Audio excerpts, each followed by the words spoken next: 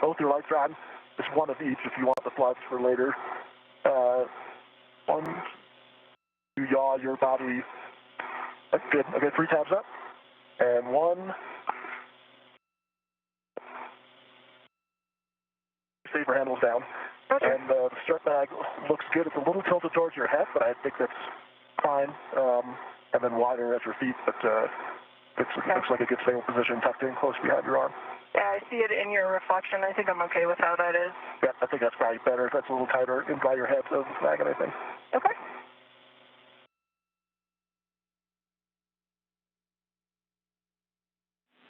And Roger, we'll start translating if you are. We'll take a baseline half check from you. Dry. Yep, half is dry. And gloves look good. Okay, copy that. Nice job, you two. And Kayla, that's a big bag with a long moment arm, so, it's only going to stay put for so long, so don't fight too hard trying to keep that where it is. And if you two are ready to translate, you, Kayla, are going to the S3, S4 interface inboard of the Sarge, and you will be leading. Roger, you will follow, translating to the starboard CETA cart. Copy. Arming up the toolboxes. And Kayla, we'd like you to fair lead at the base of the CETA spur. I copy that. Just going to take it nice and slow with this big bag. Yep.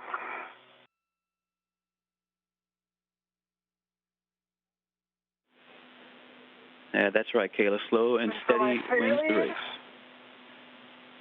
Perfect. And I've got a couple cautions I'll read to you all. Avoid contact with the radiators and flex hoses. It'll probably be obvious and self-correcting, but translate slowly, especially with the strut bag on the BRT, and avoid inadvertent contact with the deployed test cables. Okay. I've got that fair lead in, and I'm heading out to put in my adjustable fair lead. Copy, and that'll be at S0 handrail tree 410 for EV1. And EV2, you're going to do an adjustable at tree 409er. I see 3410. I'll stop here to get that adjustable down.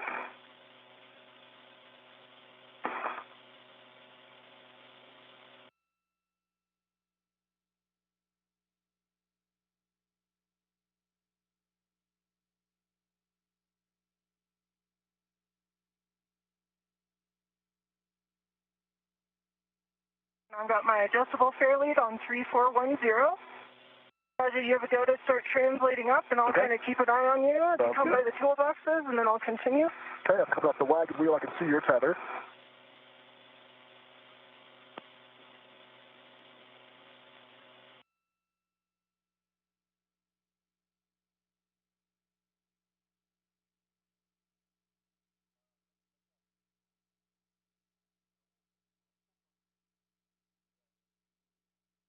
Looking good, Roger. We continue up to the cedar rail.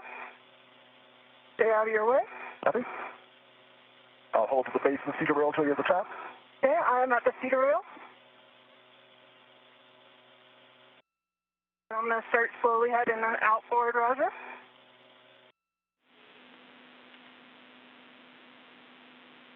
That's correct, Kayla. You're heading to the S3, S4 interface, and we've got a green hook location just inboard of the Sarge when you get there. Your mile marker 5250. Okay.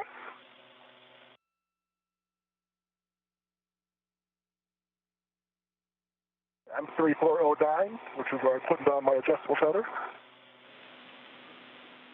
Thank you, Roger.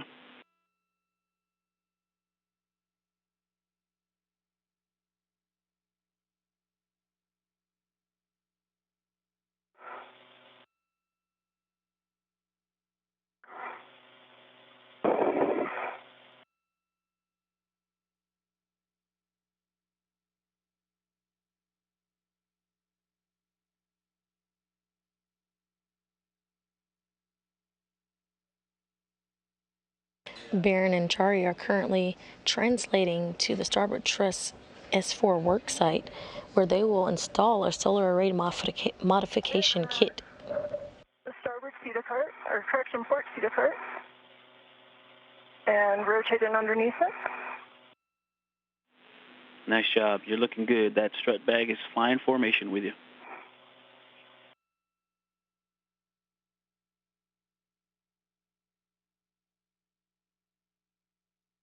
Adjustables down at 3409. Thanks, Roger. And you're heading to the starboard seated cart to stow the crew lock bag.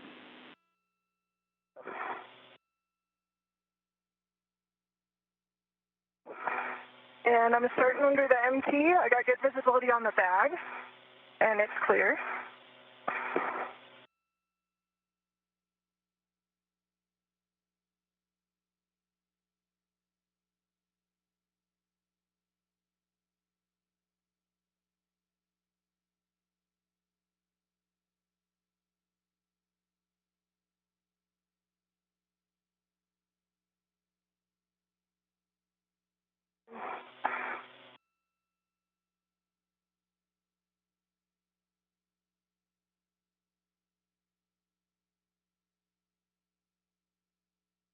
Up to see the handrail starting to go starboard.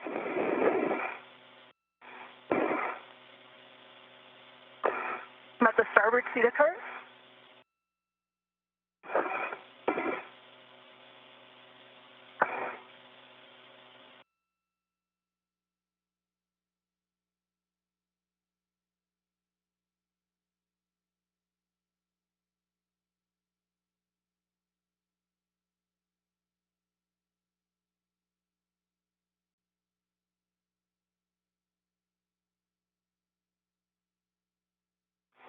We're currently seeing live views from helmet cam 16, which is EV2 Raja Chari's cam, as he translates to the S4 truss.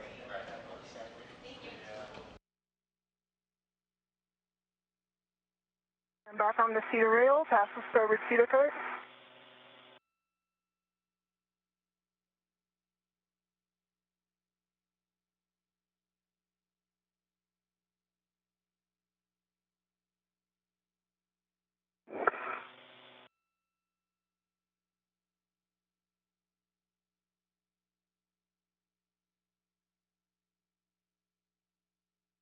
And Ike, I'm approaching the spot where I'm going to head nadir for green hook. Copy that. Yet just inboard of the Sarge, you're looking for S3 handrail 3060, and yours will be the more nadir of the two vertical handrails there on the nadir side of the Sarge.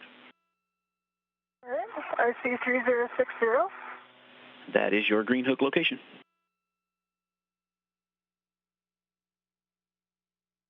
And I think I'm caught up on something, so I'm just going to take a look at my tether. I got it clear. I'm under the, cut it up on the MT.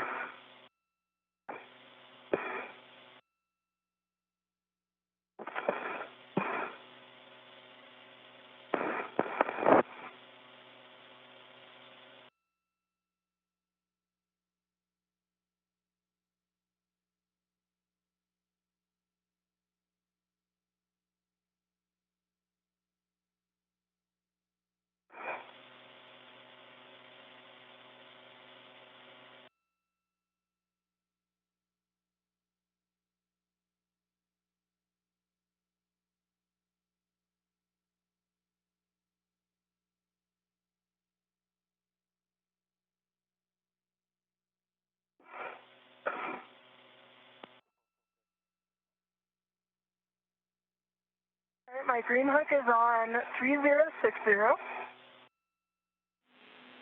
All right, nice job. And now you're going to translate to the 3 Alpha IEA, non-radiator side.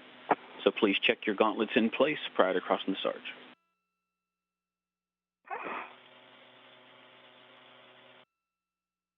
Gauntlets are in place.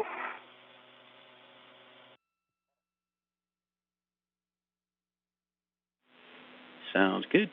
You're heading out to the IEA to stow that strut bag.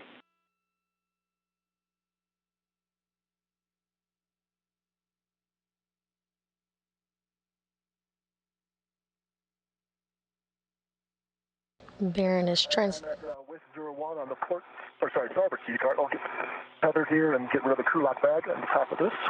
Hey, firm, and just let us know what square grid you drop the crew lock bag on.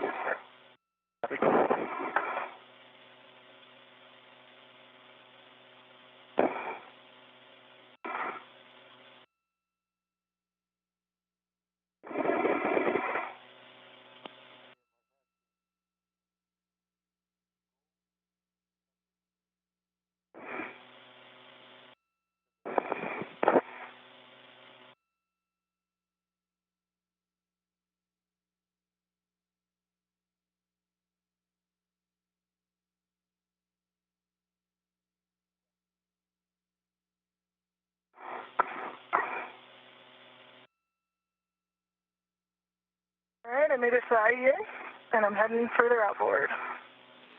Affirm, station forward and outboard.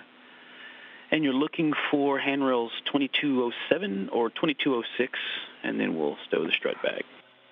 All right, I have them in sight.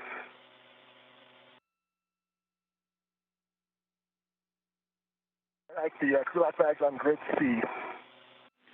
Thanks, Roger. Grid Charlie. Now you can retrieve the WIFX and APFR with the ingress aid from WIF 1. Copy. And you're going to stow those on your BRT.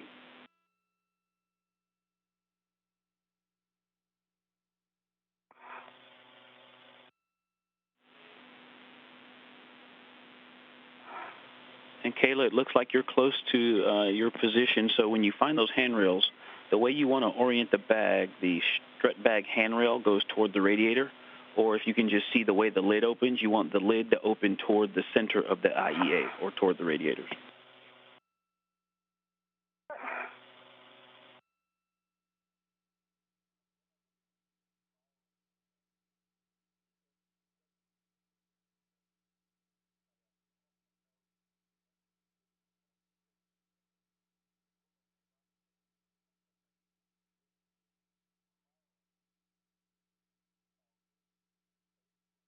You just heard Barron confirm the strut bag being stowed at the IEA, or the Integrated Electronics Assembly.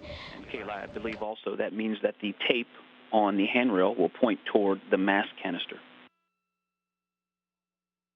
Copy that. Working on the necessary rotation now.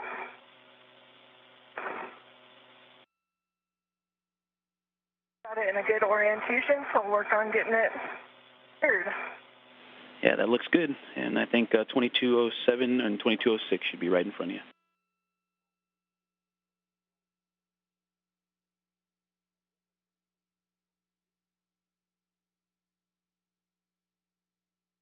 I've got the BRT wet to the APFR, which is locked on the WIFX, and the WIFX is in my BRT with the gate closed.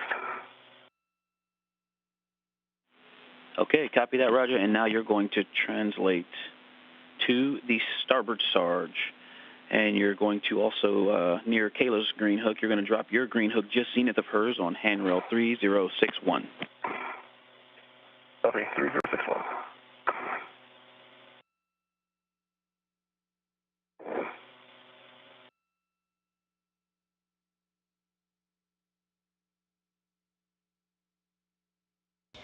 And we currently see Raja. One of the corner adjustables down. I'll work on the other one. Copy, adjustable on one corner.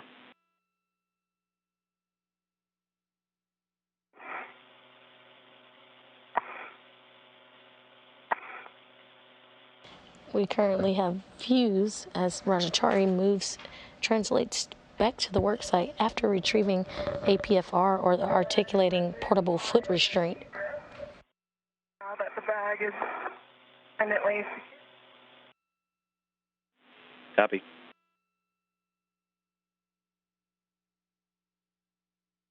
Okay, well, I can see my tether on top of yours is planned, so that looks good so far out to the Sarge at least. Yeah.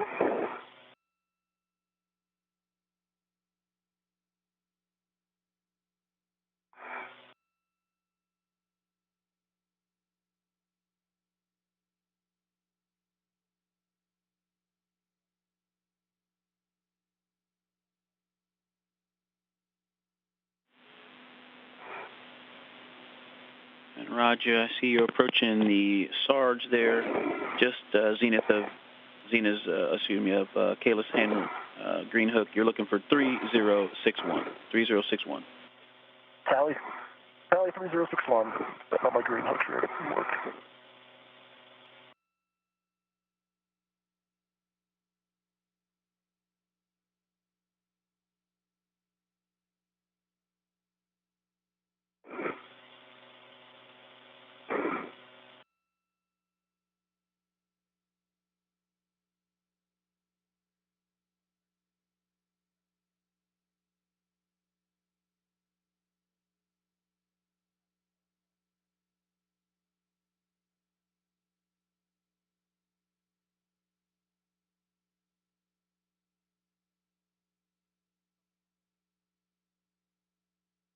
I've got 2 corners down, and what I'm going to do is open the lid and then probably tie back with one of the lid adjustables. Okay, copy. Nice work, Kayla. If you also could, when you have a free hand, check your HECA on. Okay.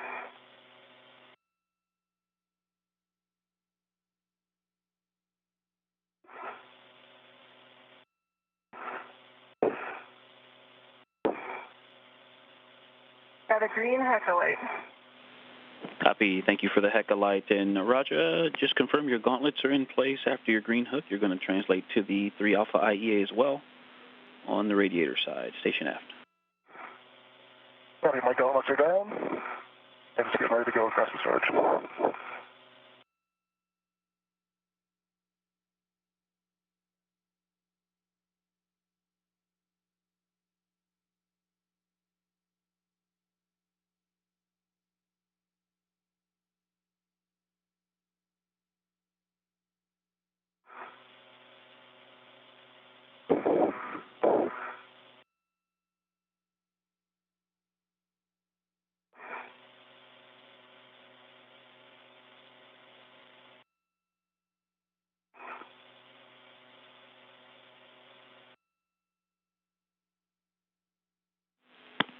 All right, we've got a great camera view of both of you, and Roger, you're just going to head over over the Zenith side of the IEA, station aft.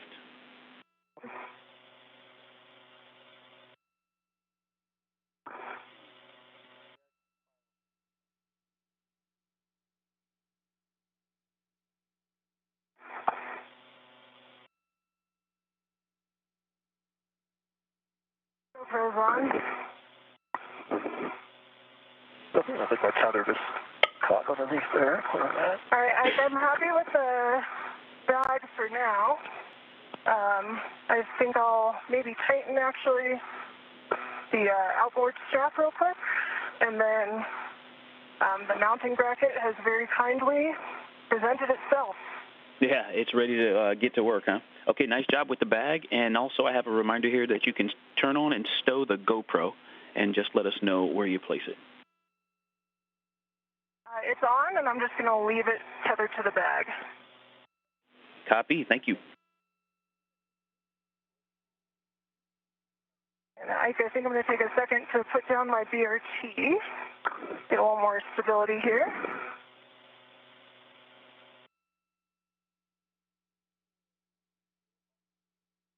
Get that mounting bracket back over here.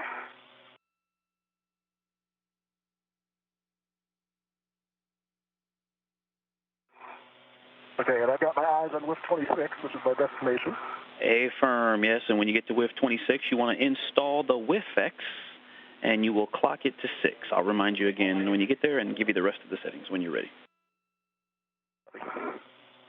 I've got the mounting bracket, and I'm going to start going for the upper right strut. Okay, so before you start on that, we would like a glove, hat, and gauntlet check, and then we'll get into the upper triangle. Okay, that's going to work. I'll check my gloves now. If you're just joining us, we're bringing you live coverage today of the 247th Spacewalk in support of International Space Station assembly, maintenance, and upgrades. NASA astronauts Kayla, Barron, and Chari have begun a spacewalk to assemble and install brackets and strut kits for an upcoming solar array upgrades. In place. All right, so yes, we are going to start on the upper triangle build, and you said you have the mounting bracket, and yep, it's going to be the right upper strut from bag straps 1 and 2. Those are in the upper left corner, as you're seeing them. The duo exited the airlock this morning, starting the EVA at 7:12 a.m. Central Time, 8:12 a.m. Eastern Time, and now have translated to the starboard truss to the S4 worksite.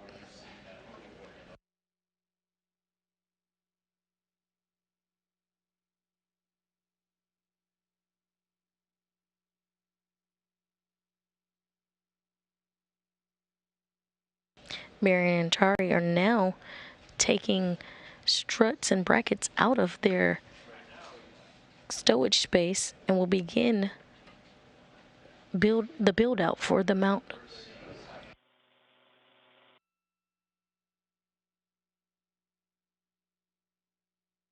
The main focus will be on the installation of the 3A modification kit, but then they will then go to the S6 truss to tie back multi-layer insulation for spare battery charge-discharge units. Pitch knob is popped out, and working on 5 for the WFX extension. Copy, 6 Golf 5. Those are your settings, and thanks for the pull twist test. This is the 4th set of brackets, first one on the starboard side of the vehicle. A modification kit is the support structure needed for future IROSA or ISS rollout solar array upgrades. Bracket right side, and that's the one to remember. You have that strut tab that needs to go under the mounting bracket guide. The pieces should be flush together.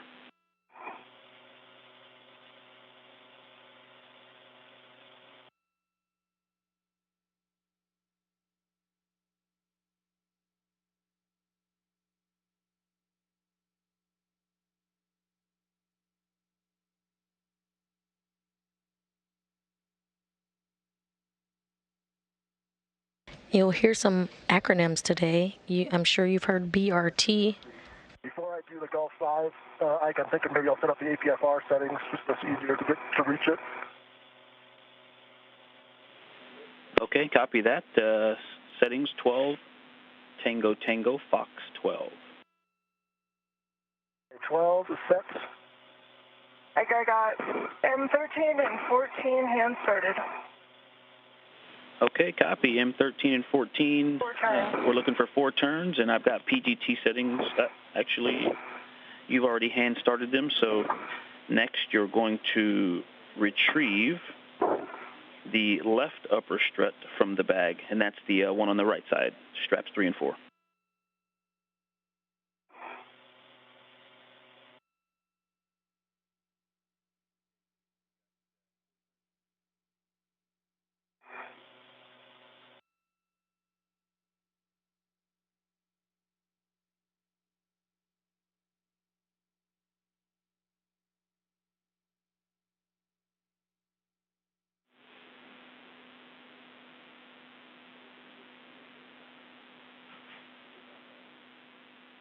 You'll hear acronyms today, just like spoken previously.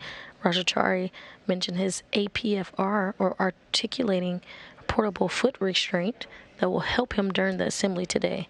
The crew is at the proper work site and are starting the 3A upper bracket build.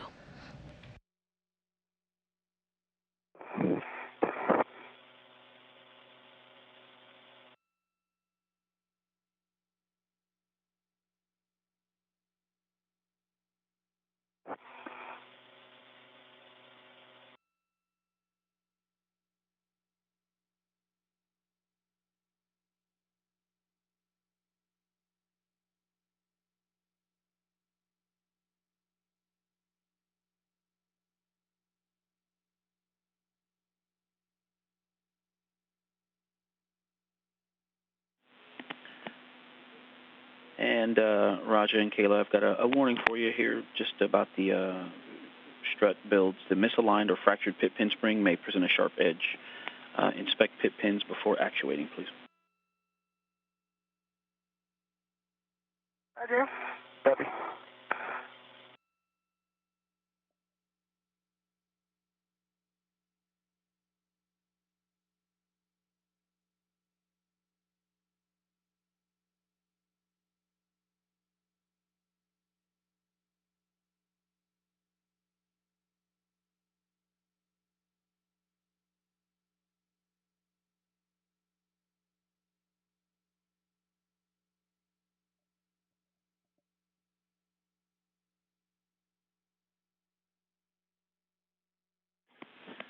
Okay, Kayla, and you're going to install the left upper strut L2 to the center pad L2.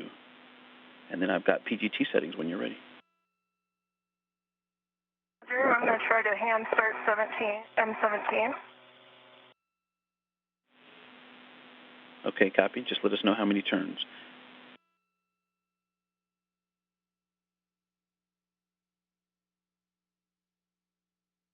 The APFR is 12, Tango Tango Fox 12.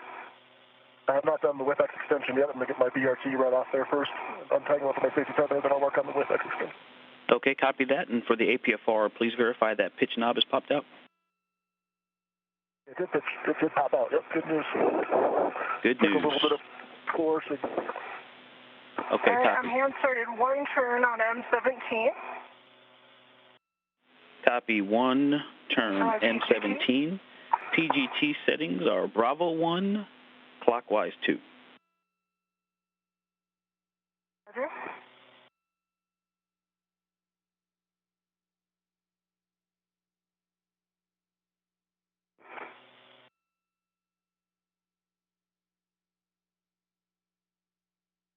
You'll hear the duo today talk about their PGT or their pistol grip tool. They'll use that to bolt and unbolt things today. Bravo 7, clockwise 2 set. And Kayla, that's Bravo 1, Uno, Bravo 1, clockwise 2. Oh. Much better. Bravo 1, clockwise 2 set. That is a good readback. You are going to drive M17 to torque for a total of 7 to 9 turns. So we're looking for 6 to 8 more turns.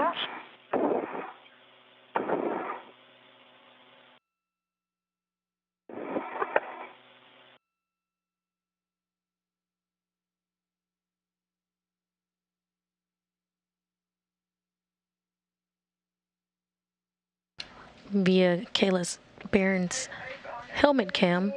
I have 10 additional turns, back line flush, green light, 11.9 for torque. Copy, 11.9 on the torque, 10 additional for 11 total turns, and the black line is flush. That is a good bolt to M17. Okay, now I know we just drove the bolt on the left upper strut, but once your PGT is put away, you can release the ret from the right strut. The ret from the right strut. Understand. That's in work. And Kayla, if you can see my safety tether, I think it just spun up above my helmet. I'll try to come down a little bit and clear it while I was rotating around the WIFX here. I see it. It's kind of caught behind your L head. Oh, there you go. That's clear. Just let it retract. It should tighten back up.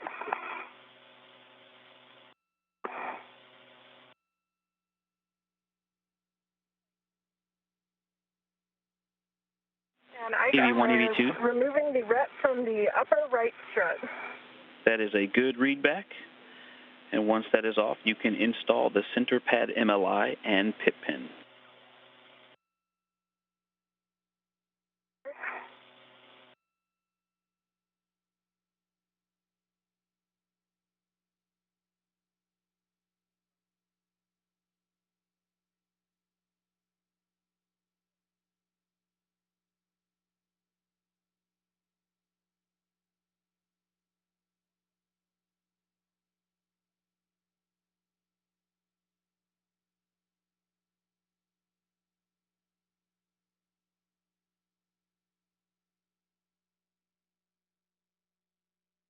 Engine installed, working on MOI.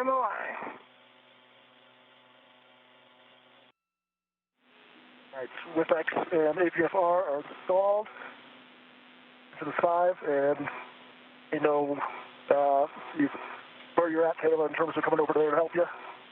Actually, nice job on the APFR and WIFX. Raja, we need you to pause. Just give your Medox a second, so just stand by and pause EV2. And EV1, will you repeat your last call, please?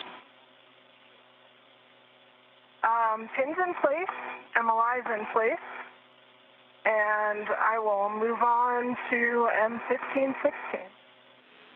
Okay, now we're going to assemble the left upper strut to the mounting bracket.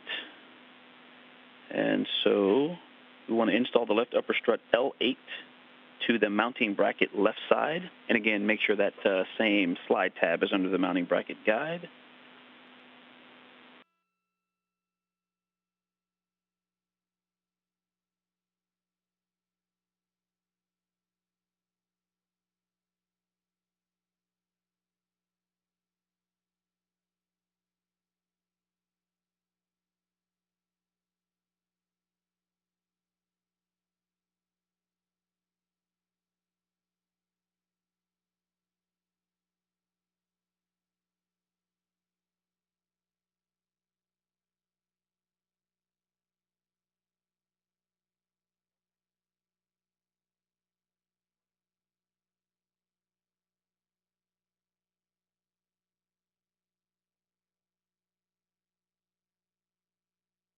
We are currently in between satellites, but we should have signal back to the EVA shortly.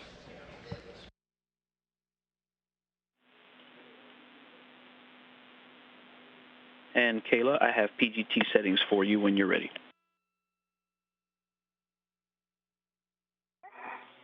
I've got 4 turns by hand on M15, and I'm going to see if I can get M16 engaged 1 turn, and then I'll go for my PGT. Copy. 4 turns by hand on M15 and working M16 now.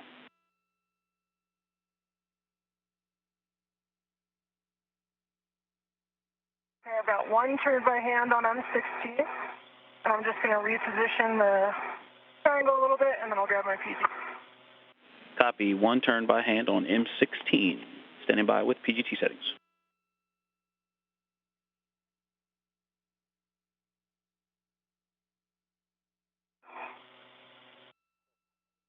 Ready for settings. Hey, your PGT settings are Bravo 3, clock 2.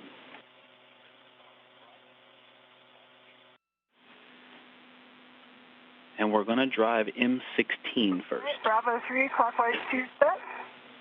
And starting with M16, you're going to drive 16 and 15 to torque.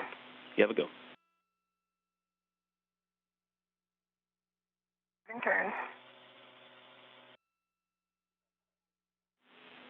And M16 should be about 25 total turns, so 24-ish more.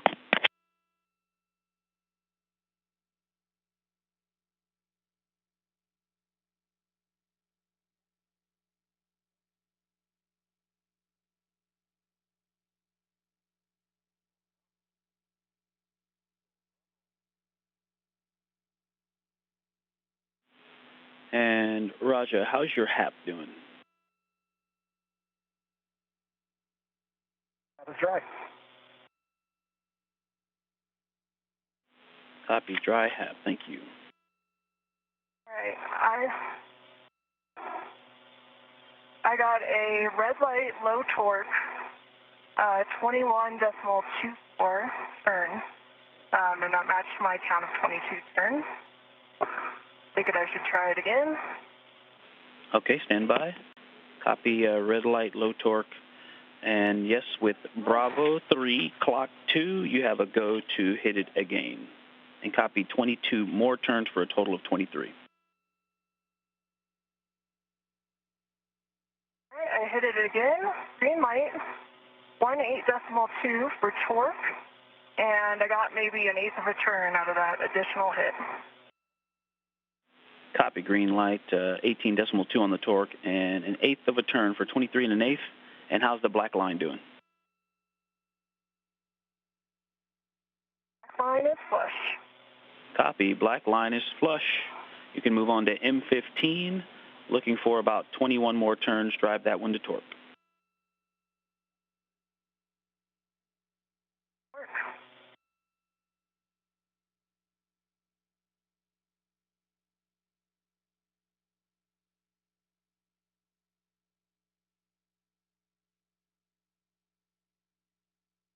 Currently seeing views of Kayla Barron using that pistol grip tool.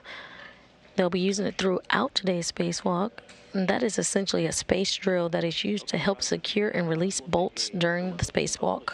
And then we can move over to help Kayla out, building the triangle.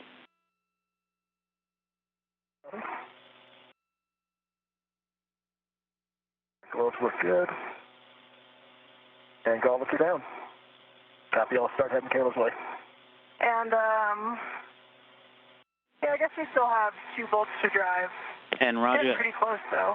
Actually, yeah, you can light, stand. And I got another low. I'll stay here. I can start getting the APFR if you want. Yeah, you can stay there and start working on ingress in the APFR. And Kayla, you stand by. You can go ahead hit it again. Red light, low torque, and that was okay.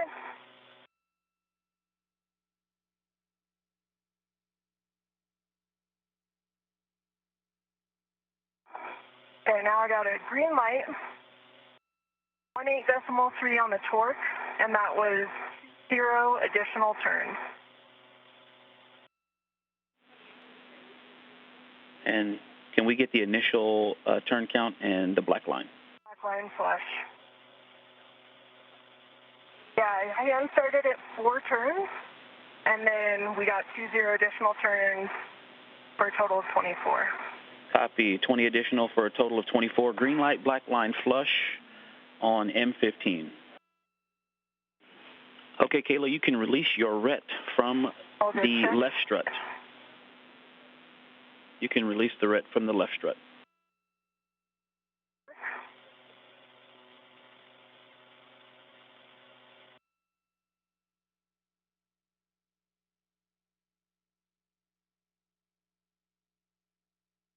Release. All right, you can install the mounting bracket. Get back to M1314. You can install the mounting bracket MLI. Oh, sorry, go ahead. Mounting bracket MLI. Okay, roger that.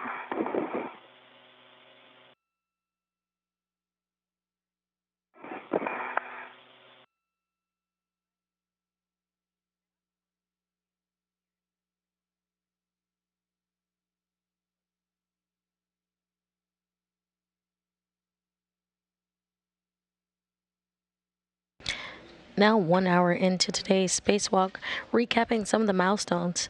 The spacewalk began at 7:12 a.m. Central Time, 8:12 Eastern, when suits were switched on to internal power. Barron and Chari have now arrived at their workstation and have begun the upper 3A bracket build-out.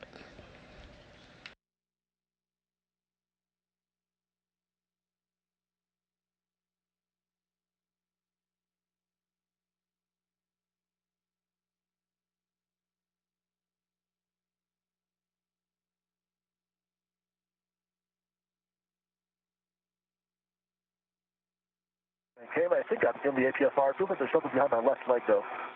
I'll give you a chance.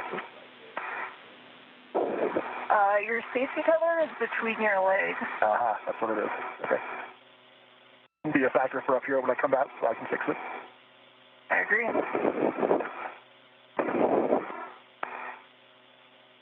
All right, I've got the MLI on the left side. Mounting bracket. Copy that. Now we're going to go and torque the right upper strut to the mounting bracket. And I've got some PGT settings for M14 and 13 when you're ready.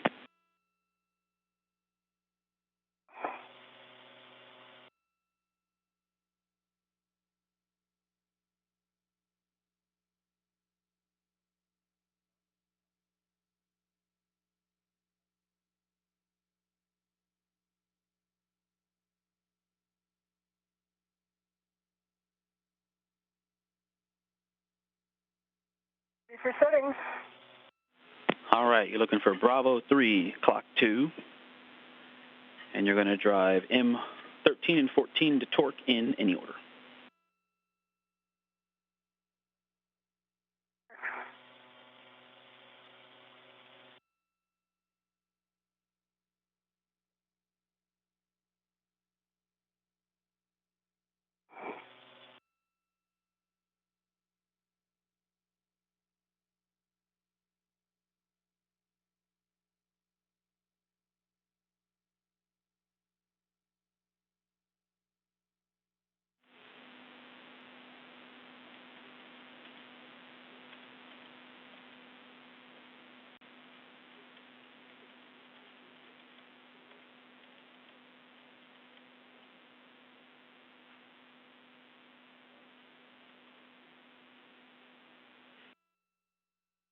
Green light, 18.4. Black line is flush, and that was 2-1 turn additional. All right, on which bolt? 13. M13, 18.4, 21 additional for 25 turns. Green light, black line flush. You have a go for 14. And Raja, while you're up there, no sudden moves on the mass canister or the mod kit. Move slowly on the BGA. And maximum lateral loads are not a whole lot, so be gentle up there. Avoid cyclic loading. And do not impart forces into the mod kit struts when not fully installed. I'll give you guys a call when it's fully installed. And battery and adapter plate cables on the IEA are potential snag hazards.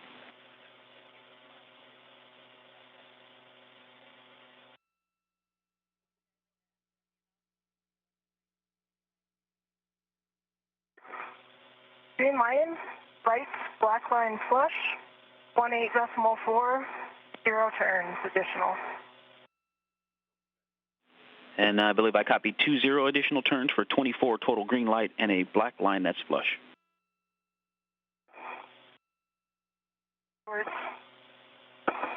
Okay, that's a good M13 and 14. Please verify, after you put your PGT away, verify the center pad, MLI, and pit pin.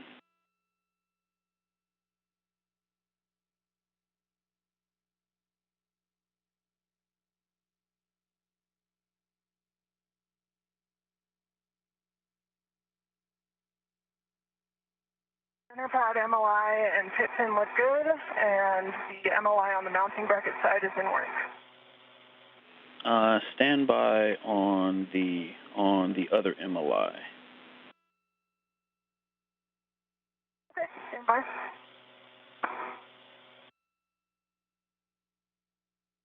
Yeah, just the center pad, MLI, and pit pin.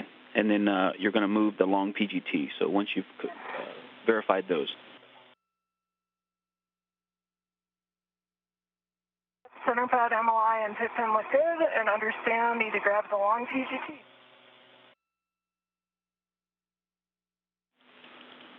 Okay, Kayla, actually you have a go. We're kind of on edge making that call whether to come over. That's okay, sorry. There you go ahead, Ike. I was going to say, you can do that MLI now if you want to, or you can just leave it for Raja to do. So your choice, and then we're going to move the long PGT, the one with the 7/16 6-inch wobble. For Raja. Yeah, concur. Roger that. I'll leave it for Raja because it should be a little bit easier for him. And I'm working on the PGT now. Okay, yep, you're going to move the long PGT from the strut bag to the right upper strut handrail, stanchion nearest the center pad. And there is a RET and adjustable in the bag that you can use.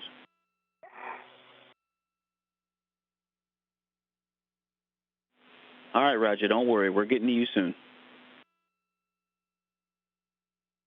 No worries.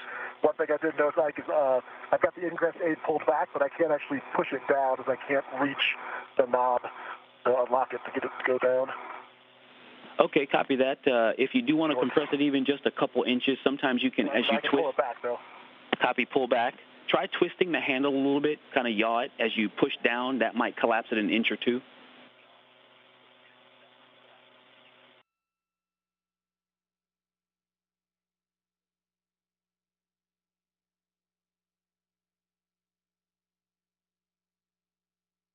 I keep trying that, but not get much motion out of it. Okay, if I didn't have the mass caster here, I could bend over and do it, but I can't bend over without my helmet hitting the mass caster. Okay, right, Roger that. And is in place. Okay, copy that, Kayla. And Roger, it's just a reminder that ingress aid, we're tucking it because we've seen it knock that BRT tab loose and dislodge BRT. So just be aware of that.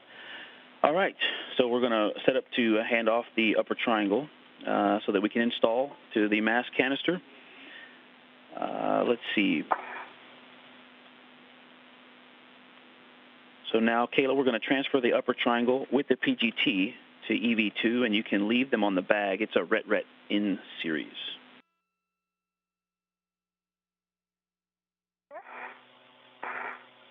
So let me know when you got visibility on the triangle. I can see part of it, but can't quite reach it yet. I'm going to work on rotating it around a bit to give you the right side first. Just over 1 hour and 7 minutes into today's spacewalk, Barron and Chari are currently focusing on the build-out of the 3A bracket for the solar array modification kit.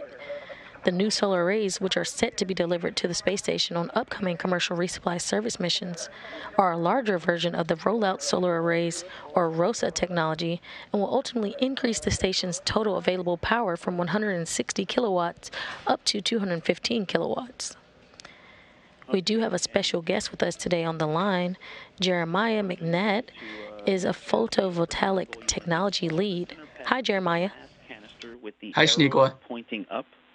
And so remember how this mechanism works. You're going to engage the left side first, Thank you for And having me it's on up and today. down to engage it. If it doesn't slide all the way in, it's up and down a little bit till they engage, and then you're going to pivot it to the right to engage the soft dock.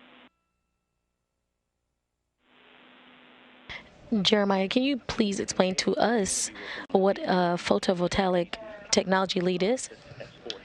Certainly. I'm the photovoltaic technology lead at NASA Glenn Research Center, where we do a lot of research and development efforts for new photovoltaic devices through arrays. Actually, and Kayla, my role as the tech lead PGT, is to oversee all of the projects that we have that we're working on, look for new ideas and new concepts to start to pursue in the future, and then support flight missions such as what's happening with the IROSA arrays and with Gateway and Artemis to photovoltaic systems on the lunar surface. That is amazing. And you did mention just now the IROSA solar arrays. Why are they important technology for us right now? ROSA and the IROSA arrays are super important. As you said at the beginning, they're going to add more power to the space station. The ROSA arrays were developed over the past 10 years or so, and we've seen in the past couple of years a demonstration on space station, and they were just used on the DART mission. And the benefits of ROSA is that you can store a lot more solar array in a much smaller package. So the arrays that are being deployed for IROSA are about 20 kilowatts each, and they're stowed in one very small, compact rolled tube that can then be put into different commercial resupply vehicles. So a much easier way to get a lot of power up into space.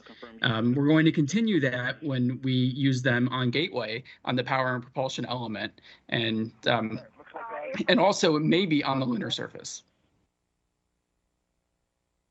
Okay, copy, Roger. Good job on getting that soft dock. I've got some PGT settings for you when you're ready. That's awesome, Jeremiah. And I know you mentioned the Gateway. Can you explain a little bit about Gateway and how the technology that you guys are looking at now will help for future exploration in deep space? Certainly. So I'll first talk a little bit about IROSA to Gateway. Okay, and then it's going to be... The IROSA arrays are around 20 kilowatt each. The arrays that are going to be on Gateway, on the power and propulsion element, are 30 kilowatts each. So a little bit larger, about 50% larger in size. And what's really unique and what's different between what's happening on Space Station and what's going to happen on Gateway is that when the power and propulsion element of Gateway is launched, those arrays will open autonomously. They'll open on their own. Currently, what people are seeing right now on Space Station is an adapter bracket is being installed, an installation bracket, and then later on, when those IROSA arrays make it up to Space Station, they will be deployed with support of the astronauts. For Gateway, they'll be deployed on their own and will provide power throughout that mission. The power and propulsion element is just one of the different components of Gateway. There's also going to be other modules that will attach to it. And while that's orbiting the moon, it's going to be a great stopping point and a stepping off point for astronauts to go to the lunar surface, to continue to do research on the moon, and then also eventually be able to be used to let us go further out, to go to Mars, and to continue to explore the solar system. And that's amazing. Thank you, Jeremiah, for your time this morning. That's Jeremiah McNett, the photovoltaic technology lead, going over some of the great work that these modification and IROSA solar arrays will help do on the International Space Station and our future with the Gateway. Thank you, Jeremiah. Copy. 2 turns each Thank in you. 5 through 8. And with the same PGT settings and 2 turns on all 4 bolts, now we can drive M5 through 8 to torque a minimum of 3 additional turns. Buddy, driving all 3 torque, that's 3 additional turns. Start with M5.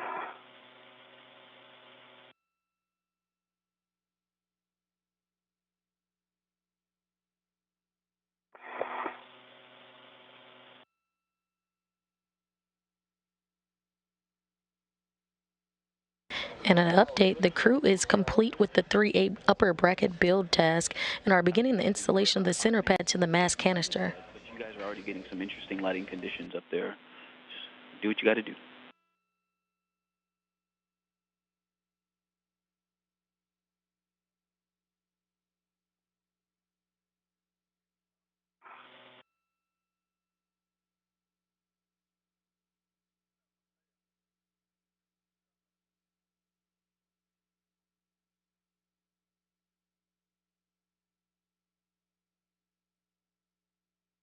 And 5, 4.7 additional turns, good green lights, and 3.1. Copy. Was that 4.7 additional turns, green light on M5?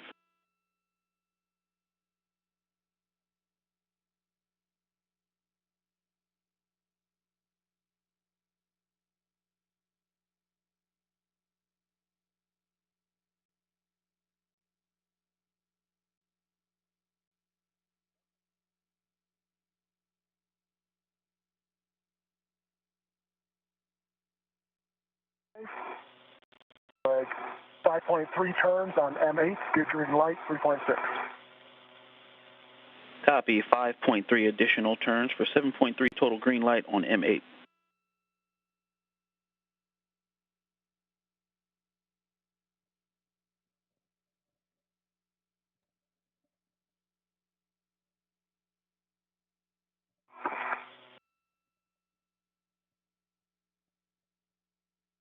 M6, 5.3 turns, good green light, 3.8. M6, 5.3 green light.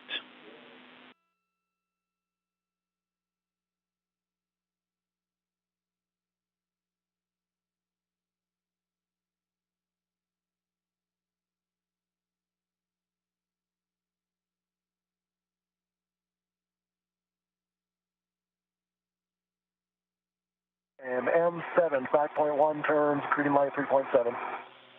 Copy. 5.1 additional for 7.1 total on M7 with a green light. That's a good M5 through 8.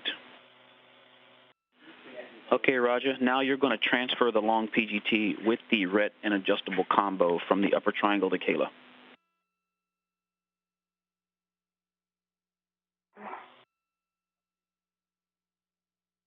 Work on getting in position for that, Roger. And Kayla, you're going to stow that on your swing arm. Roger. Once you get control of it, I'll take the other side of the red off.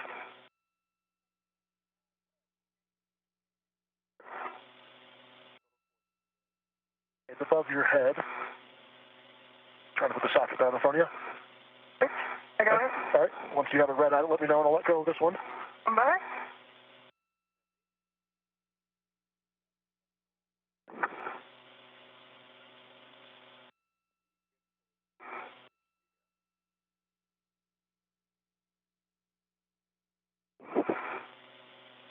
Okay, I've got a mini workstation red on it.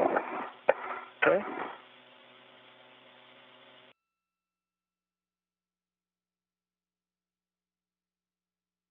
Coming back. Okay. It's back at the PGT. Okay. Got wound around the mounting bracket red, so I'm just going to work on undoing that. Roger that, Kayla. Take your time, and that's going on your swing arm. And Roger, you're going to release the mounting bracket RET when you're ready.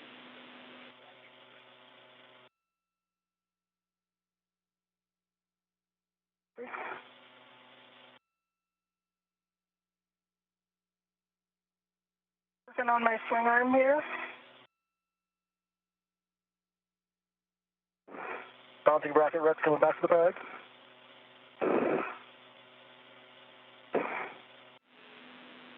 All right, Roger, and we're a minute 45 seconds to hand over.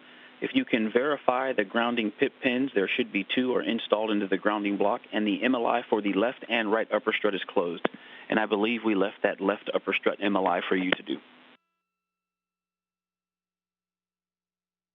I'm working on that right now. Both grounding pit pins are installed, and I'm just tightening the MLI now.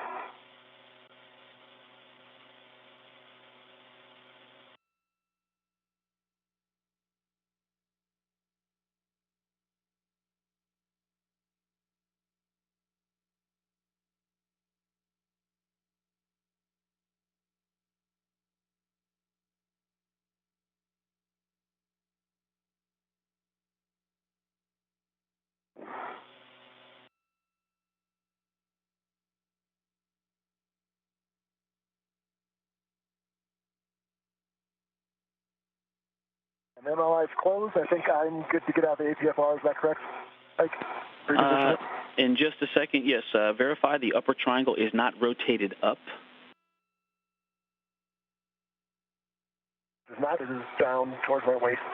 Copy. And then once you're both able, we'll take glove, hap, and gauntlet checks from you, and then you can egress the APFR and adjust 25 seconds to a handover, and I'll catch you on the other side.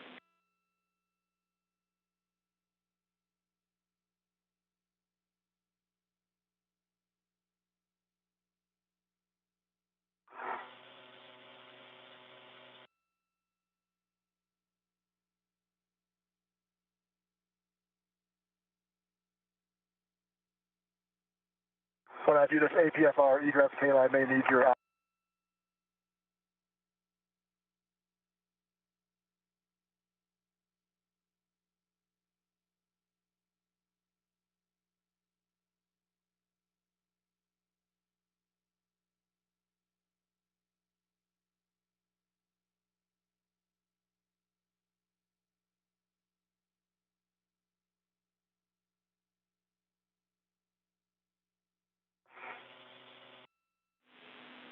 And EV1, EV2, Houston's back with you. I got gloves. Same as baseline with the exception of there's some new smudging. It looks like maybe some of the labels on the struts are kind of rubbing off onto my gloves. I can see some mirror image letters on my fingers, but everything else looks good. My hat is dry, and my gauntlets are down. Copy. Dry hap, good gauntlets. And for EV1's gloves, you've got some smudging. You believe it's ink from the strut labels. Good copy. And for EV2, you've got a dry hat, gauntlets are down, and some smudges on my right pinky, ring finger, and index finger, and left ring finger. Just some like smudge marks. Copy. Dry hat, good gauntlets, and smudges on the right pinky, index, and ring finger, and left ring finger. And with that, I'm going to egress the APFR if you're ready, guys. You have a go to egress. And I've got... I got eyes on your grinder. And be mindful of your safety tethers between your legs, so you may want to... That's why I'm... Yeah, that's right. Yeah, we can see it in the camera view, too. And so you may want to point your feet back toward your fair lead on the corner of the IEA and try to work it back between your legs into the front.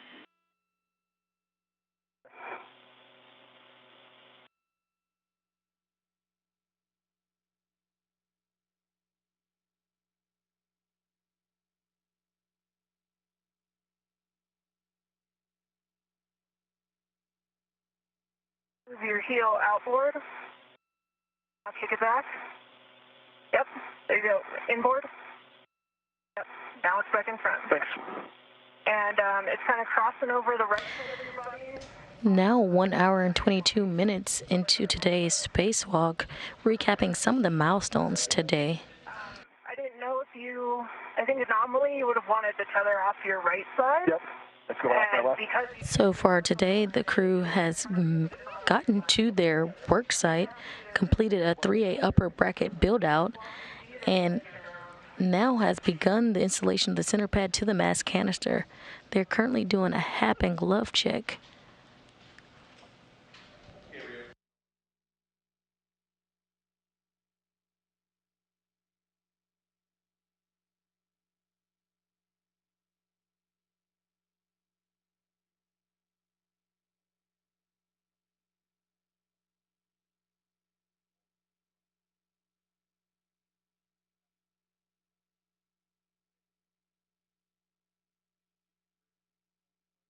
There you go. Off to your right now. Thanks. That should be good now.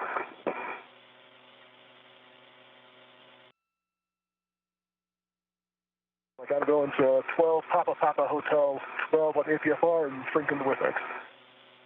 Yep. Good APFR settings. Upper left strut. Correction, mid left strut. And confirm, Roger, you said adjusting the WIFX extension to 1. Correct. Copy. And then, hey, before you get back in the APFR, if you want to run a fair lead down to that outboard aft corner of the IEA, that's off to your right. That may also help keep your tether in a good config. Yeah, let me do that while I'm down there doing the APFR or the VFX. Perfect. Good idea. And then last one, and I'll remind you before you get back in, if you want to loosen the friction on the ingress aid a little bit, that might help you tuck it away.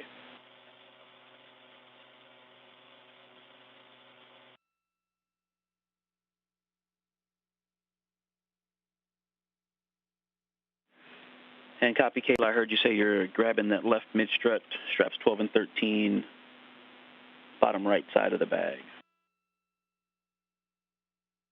Got it ready to go. Copy. And so just something for you guys to think over. He can ingress, and then you can pass it, or you can pass it to him, and then he ingress the APFR.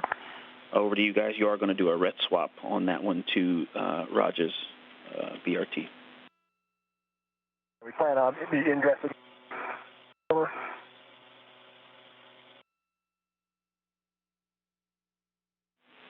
Copy. You said ingress before the handoff? Yeah.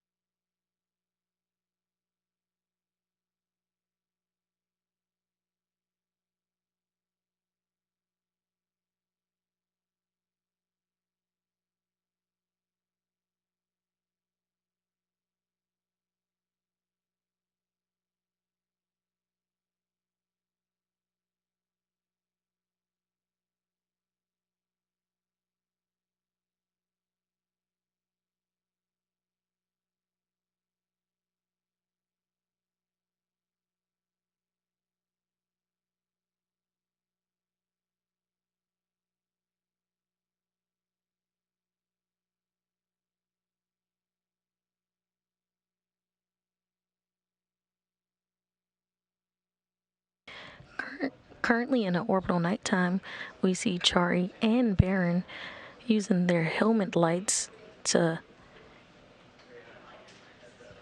fully install brackets.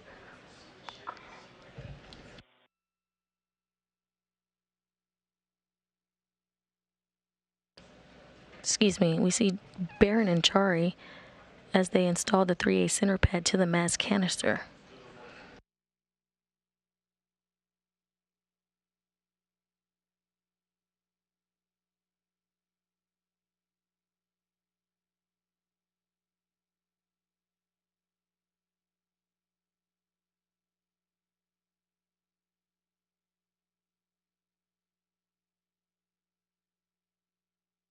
The crew has completed the center pad install, and they are now moving on to the installation of the left struts. We came up again, so when I'm done setting this, I'm going to go back and maybe put an adjustable down there. Roger that. We copy.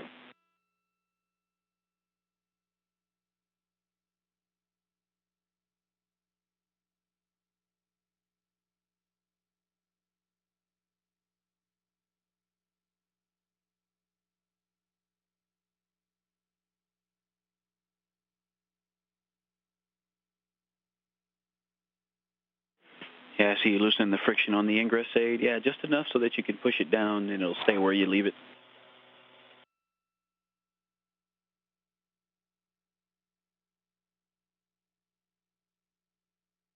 We got 12, Papa, Hotel 12. The lift X is back down to 1. Copy. Those are good settings, and confirm the pitch knobs popped out. They pop out, yep. I'm going to go work on trying to put this tether somewhere so it doesn't keep snagging on me. Roger, you may want to give your waist tether a tug just to get it a little higher. You reel? There you go. I wanted to get caught behind you again. Thanks. I popped off this handrail, so it's behind my legs, though. It's crossing your body over your left knee right now. There you go. You should see it now coming around. Tally, thanks.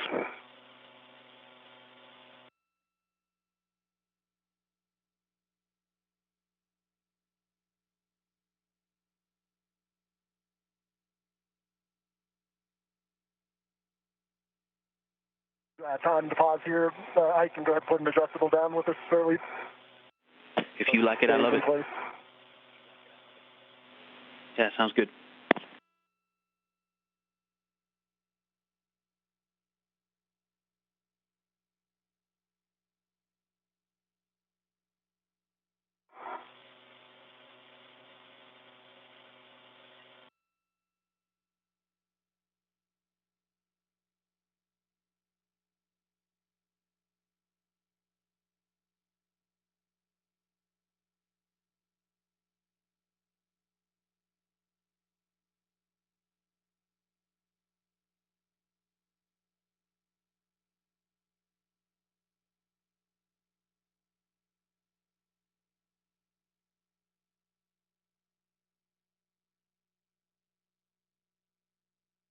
All right, Kayla.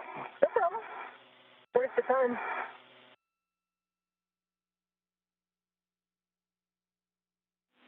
Yep, take your time, Roger, and then if you could, let us know the handrail that you put the adjustable on, or where you put it. That's inboard recessed one. The one just 2242. Say again, Roger. 242. Is that 2242? I think it's the place that. Yep, yeah, it was the original one we were going to set. It's just I put an adjustable there instead of wrapping it around.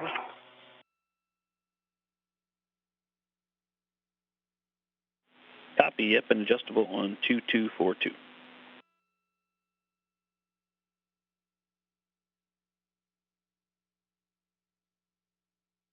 Eyes on you for the thin grass grinder.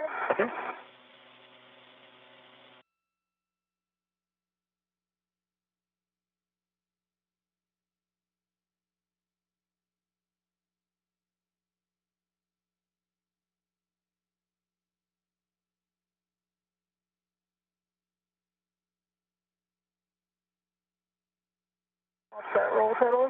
Thank you.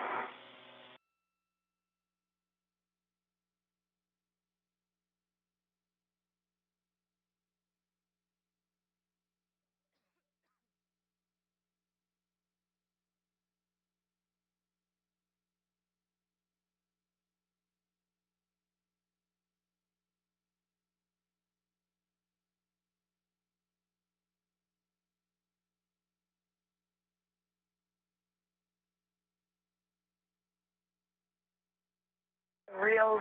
Yeah, there you go.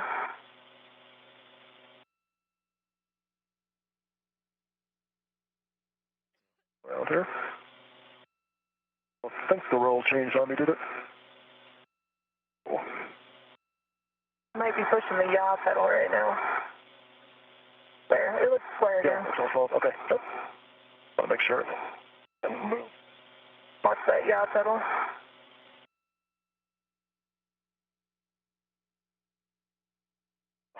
Unfortunately, I made this ingress A too loose now.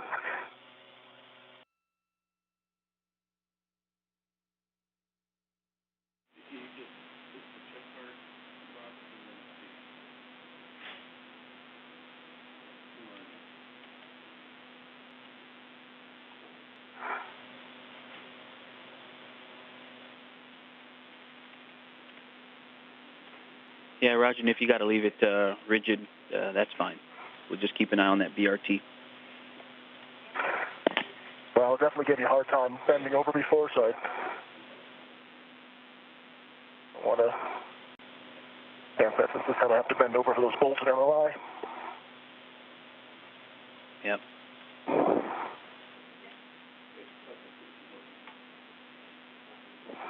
And then just a reminder, Raja, not to use the mod kit for the APFR ingress or egress.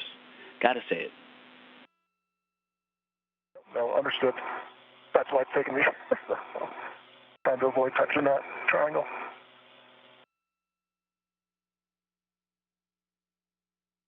Let me tighten it a little bit more here. Way enough, I can still move it.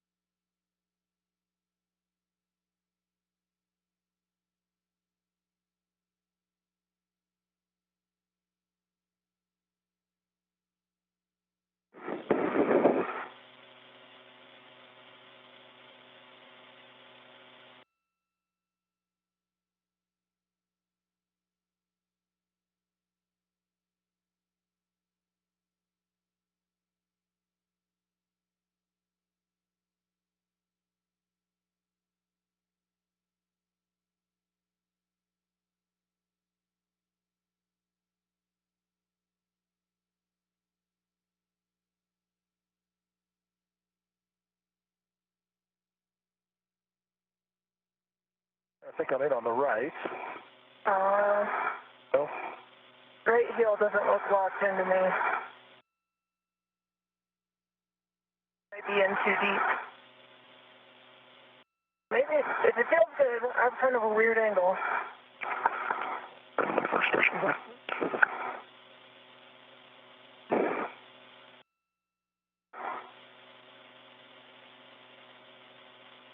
The left is in. Nope, you're right. The right's not quite in.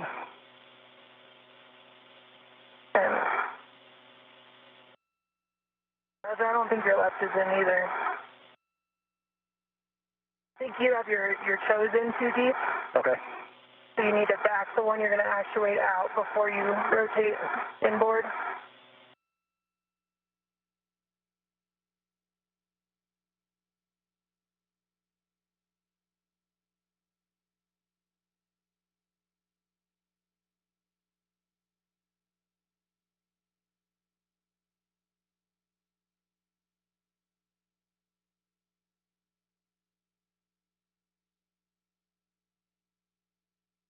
Maybe try wedging one toe and then working the other heel, and then circle back for the first one. Okay.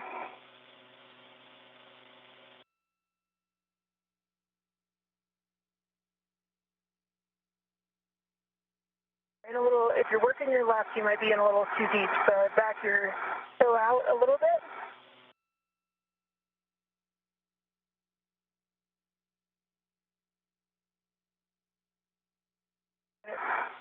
You working your left foot right now? Yeah, I'm trying. Yeah, you're in too deep, so I would start again with your heel out and up. Okay, now there you go. Now rotate inboard. Further, till it drops down. Almost there. Rotate further inboard. And you might need to back your toe out. Now rotate in. Not quite.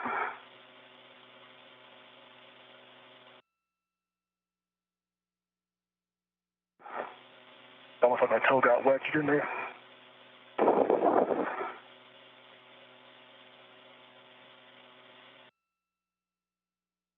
There you go. That's the roll pedal.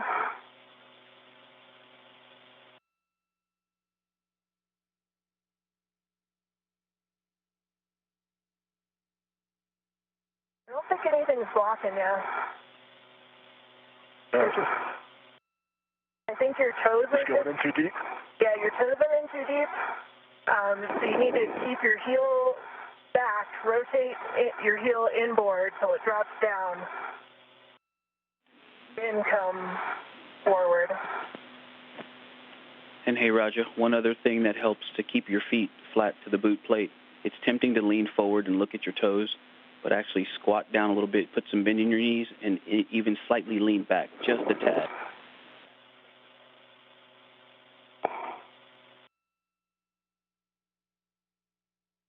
On my right side. Okay. I don't have great visibility on it because of where your safety tether reel is, but I might be able to check once you think you're in.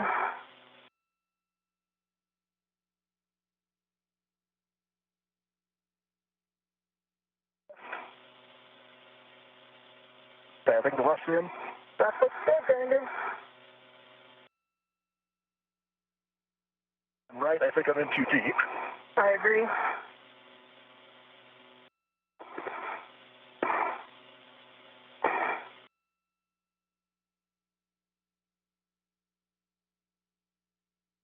I'm caught on my reel or something. It feels... If you want, you could kick your reel out to the right with your foot. I don't think it's in your way. Your safety tether is between your legs again. You'd have to sweep your foot, your right toe inboard and behind it. You've got to cross more toward your left if you want to capture it, or maybe pull on your waist tether.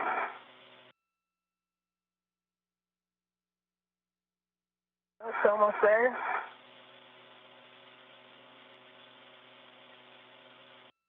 Under the boot plate, it seems like. Yeah, you might be able to catch it with your right toe. If you move your toe towards your left foot. You're almost there. Yep, there you go. If you're just joining us, welcome to Mission Control Houston. We're bringing you live coverage today of the 247th Spacewalk in support of the International Space Station Assembly, Maintenance, and Upgrades. NASA astronauts Kayla, Barron, and Chari have ventured outside the space station to assemble and install brackets and strut kits for upcoming solar array upgrades. I've got pressure on the tops of my feet, but I think I'm mistaken for the top of the suit. I think it's actually the BSI, but anyways. Go off in now, though. All right. And I can collapse. Nice work, Raja. All right. Yeah. All right. Way to stick with it.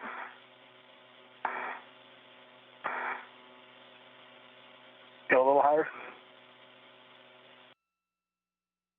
This is going to my BRT red on it. Hey, firm, you're going to red swap and then stow that one on your BRT. To recap some of the milestones, at 7:12 a.m. Central Time, 8:12 a.m. Eastern Time, NASA astronaut Kayla, Barron, and Chari turned their suits onto battery power, marking the official start of today's spacewalk. They are currently working on the starboard forward truss at the 3A power channel. So far, they have successfully installed the upper brackets and center pad to the mass canister. They are currently working on the left struts. All right, Kayla, looks like you're back to the bag, grabbing the left lower strut, straps 5 and 6. Can work.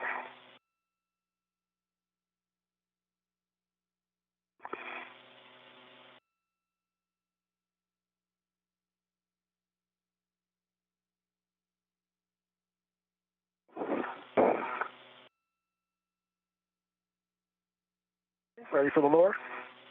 And Roger, once you've got that mid-strut on your BRT and out of the way, tuck and, if you can, collapse that ingress aid. Already done. Copy. And now you're going to retrieve the left lower strut and pass that to Roger. And Roger, I've got my hands on the left lower. And you're going to ret to the handrail stanchion nearest the clevis end of the left lower strut. Yep, I've got that. It's the same stanchion that has the wire tie on it. And I've got control of it, and I've got my red on it. I'm going to release the bag rep. It's released. Of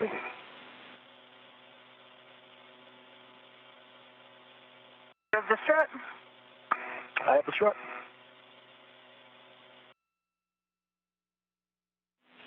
Okay, Kayla, you can translate to the Saab launch bracket at the base of the mass canister left side.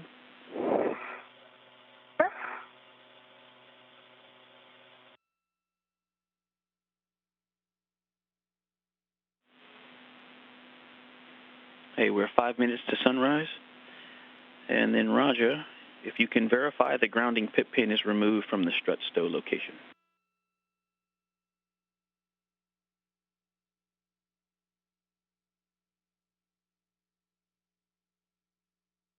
The pin is actually in, if you can see my camera, so you want that out, correct? That they need to put that into the mounting bracket.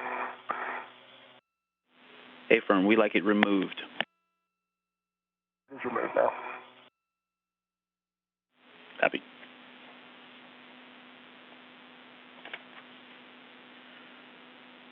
Okay, Kayla, once you get to that Saab launch bracket, you're going to report the spherical bearing alignment, and remember that's a pitch point. Keep your fingers clear of the lower strut pad and BGA interface when you guys go to install this bolt.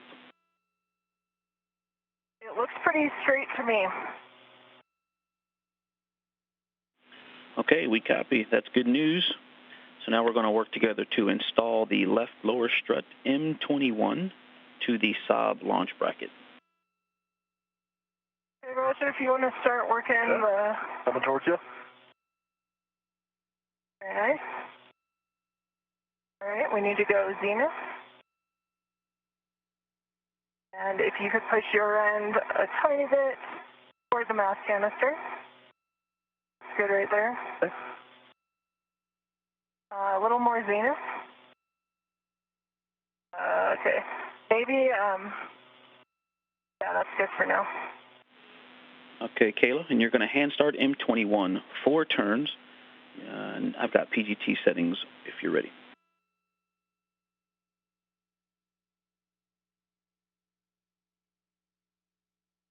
And started 4 turns.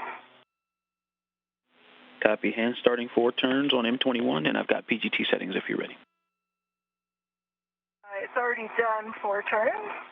And Copy. do I start driving now, or does Roger do his end first? Yep, copy 4 on M21, and so we're going up to Roger. Standing by. Copy. Okay, we're going to... PGT looks like I'm doing Bravo 1 clockwise 2. Affirm, Bravo 1 clockwise 2, and 2 turns on M22. Copy. I'll use this PGT, so I'm going to count it. And Kayla, you're going to PGT Bravo 7 clockwise 2 next.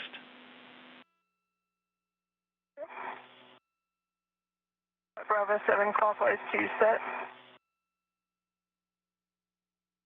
Okay, good count, 41.1 volts. Bravo 1 clockwise 2. Affirm, Bravo 1 clockwise 2 for Roger. And this is that bolt that has the multiple diameters, and so you've got to get the thinner part that threads through, and then the larger part has to come through. So there's going to, you can kind of wiggle to get that bolt all the way through the different brackets there. And then you want to put 2 turns on M22, Bravo 1 clock 2.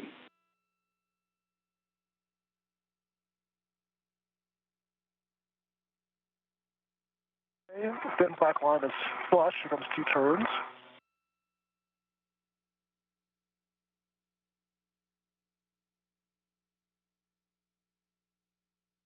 Okay, 2 turns. Copy, 2 turns on M22. And Kayla, we're going over to you now. We're going to drive M21 to torque. And again, it was Bravo 7 clock 2, so get in a good position. Yep. Bravo 7 clockwise 2 set, and I'm going to start turn.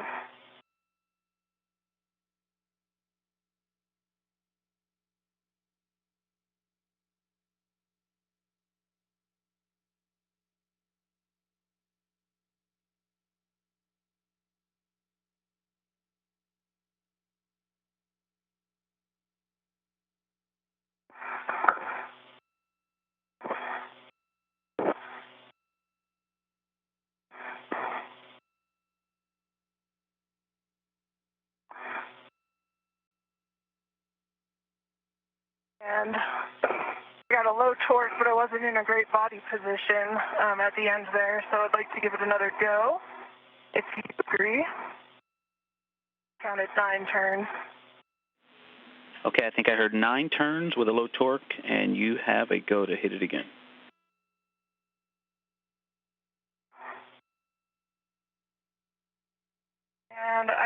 green light, 25.4, and that was maybe half to one additional turn. And I'm going to get in a better position to tell you black line. Copy, half to one additional turn, so I'm showing 13 and a half to 14 turns with a green light, and you're checking the black line now. Actually, we aren't in final torque yet, so the next thing you're going to do is socket swap the 2-inch socket off of your PGT to the torque wrench, and we'll final torque with the wrench.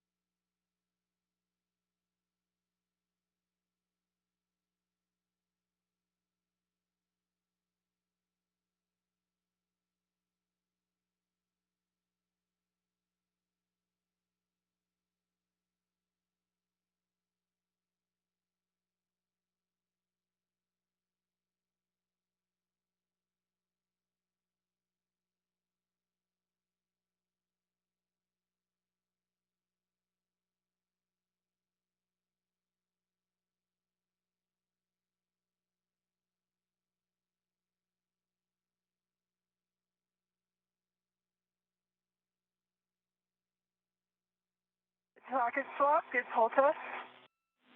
Thanks for the pull test. Good socket swap, and now you're going to final torque with the torque wrench, and it should be set to clockwise and 60 foot-pounds. This is the untaped torque wrench.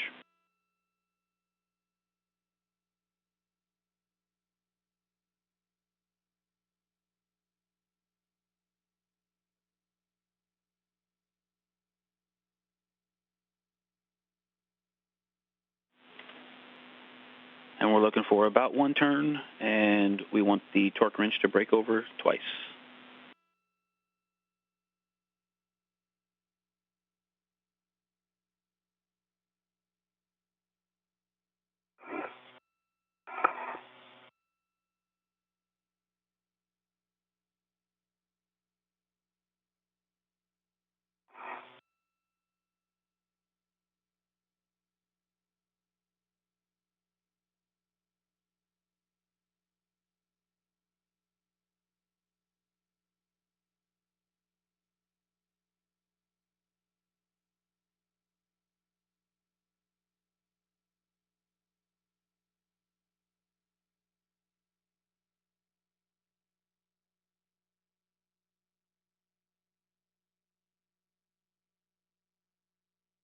Top. Black line looks parallel and flush. There's maybe a tiny bit of metal still showing, so maybe not, like I would say maybe a millimeter. Okay, the black line is a millimeter. About a little over one additional turn. A little over one additional turn, and about a millimeter between the black line and the bolt cam. Hey, stand by, we're checking.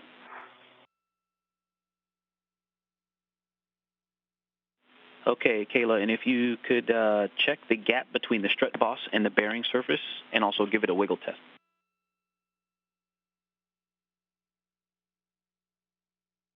Looks parallel with no gap, and good wiggle test, still secure to me.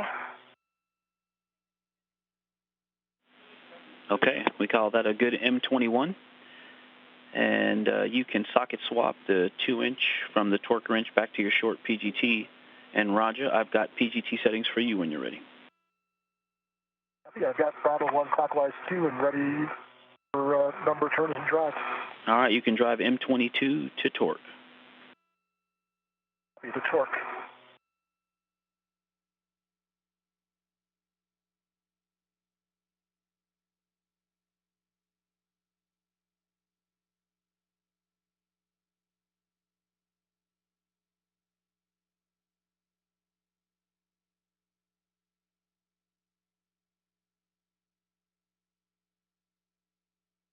M22, I had 6.9 turns, good green light, 12.0, and black line, flush, but from the parallax here. With the mirror, it's flush, maybe a half millimeter. I can try hitting it again. Okay, 6.9 for a total of 8.9 turns. Green light, and you're saying a half a millimeter between the black line? Yep. That's, it looks like more from my angle, but when I put the mirror up to it, I'd say a half millimeter at max. Parallax on it. I'm trying to get a straight on look at it. That's a good M22, Roger. Socket swap complete. I did full test. Copy. Thank you for that. Roger, you can show your PGT, and Kayla, please verify the lower strut MLI covering the lower strut pad. Lower strut MLI is covering the pad. I'm working the pit pin on this side. All right, thank you. And you can install the grounding pit pin to the grounding block and then install the MLI. And Kayla, check your left and right safer handles down, and then you can translate to the mass canister left pad install location.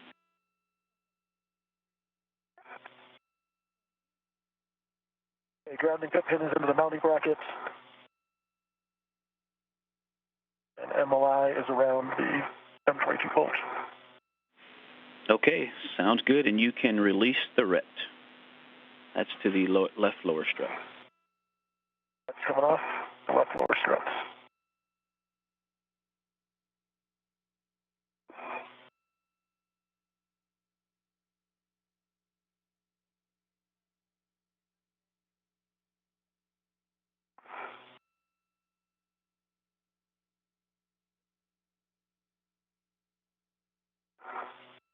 Mike, I'll check my safer handles when I get up to the side pad. I can see your right side is down. You're good on that side. Thanks, Roger. Copy, Kayla.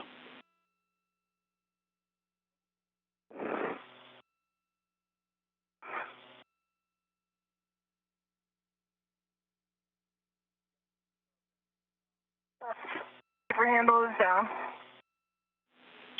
Thanks, Kayla. Left and right safer handles down. And Roger, when you have a free hand, you can grab that left mid strut from your BRT.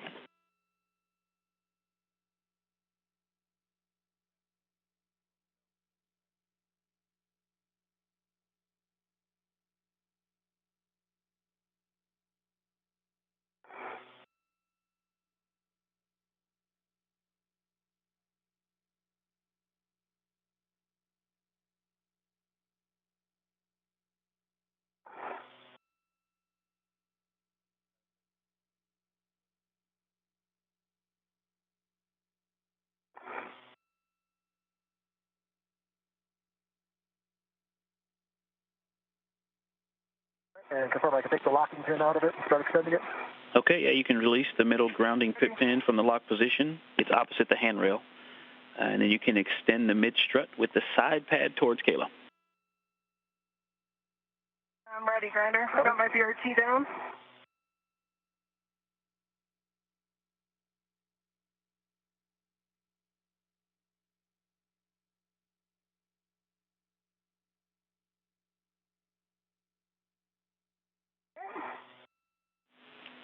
All right, Kayla, and once you have that side pad, you're going to engage the right side first. Remember, it's a little up and down to engage that clevis, and then you're going to pivot it outboard to the left to engage the soft dock.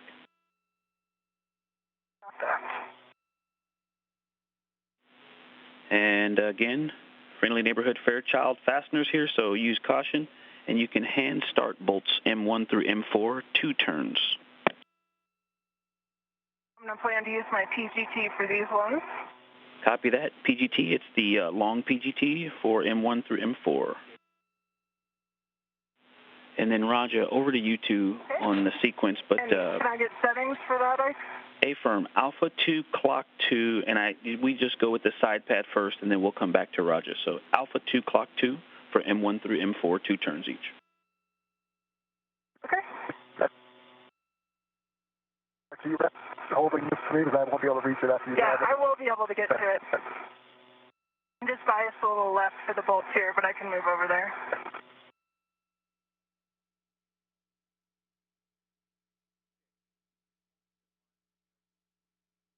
Turns on M1. 2 on 1.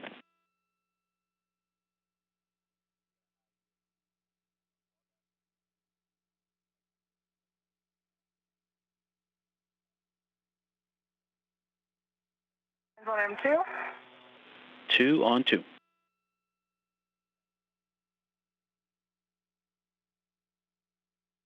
Turns on M3. 2 on M3.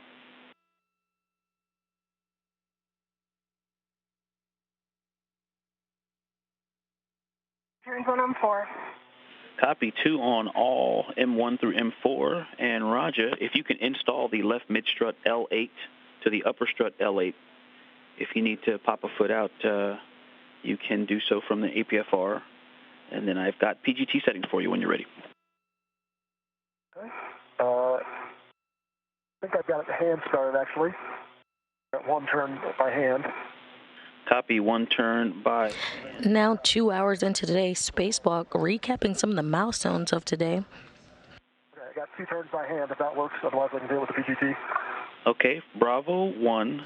At 7:12 a.m. Central Time, 8:12 a.m. Eastern Time, Barron and Chari turned their suits on battery power, marking the official start of today's spacewalk. And this is on M28. You say you got 2 turns. You're going to drive M28 to torque. M28 to torque.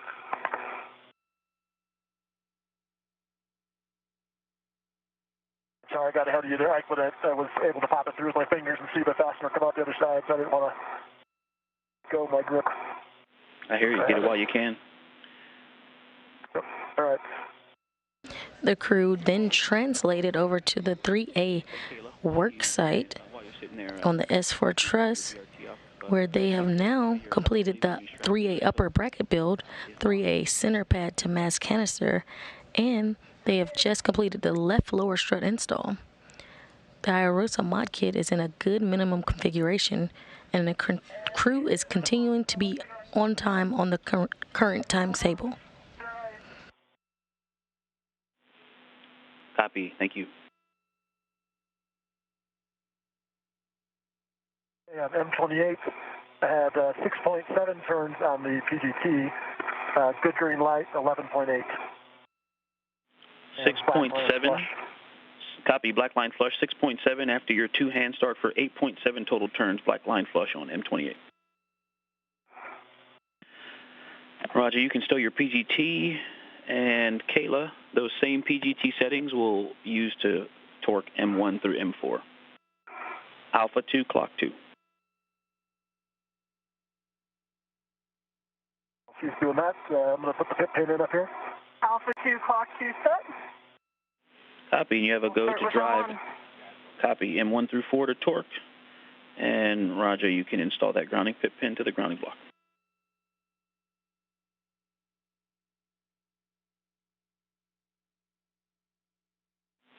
One minute to handover. Roger, you can get a nice long glove check. We'll take a Happen gauntlet check on the other side.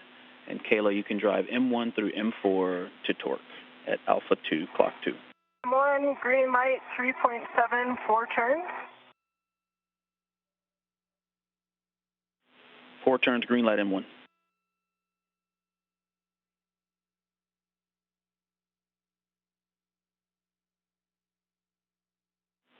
$30 seconds to hand over. Green light, 4 turns, 3.7 on the torque, M2. M2, 4 turns, green light.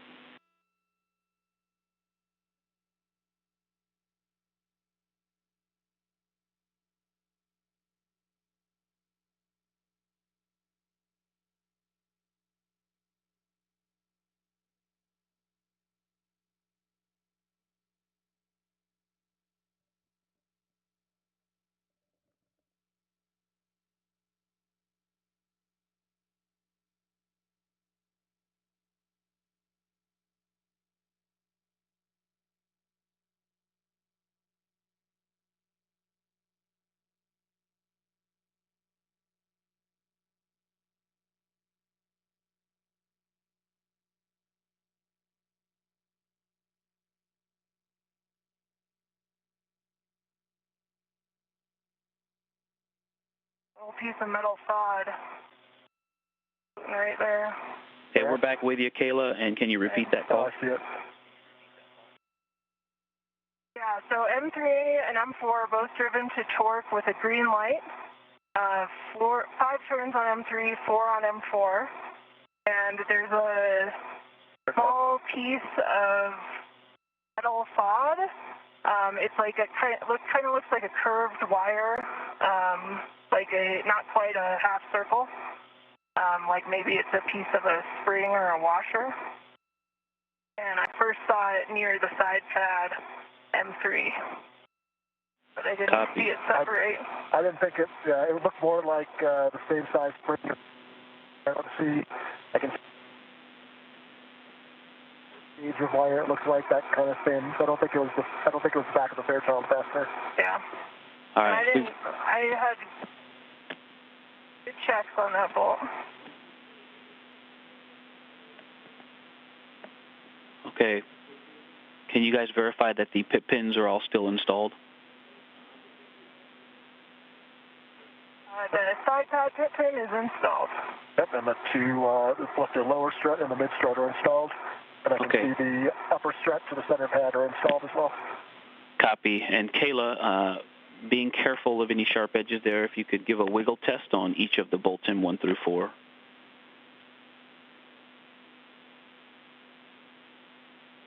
They're recessed, so it's a little bit hard to get my fingers in there, but they do look flush. I didn't encounter any resistance while the bolt was turning, and I watched it engage.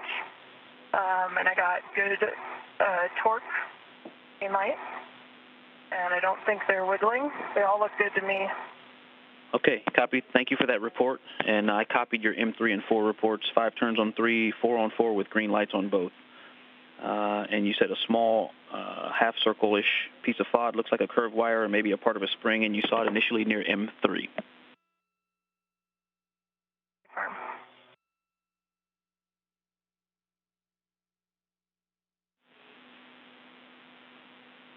And Kayla, do you see where that piece of FOD is now?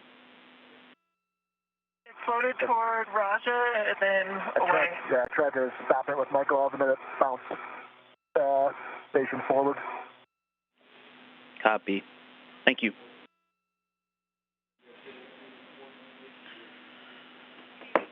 All right, that's a good M3 and M4, good side pad install. Kayla, you can stow your PGT, and if you can reach it, you can release CV2's ret from the left mid strut.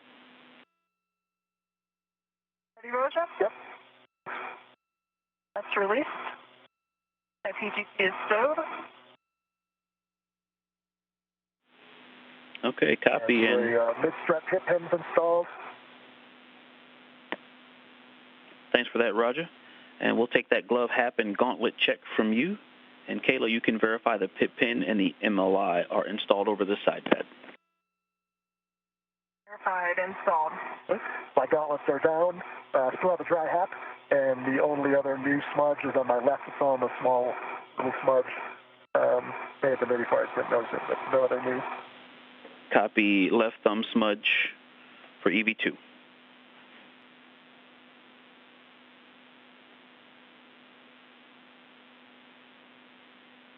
I think I'm egressing the APFR and reconfiguring it. Is that true? That is true. And Kayla? I think I'm headed to get the torque wrench and PGT.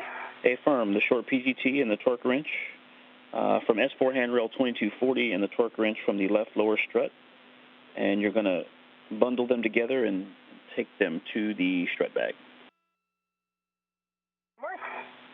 And Raja, one other thing, if you could power on your WVS. I think we saw it power off.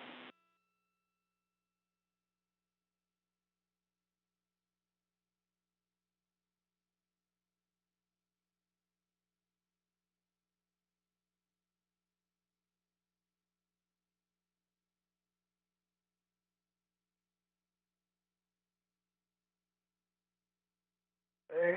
I push the button. It looks like the light's still off. I'll push it again. I still don't see a green light. Try it one more time. Okay, I see a green WVS light. Copy. Good config. Thank you. Mm-hmm. All right, Kayla. So, yeah, you're grabbing that short PGT and that torque wrench from the left lower strut. You're going to bundle them and then attach them to the right lower strut, which is in the strut bag.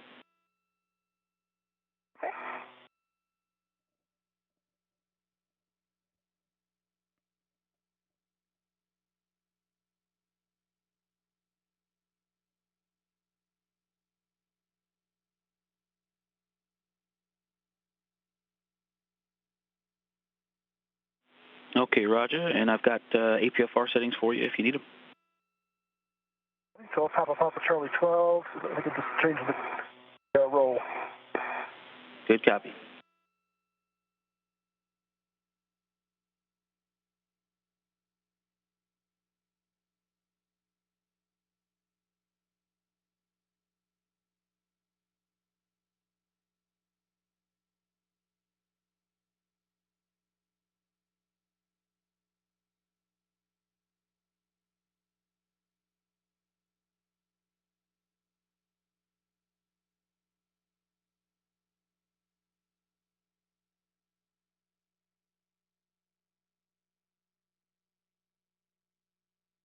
Your helmet's just right above the APFR. You're fine, but just so you know.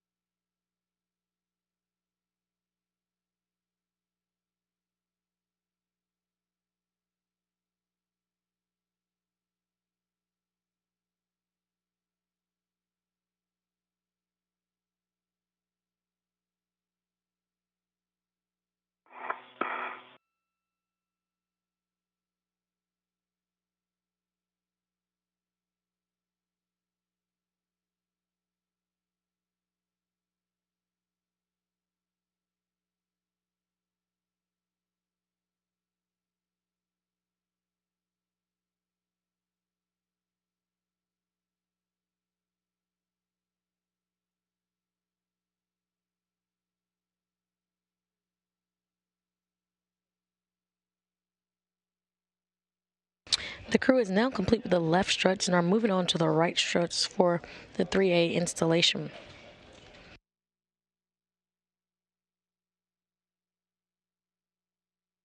If you're just joining us, we're 2 hours and 12 minutes into the EVA, where the crew has gone to the 3A work site and has built an upper bracket build, as well as completed the center pass to mass canister install.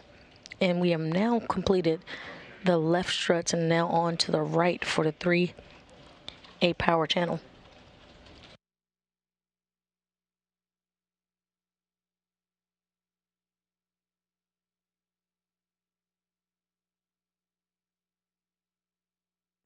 On your screen, you see EV1, Kayla Barron at the top of your screen, and you see Chari in the articulated foot restraint. His suit is designated with no stripes, while Kayla Barron, EV1, has the red stripes.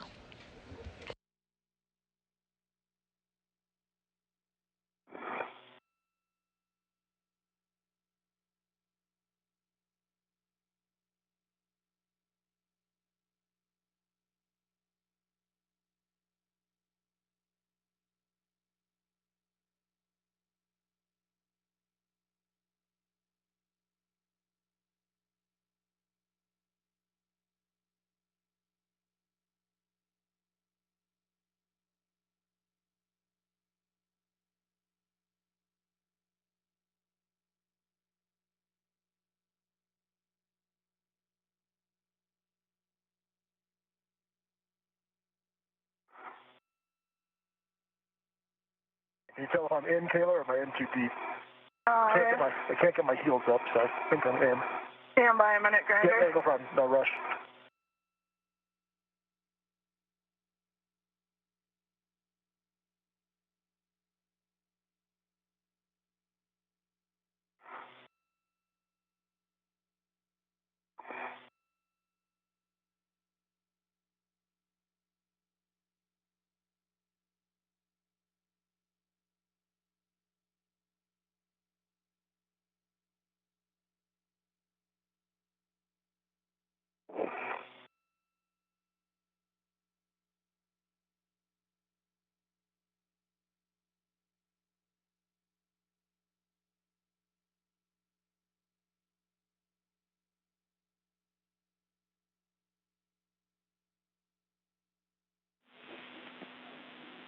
And I've Kayla. got the PGT and torque wrench to the left lower strut, handrail assist to the sub. And go ahead, Ike. Perfect. I was actually going to just remind you where you wanted to put them, and then you can lock the PGT ret and or use the strut wire tie to stow the tools as needed. And then we'll take a glove, hap, and gauntlet check from you. Yes, stand by.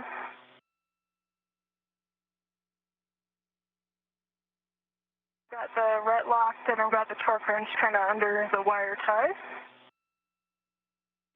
My gauntlets are down.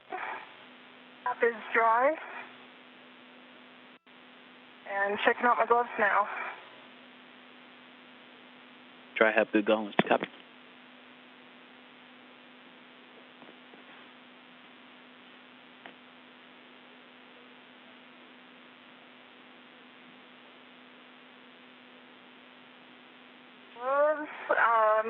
ISS Spacewalk. Trying to remember if I saw this before, but there's a little bit of RTV wear below my right index finger. Okay, copy. Was that? Spot that's come up. Did you say below your index finger or on the right index finger? Just below it, in the transition between like the pad RTV and the turtle skin RTV below it. Okay, right index finger, and we've got a good video of that as well. Thank you. We copy. Right index finger RTV wear. And Roger, just because of your orientation, I can't tell for sure if your heels are in. Yeah, I can't pull them up, so I've either wedged in so good or I'm in, but either you way, look pretty secure to me. Either way, I can't move. What I can tell, you look like you're in. Okay, Kayla, you're going to retrieve the right mid-strap. That's back straps 9 and 10 to transfer to Roger. And he's obviously a little farther away, so you're going to have to work together to get that handoff. More of a blind handoff when we get those. Yep, and you're going to stow that mid-strut on your BRT, doing a ret swap to the stanchion closest to the side pad.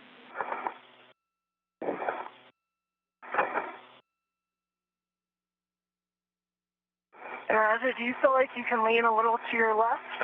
I can, yep. Okay. I may have to, let's see how far we get here. And get to about, it's kind of oscillatory, like I come that way and then the momentum swings, so I come back the other direction. Without grabbing onto the mounting bracket, I can't hold myself too far that direction. I'm up onto the triangle here. I can see it coming towards me. Wish I was taller. Actually, taller may not help in this situation. Got it? I've got fingers on it. Okay, I've got contact. I've got control. Let me get a red on it, and then I'll send it back towards you to get the red off. Nice job. And you want to ret to the stanchion closest to the side pad. There's three. And Roger, it looks to me like you can probably reach the bag ret, and that might be easier if you feel like you can get it with your left hand. Yep, I can do that.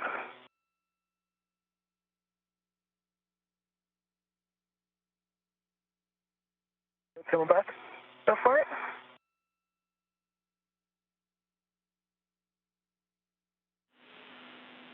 All right, nice job. Now, Kayla, you're going to retrieve the right lower strut to pass off to Roger when he's got a free hand. You're going to pass him the, you want the clevis bolt toward EV2.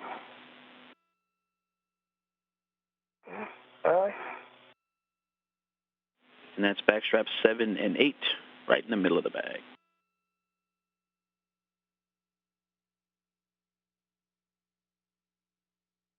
How are we doing relative to timeline, Ike?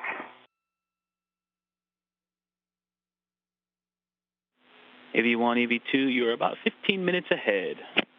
Slow and steady. Very nice. Here.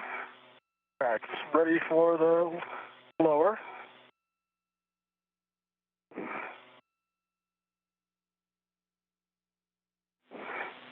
And Roger, you're going to ret to the handrail stanchion closest to the clevis end of the right lower strut. Okay. Could you tip it towards the mast canister or towards the center? And then it's a little towards me. I've got a hand on it, don't have control yet. Now I've got control. And you said the handrail closest to the clevis? Affirm. Handrail stanchion nearest the clevis end. And am I good to start translating around? Once he does the ret swap, you're going to have to release okay. Yeah, the bag ret. I've got my ret on it. It's coming back to you. Yep. We know how far. And then, Kayla, you can translate to the mass canister right side sob launch bracket. We recommend going outboard of the mass canister to the radiator side, and please fair lead so that your tether stays off of the BGA. You can use S5 handrail 2102. Bag ret's removed. Okay, I've got it. And Roger, just a reminder, there's a PGT and a torque wrench on the bottom of this one, so you've got some tools down there as well that you're moving. Perfect. Okay. But I can see the spherical bolt from here. It looks flat. The right side. Thank you for that. Right side spherical bearing looks flush. Yep.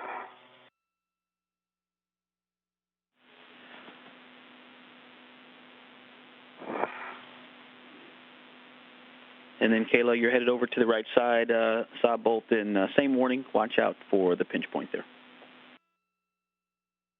Could you say again the handrail you want me to fair lead on? Recommendation is S5 handrail 2102. But the important thing is just if you keep your safety tether cable off of the BGA, there's quite a few options to do that.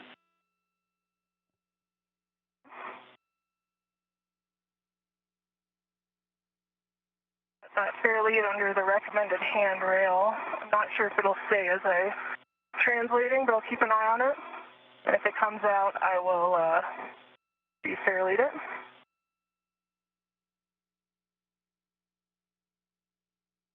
Okay, we copy.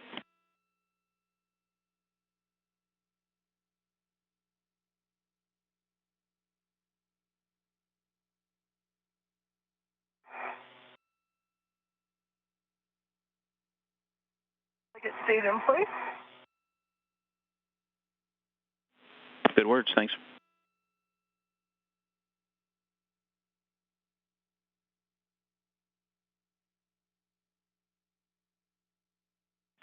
And Roger, if you can verify that the grounding pit pin is removed from the strut stow location.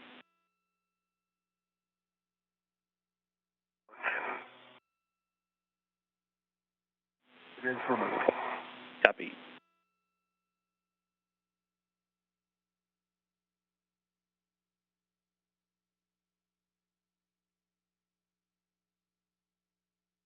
Currently 2 hours and 23 minutes into today's EVA,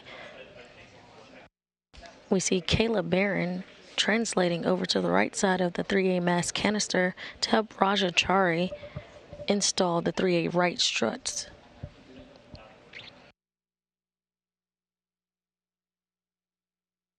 All right, I'm just going to adjust my cooling real quick, Roger. Yeah, no worries.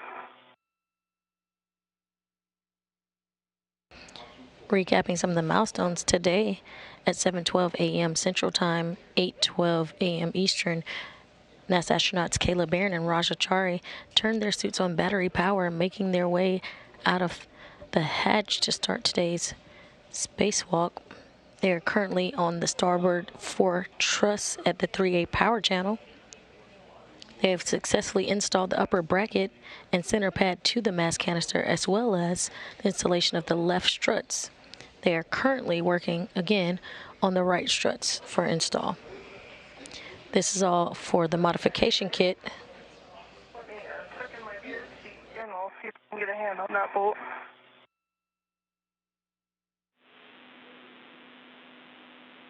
Sounds good. Yep, then you're going to work together to install the right lower strut M19 to the sob launch bracket. This install will be for future IROSA or ISS rollout solar array upgrades. And we want to. Yep, I'll hold it there. And we're going to start with 4 turns. I've got PGT settings if you want them.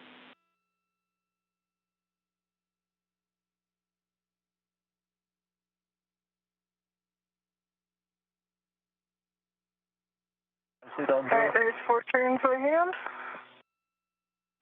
Copy. 4 turns by hand on M19. All right, so we're going to move over to Raja, and we're going to hand start the right lower strut L6 to mounting bracket L6. That's bolt M20, and we'd like 2 turns. I have PGT settings if you need them. 2 turns. Affirm. If I can get it through the yeah, and you've got some Sharpie marks there to kind of show you where the bracket should align, but it again is one of those multiple diameter bolts, so you got to get that wider shaft through multiple pieces of that bracket. And then 2 turns. 2 turns by hand. Copy. 2 on M20. And Kayla, now we're going to drive M19. I've got PGT settings. Ready? Okay, you're going to do Bravo 7 clock 2 on the short PGT. Bravo 7 clockwise 2 is set. Okay, we're going to torque M19, expecting a minimum of 10 more additional turns. I'd adjust my body position here once I see where the PGT is. Turns. Good readback. Bravo 7 clock 2.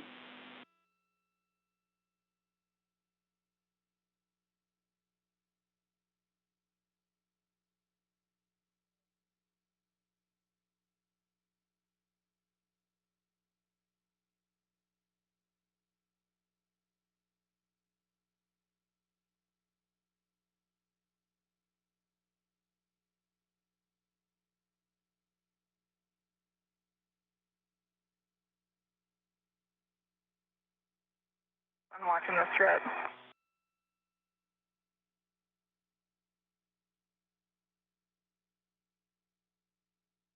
And I'm experiencing a little bit of running torque, but it might be the angle I'm holding the PGT at. I'm going to double check that I'm right on here. Okay, copy some running torque.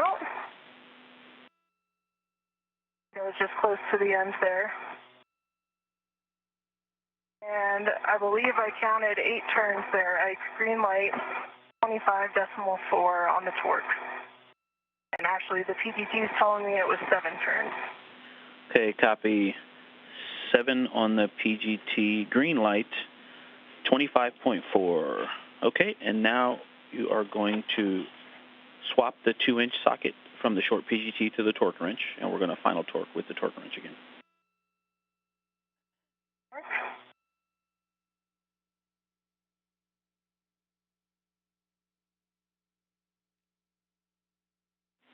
All right, and I'm showing 11 turns total, so we may expect more turns on the torque wrench. But we're looking for, again, breaking it over twice.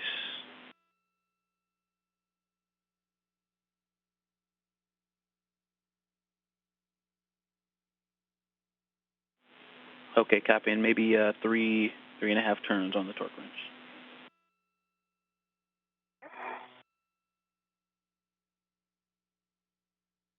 Rocket swap complete with a good pull test. Okay, thank you for that.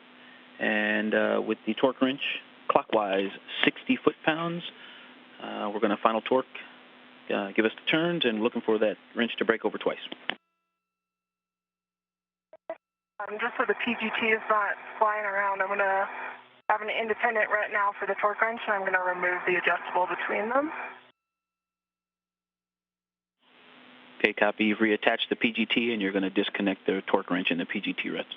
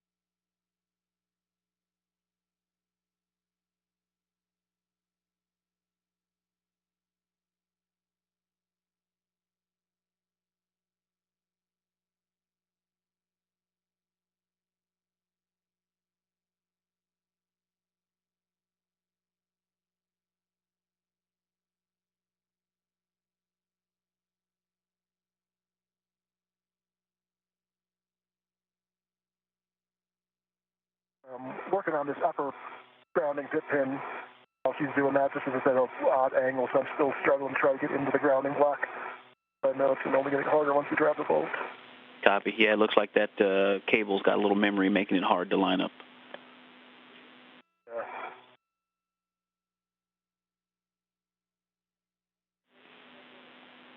And you can go in from the other side, that other hole, as long as they both are in the grounding block. That's a good config.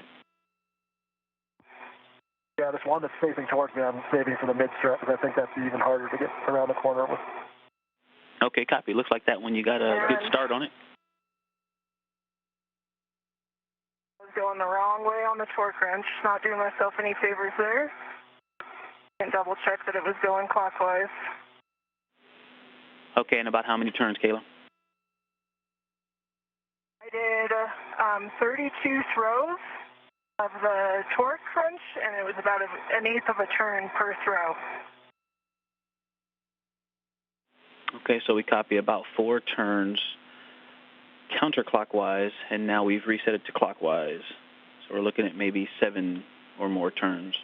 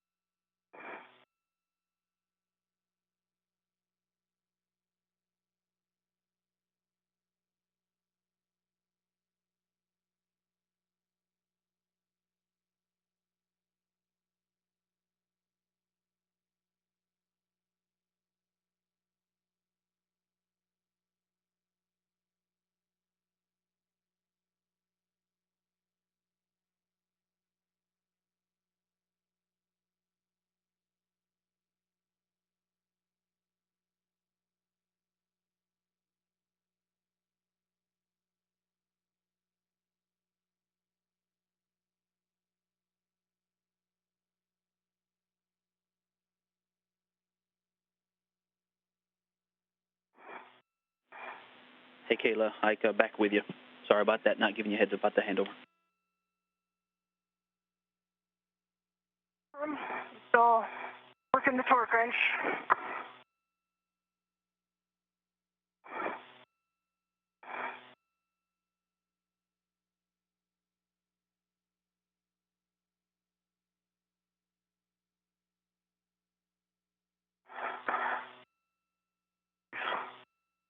Two pops. That was 120 throws. And I think it was still about an eighth of a turn per throw. Okay, so Swim counting. Yeah, somebody down here is going to do that math, but copy 120 throws, about an eighth of a turn each one. We're going to talk that over. And you got 2 breakovers on the torque wrench? Affirm. Okay. Take a breather, and when you're ready, we'll take those lower strut checks, the black line, the gap, and a wiggle test. Black line looks parallel and flush. No gap at the bearing. Wiggle test.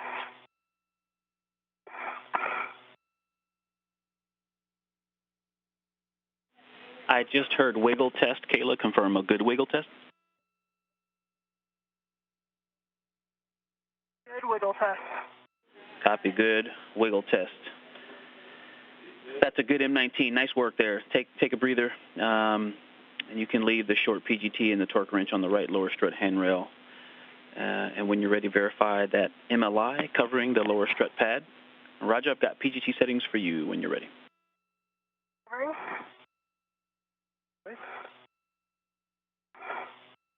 Got 501 clockwise 2, if that's still good. That is a good readback. You can drive M20 to torque, looking for a minimum of 5 more turns. The M20 to torque, looking for 5 turns.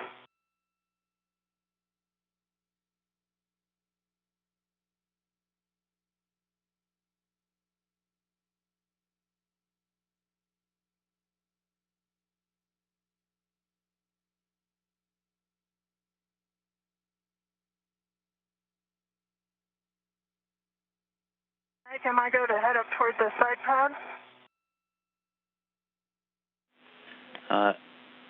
We'll take a glove, hap, and gauntlet check, and then you do have a go to translate to the mass canister right side pad install location. Got a low torque light, 7.8 with 4 turns. You want to hit it again? I think it's a better body position here. 4 additional for 6 total, and a low torque light. Yeah, again. Hit it again, please.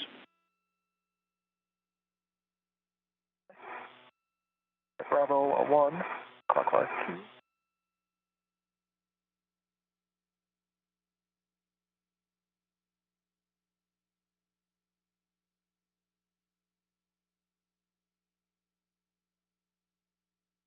And Kayla, for you, we recommend... Glove, same as last report. Okay, dry hap, good gloves. Gauntlets down.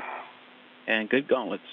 And we recommend you go outboard 1 handrail to 2123 and then transfer to the mass canister handrail. Go ahead, Roger. Got a quarter turn, good to green light, 11.8. Back line is maybe a half millimeter from being flush. And for total turns, it was probably closer to 2.5 when I did the initial hand start in retrospect versus 2. If that helps with you, anything. Copy. Initial hand start was closer to 2.5. You got 4 additional, and then you got 1 more quarter turn. So I'm showing, again, somebody's going to do that funny math. It's 6.5 plus turns with a good green light, and the black line is a half a millimeter. Good M20, good M20. You can stow your PGT and release that right lower strut ret.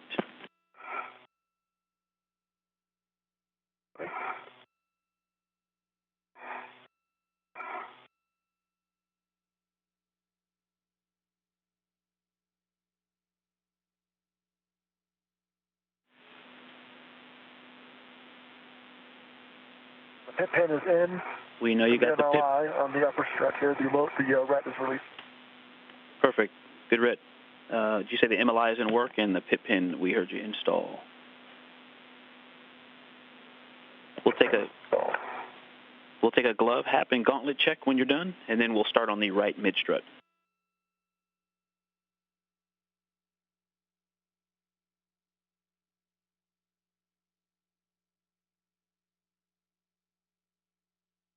I've got dry hat, gauntlets are down, and no change on the gloves. Copy. Good glove, hap, gauntlets. Okay, when the 2 of you are ready, Roger, you can grab the right mid strut from your BRT. Release the pit pin from the locking position, and when Kayla's ready, you can extend that side pad toward her. I'm ready.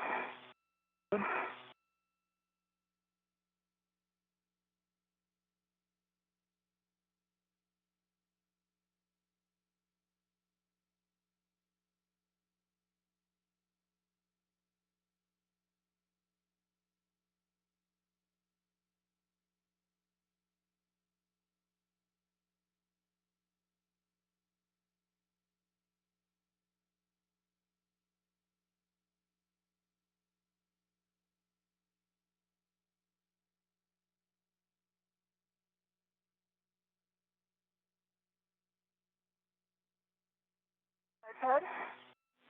All right, Kayla, and same as the other side, you're going to engage the clevis on the inboard side.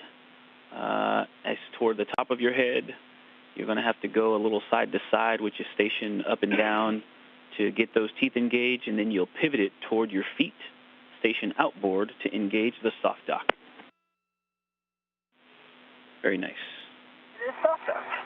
And when you're ready, you can either hand start or use the PGT, the long PGT, to put 2 turns on M9 through 12. I'll use the PGT, and I'm ready for setting. Alpha 2, clock 2.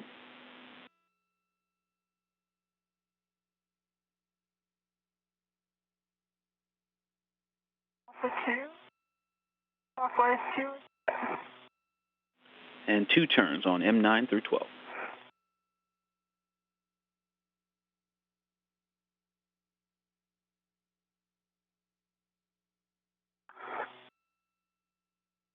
On M10.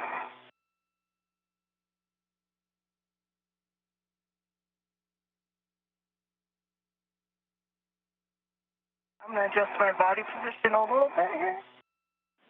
Okay, copy that. And did you get 2 turns on one of the bolts? M10. 2 on 10.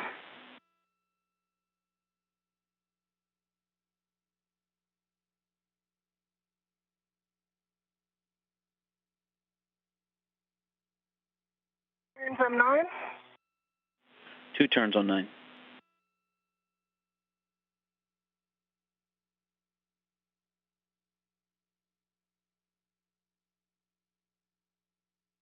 Turns M12. 2 on 12.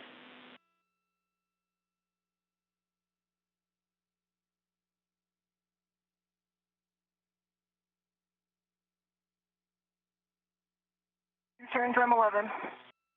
Copy. 2 on 11. That's 2 on M9 through 12. Roger, over to you. We're going to install the mid-strut L7 to upper strut L7. Maneuver in the APFR as required, and I've got PGT settings for you when you're ready. I'm looking at M24 volt. Is that going into L7?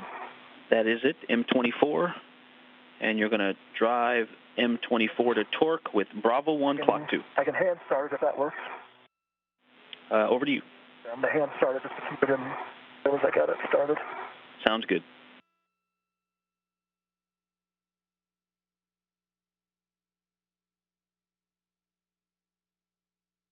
There's 2 turns hand started, and Bravo 1 clockwise 2. Copy. 2 turns hand started, Bravo 1, clock 2. Good readback. You can drive M24 to torque.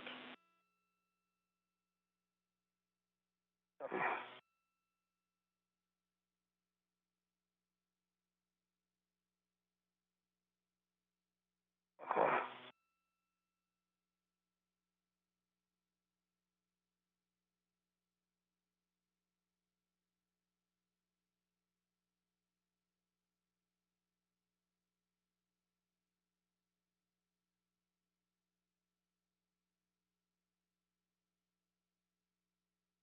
Now 2 hours and 45 minutes into today's spacewalk, Chari is currently installing a mid-strut to the upper right strut, previously installed to the 3A mass canister.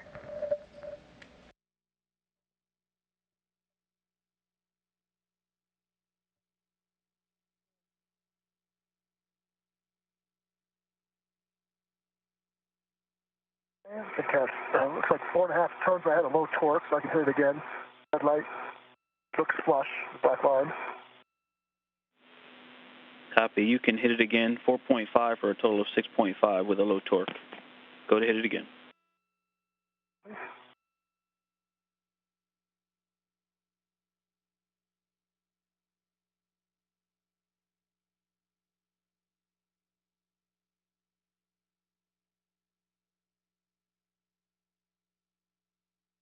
Okay, good green light, maybe a quarter turn, 12.0. Like 0.4 turns is what the PGT says. Good green light, and I heard you earlier say the black line is flush.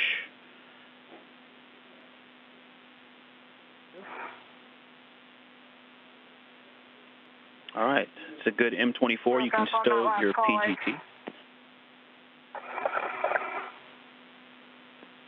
Say again, Kayla? On the PGT. I just said you broke up on your last call, so we might have missed something you said. Okay, that's a good M24. PGT, and I'm looking for a go to drive M9 through 12. You can drive M9 through 12, the torque.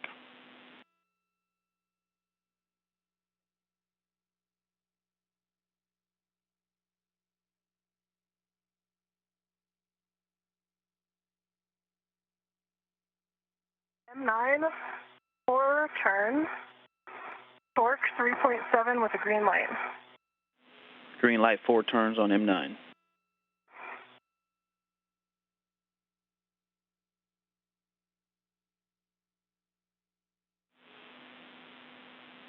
And Roger, if you haven't already, you can install the pit pin to the grounding block. Pit pin's installed. 5 turns on M10, green light, 3.6 on the torque. M10, 5 turns, green light.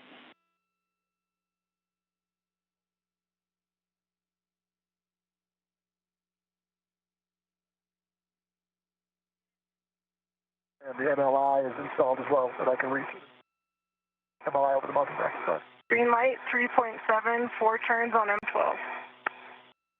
4 turns, green light, M12. And stand by on the MLI there. Getting a good spot for M11.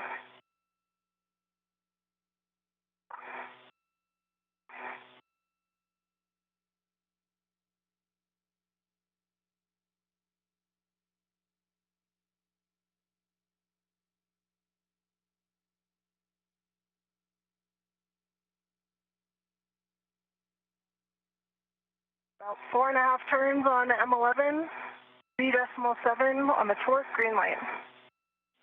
Copy, M11, 4.5 turns, green light. We're 3.5 minutes to sunset.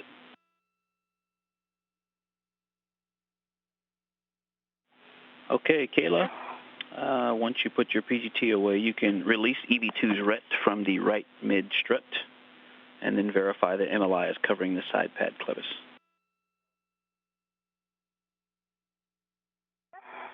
MLI is covering the side pad clevis, the pit pin's in place, and in work on Roger's ret. Copy.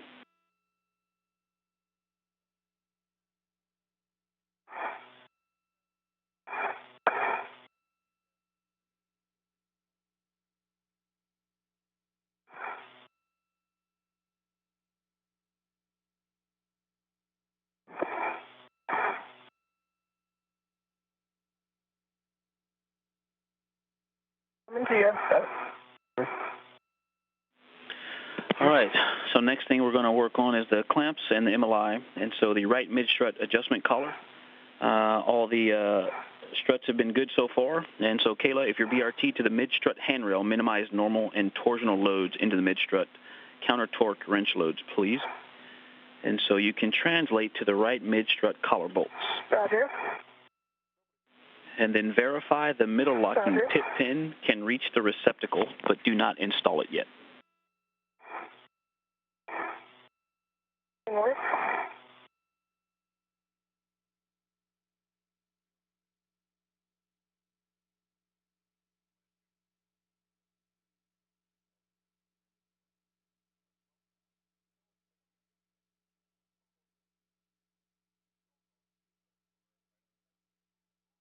It is tight, but it can get there, I think.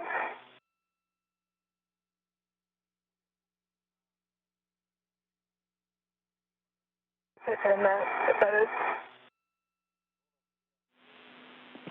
All right, thanks, Kayla. And so I've got PGT settings, and we're going to drive collar bolts M25 and 26.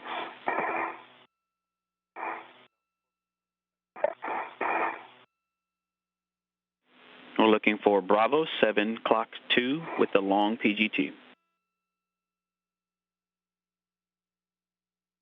Kayla, Barron. Bravo 7 clockwise 2 is what we're looking for. Affirm. That's a good read back. And you're going to drive bolts M25 and M26 to torque.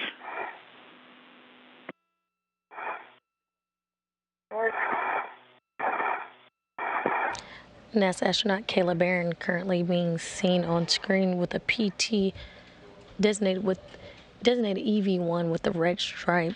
She has her pistol grip tool where she's driving 2 bolts on the mid-strut collar. I'm going to get a little bit higher here.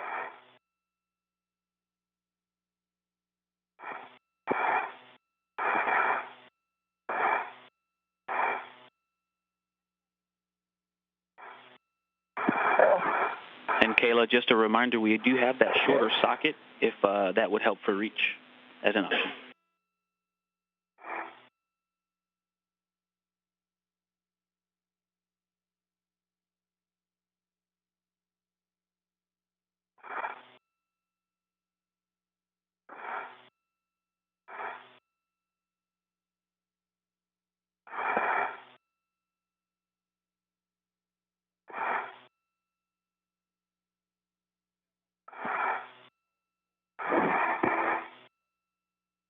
All right, 5 turns, green light, 25.5.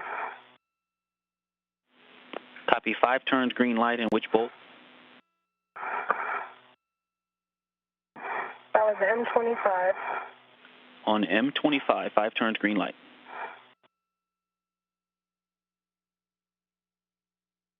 Now on M26.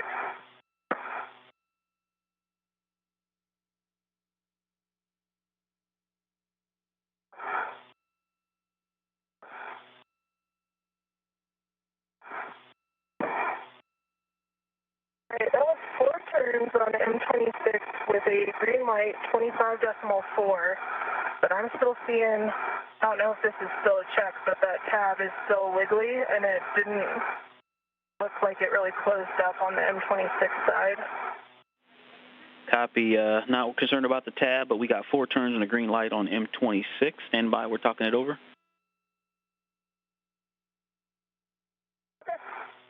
It looks symmetric with the other side in terms of the Okay, gap. that might have been parallax for me. Raj is saying the gap looks parallel. Copy, thanks for those words. The gap is parallel. Okay, we're going to continue. And so, Kayla, we're going to have you ratchet with the PGT. And we're going to set it to ratchet clockwise. Check the MTL to 30.5.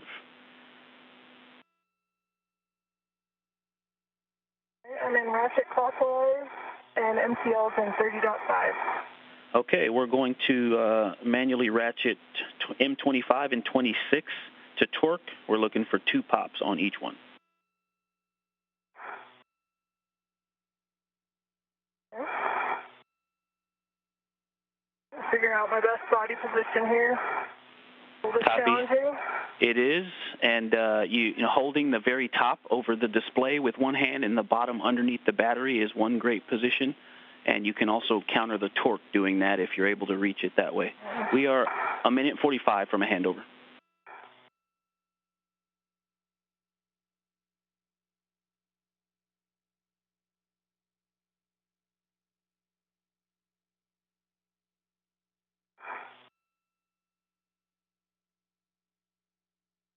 Hard to get any leverage on this. Oh, there's 1 pop. Indoors, yeah. Copy, we heard 1 pop, and we just a reminder, we have that shorter socket if you think that'll help.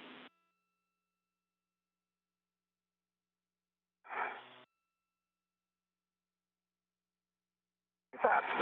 2 good pops.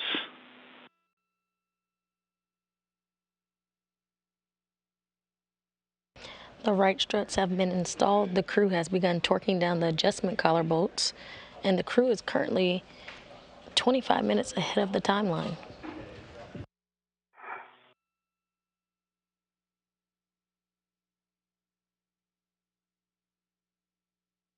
Quiet on the phone. And came off there.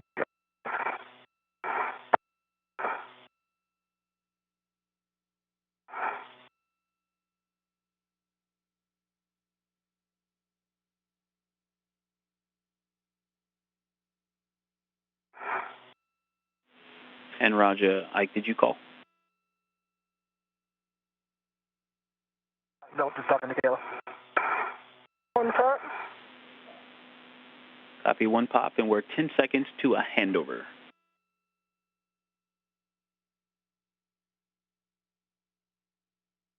Two pops. I'm done. Copy, 2 pops, 25 to 26.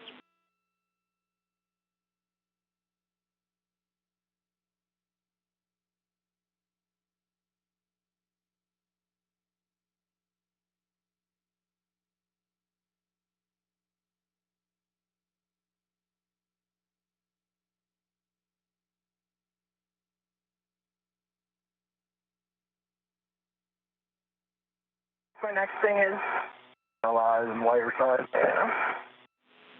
All right, Kayla, Ike, back with you. And did you get any additional turns on 25 and 26?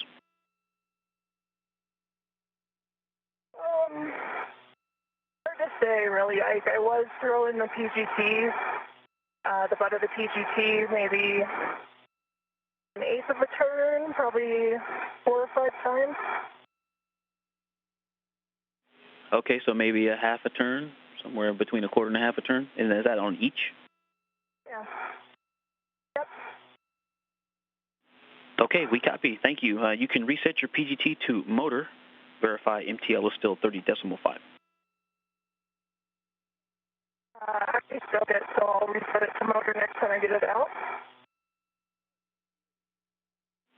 I go to install the pit pin. Okay, and your last call was quite choppy. Yes, you can release the folded MLI and install the middle pit pin in the final location, routed under the same side of the MLI as the lanyard anchor.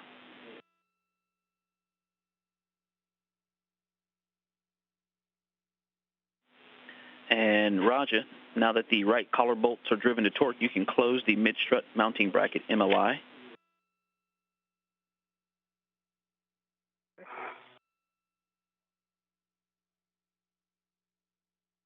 All right, we may have a problem with this pit pin. Yeah. Say, Push it back.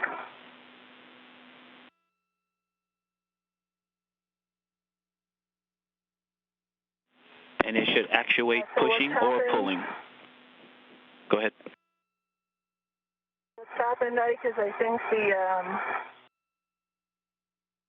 washer and grounding washer has like pushed too far, like it's overextended, so I think that it should be above the ball bearing, like all of those pieces. It's below the ball bearing right now. Is that how it should be? They're starting to move. Ooh. Oh, and it just came apart. Yeah, we agree with your assessment that it should be above. Stand by. The pit pin just came apart, Ike. Yeah.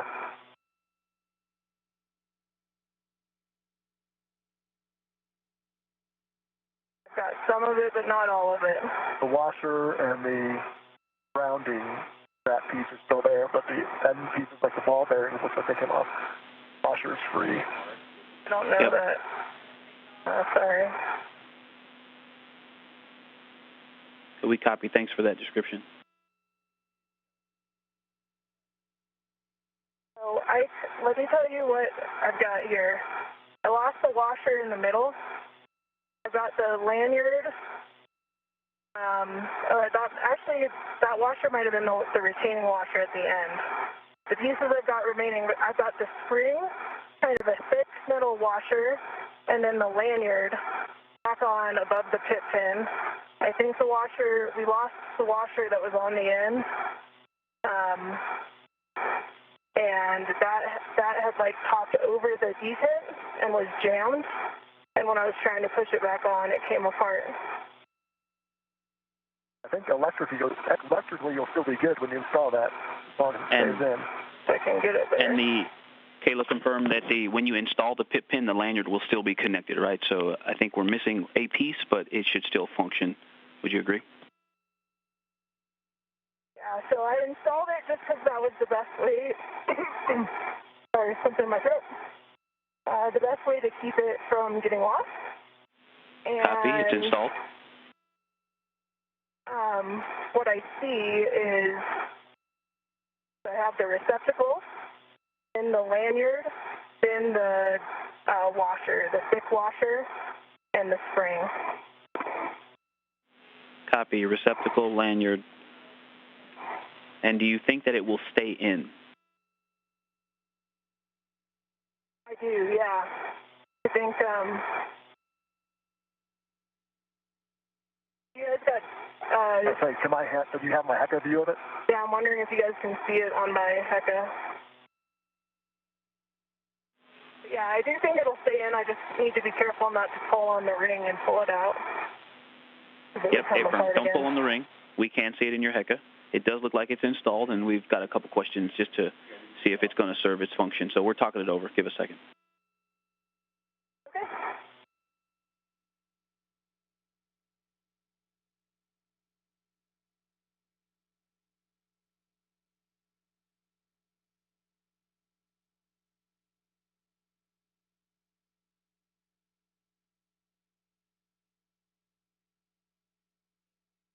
Nice job keeping the parts that were on there. I tried to catch that washer, but I think I had no chance. All right, EV1, EV2, we're going to continue. The pin is installed. We'll leave it installed. That's a good config. And so you've released the folded MLI, installed the pin. You can now close the MLI around the collar bolts.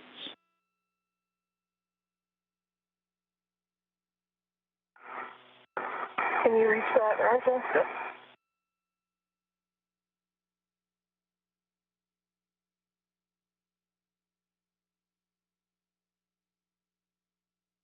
That's almost good. There we go.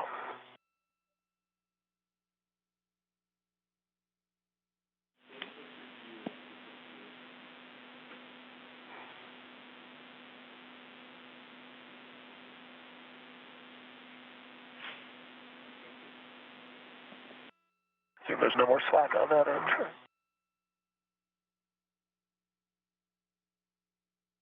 we go. All right. Over the cam on this side so you can pull it back your way if you need to. Now 3 hours and 3 minutes into today's spacewalk, recapping some of the milestones for today. NASA astronauts Kayla, Barron, and Chari switched to battery power at 7:12 a.m. Central Time, 8:12 a.m. Eastern Time. They got over into their work site on the starboard fore truss at the 3A power channel. So far, they have successfully installed the upper brackets and center pad to the mass canister, as well as installed the left and right struts. They are currently inserting clamps as well as covering brackets with the multi-layer insulation.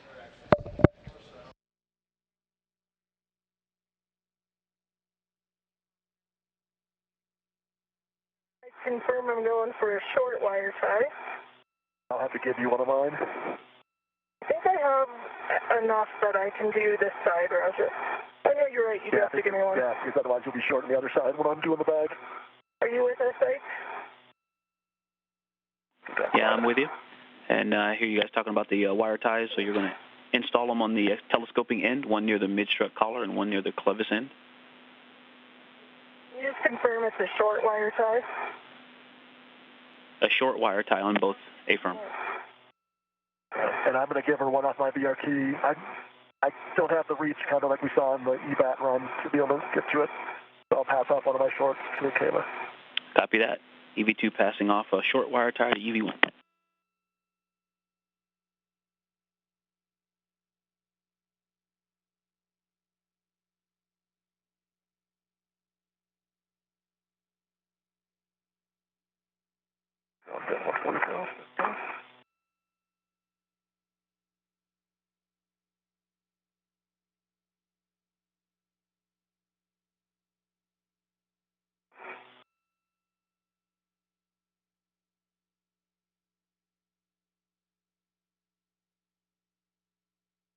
Alright, I've got one installed with 3 half twists.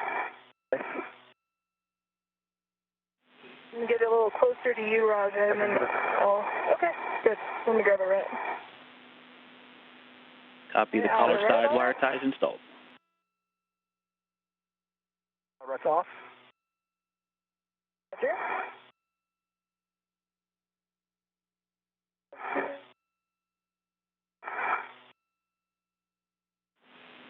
All right, Kayla, working on the second wire tie, and Raja, you can egress the APFR and retrieve the short PGT and the torque wrench from the right lower strut. The ratchet. Okay. Half twist on the second wire tie. Copy, second wire tie installed. All right, so now we're going to work on the left mid strut adjustment collar. And so you can translate to the left mid strut adjustment collar bolts.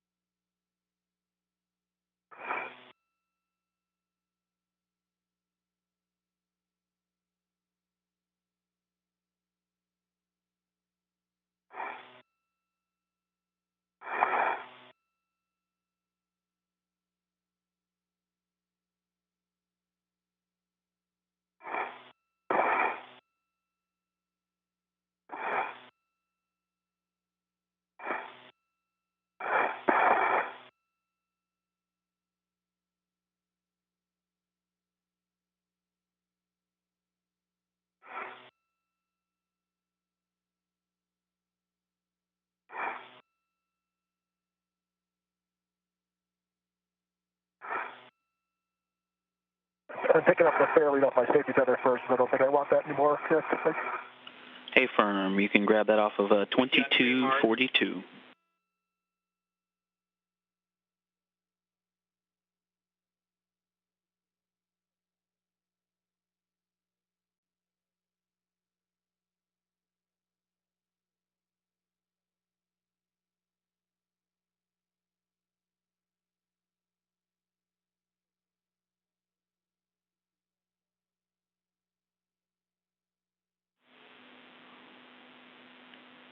All right, Kayla, and very similar to the other side, we're going to, once you're in position, verify that middle locking pit pin can reach the receptacle, but do not install.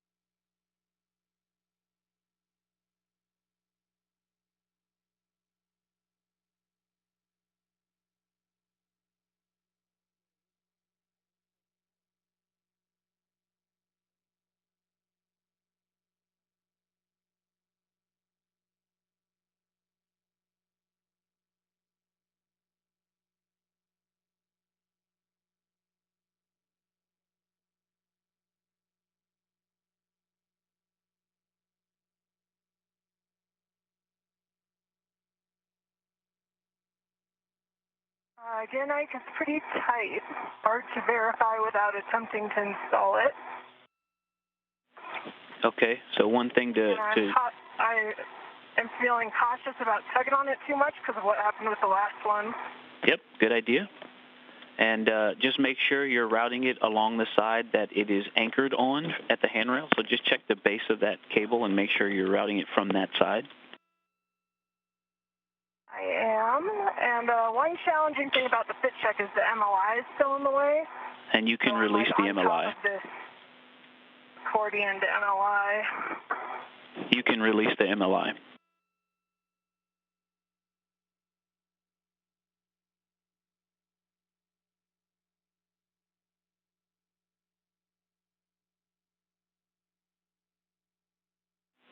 Okay, based on what we've seen in your video, it looks close enough to us, so you can we have a go to continue.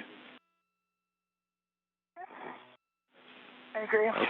All right, so I've got PGT settings for you, and we're going to drive collar bolts M30 and M29.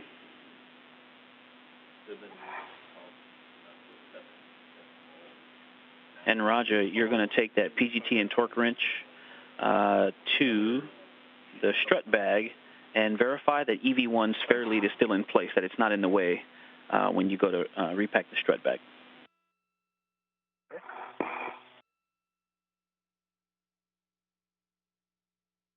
I got my PGT in hand.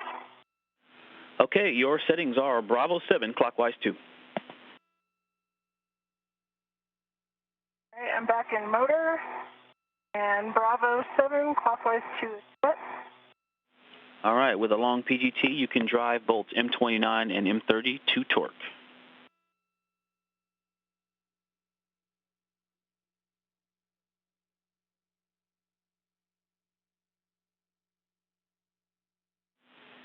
And Raja, once you get there, you can repack the strut bag, and if required, stow that GoPro.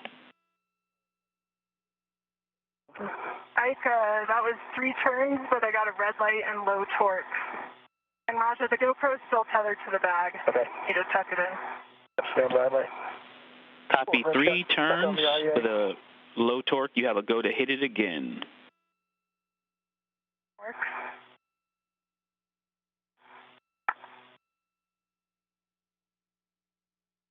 Green light, but I still, it said low torque, but I do have a green light, no red light. Torque 21.6. I think it's a little low, like. Copy, and how many more turns? That was 1 additional turn. Copy, 1 additional for 4 total turns, and which bolt? That was M29. Copy, on M29, we got a green light. You said you also saw low torque? Yeah, there was a low torque message, but then it cleared and the green light came on. And the actual torque is 21.6. Programmed is 25.5. Okay, copy. You can move on to M30. Move on.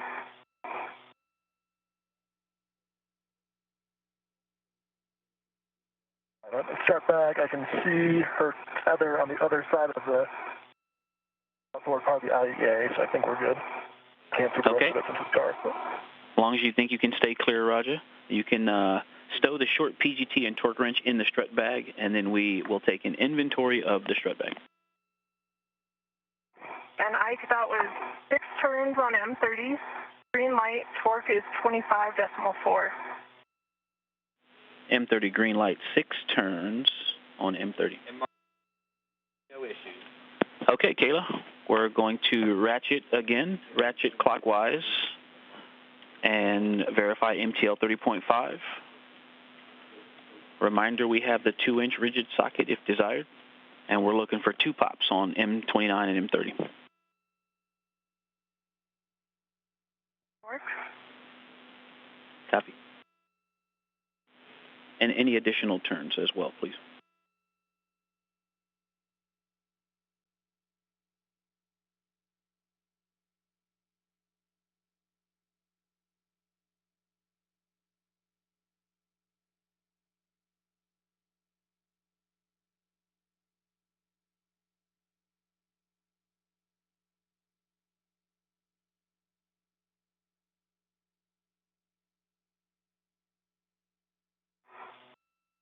All right, I'm just going to call out,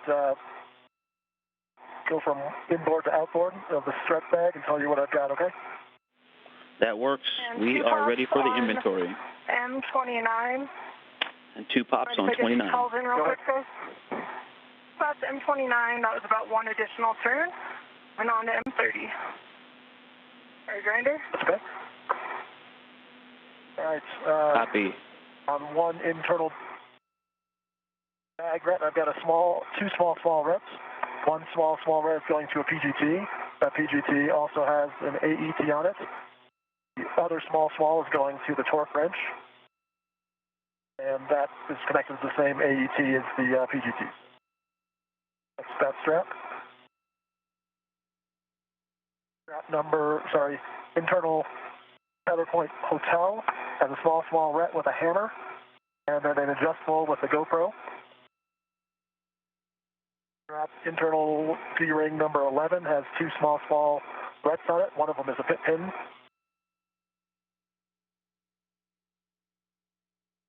Internal D-ring Echo has 2 small rets. Internal D-ring India has 1 small ret with a taped torque wrench attached to it.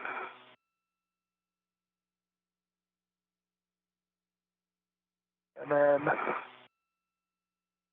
internal D-ring Juliet has 1, 2, 3 small rets, and one of those small rets has another small ret attached to it. So 4 total, 3 attached to the D-ring. That's everything. 2 pops, M30. 2 pops, M30. Any additional turns?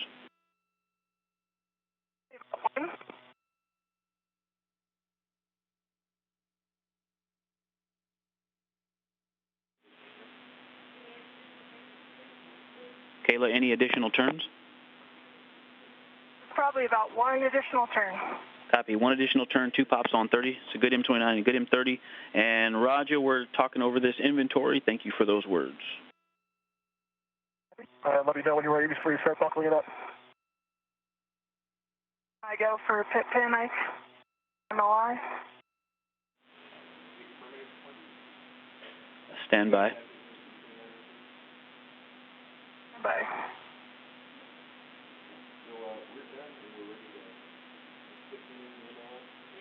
Okay, you can release the folded MLI and install the pit pin in the final location, routing it under the same side as the lanyard anchor. And EV2, Roger, did you call? Yeah, just looking for a go to start buttoning up the bag. Happy with the inventory.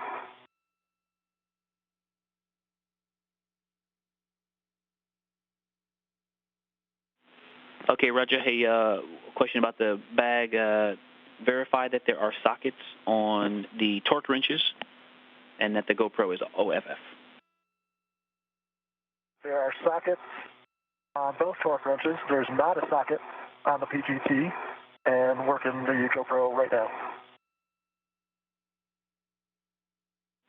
Okay, that with the GoPro off, that's a good config. And then you can start to fold and cinch the bag. Copy. You can fold and cinch the bag, Roger. And Kayla, you can close the MLI around the collar bolts and the mounting bracket and install the wire ties.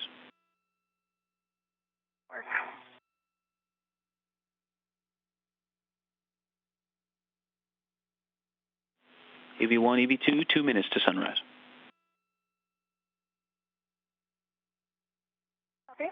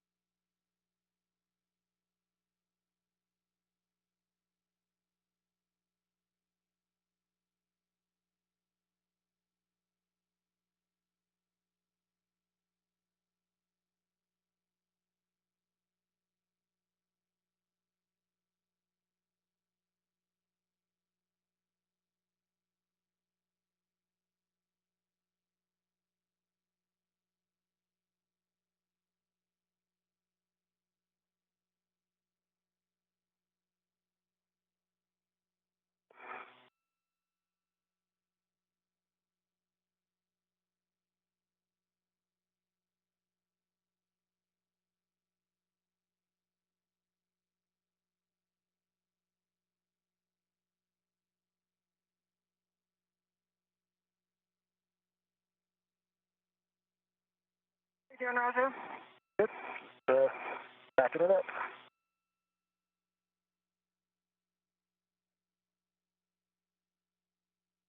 You wind up doing what we tacking it down to both sides? I haven't pulled up. Just the two front corners, the lid is not tacked down, so you'll have two bag adjustables to structure. Okay, thanks.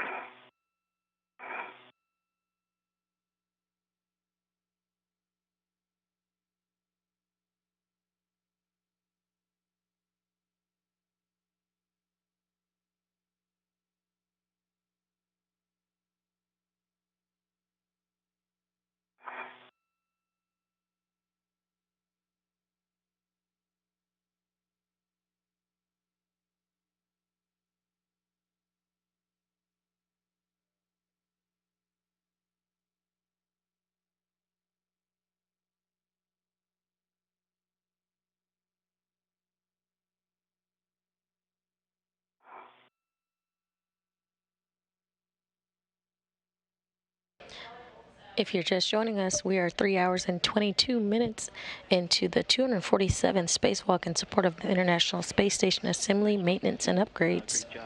NASA astronauts Kayla, Barron, and Chari started their spacewalk at 7:12 a.m., where they switched over to internal battery power. And on the wire ties.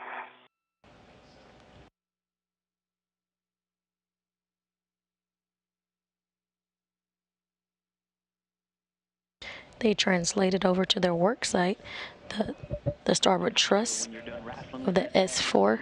On the IEA, and then head back over to the starboard 4 truss, where they are completing a modification kit for the 3A power channel.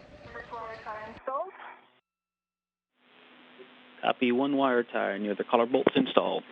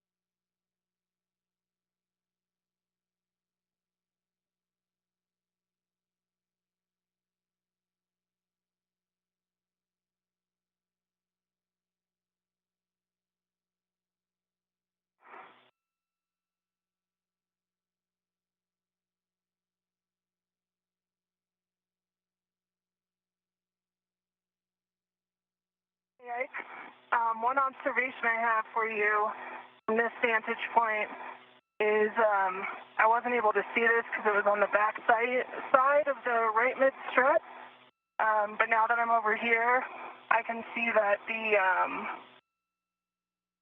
upper collar bolt is not fully covered by MLI. I'm not sure if you guys can see that in the helmet cam right now.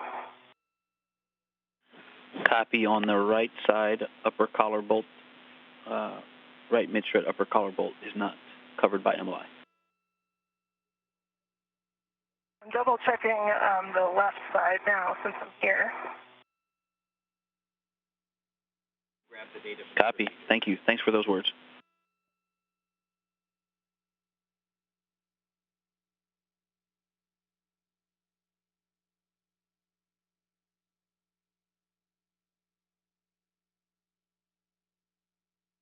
Want me to start heading back over there to fix it, Ike?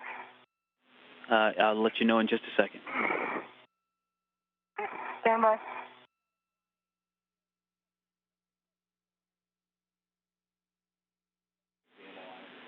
Okay, Kayla, yes, we would like you to head over once you're done with this one and verify that these collar bolts are both nicely tucked in. You can go over to the right side and cover those collar bolts with MLI.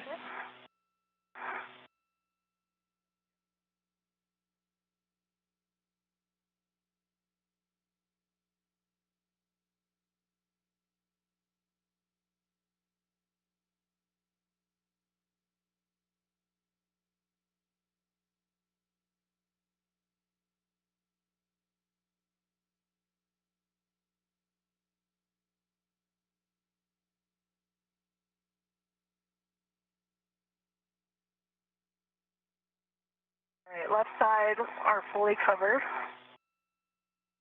Rest of the Copy. right can see. Left MLI and wire ties installed. Confirm. And before you leave the left side, if you could verify that the MLI is covering the side pad clevis, and then you can head over to the right side.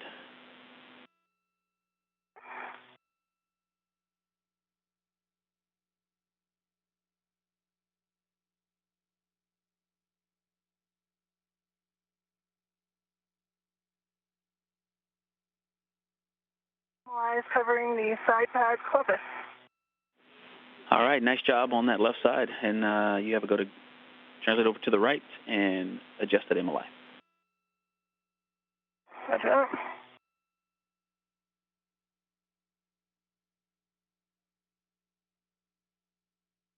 Doesn't look nearly as pretty as the video, Kayla. And hey, Kayla, we're going to have you get some photographs. Your preference if you want to get some of those now before you move. Looks like you're already on the way. Okay, yeah, maybe. Yep, go ahead over to the right and we'll come back and get the pictures.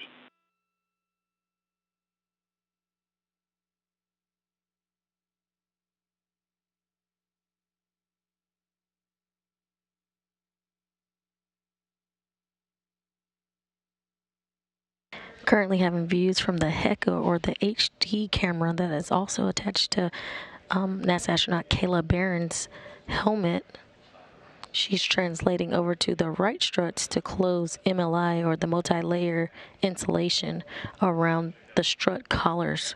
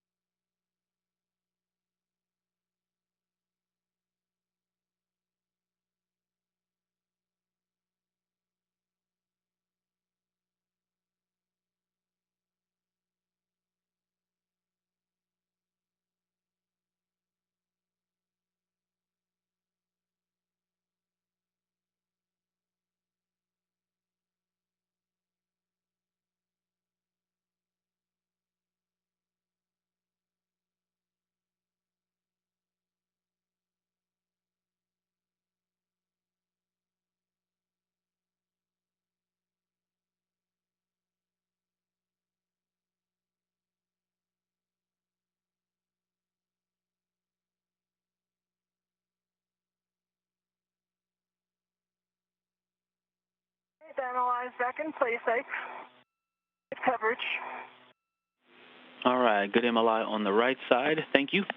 And over to you on position, but next we'd like you to get some photographs of the mod kit showing the final MLI config. Okay. And so the original plan was, you were going to translate kind of back toward your safety tether anchor, and you could photograph the mod kit from there. So if you want to just head back to the left side and then get back close to the strut back location and take the photo from there. But or over to you. You're the eyes in the field. That plan sounds good to me, Ike, so I'll head back over to the forward edge. Copy. Nice job. Raj, I see you're wrestling with that bag, and remember, it has to just be packed. It doesn't have to be pretty. It's not pretty. It's the modern business person's briefcase here, ready to go for you, Kayla. Sounds good. I've got the handrail kind of facing up on the IEA, and then there's one adjustable tether that's holding it down. That's on the outboard edge that you originally had. So you should be able to put your BRT on this and set up. Nothing could be worse than the full strut bag, so I think you probably did a good job, Grinder. Definitely an improvement over the full strut bag. Nice job. Nice job. And when you're done with wrestling the bag, you can head over to S4 WIF 26 to grab the APFR WIF X.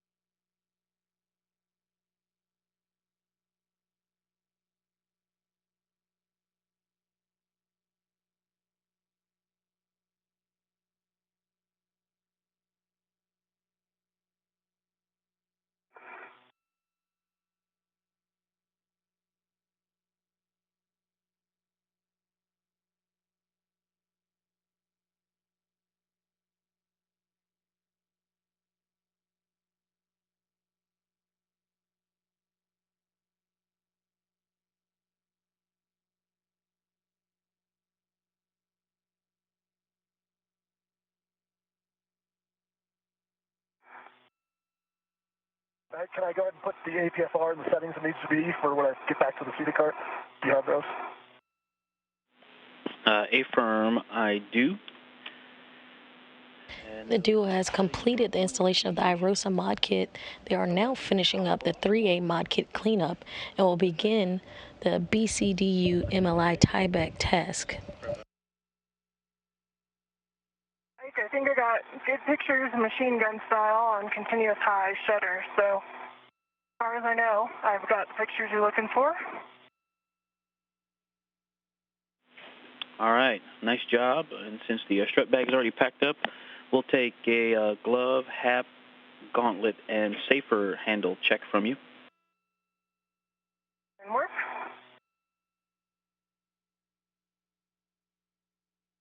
Actually, I lied. I'll just do the APFR settings now and get the WIFX when I get closer to this. When I try to go to Alpha, it'll get towards the mod kit. Looks like Okay. 12 Fox Alpha 6. I'll go ahead and set that up now.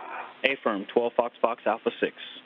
And then you can bundle that up and stow it on your BRT, and we'll take the same checks from you afterward. Make no changes to my gloves with the exception I've got some new smudging on my fingertips. Some of the old smudging wore off, and I've got some new fresh smudges. But otherwise, they look good. My hap is dry, and my gauntlets are down. Copy, dry hap gauntlets down. Translating smudges, you've lost some but gained some new smudges on your fingertips, and how your safer handle's doing. Oh, and work. Forgot about that one. Check.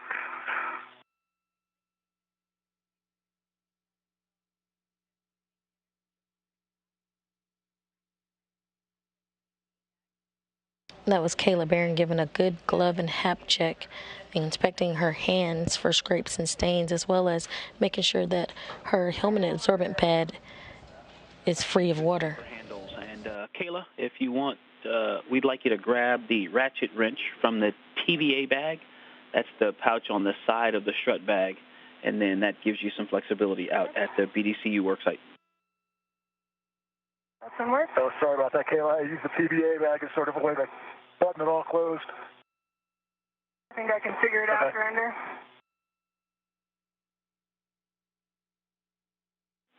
And Kayla, there is also a ratchet wrench in the crew lock bag, so if that's too difficult, we can just wait for the crew lock bag one.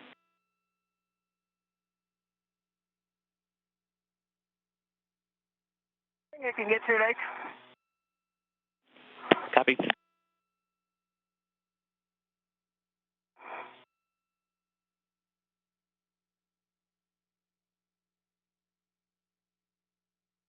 After finishing the 3A cleanup, Chari and Barron are looking to tie back multi-layer insulation on spare battery charge discharge units to support robotic replacement or relocation on a later EVA or spacewalk.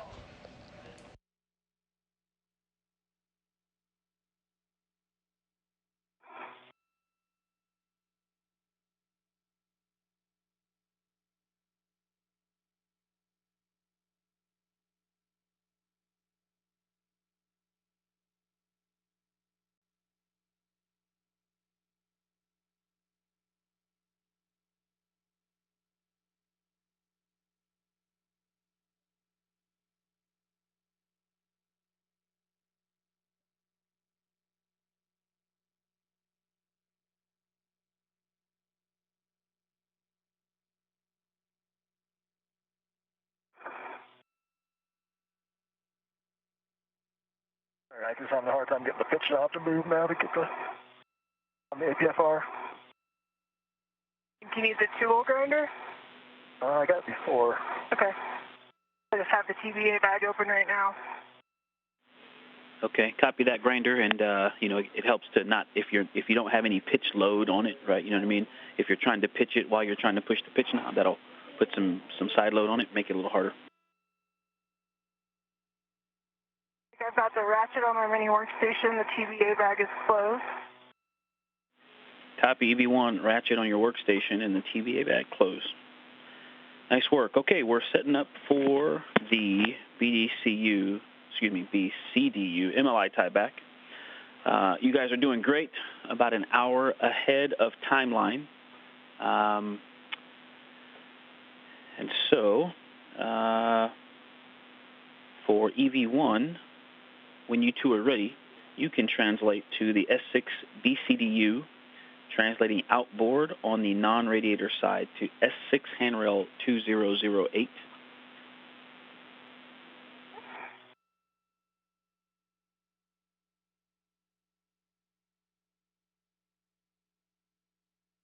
And Raja, if you want to wait to get those APFR settings.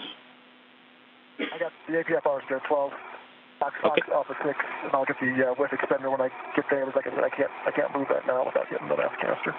Copy. Sounds good. Nice job, Grinder. All right, you can pick that up, bundle it up on your BRT, and you're going to head to the starboard seated cart.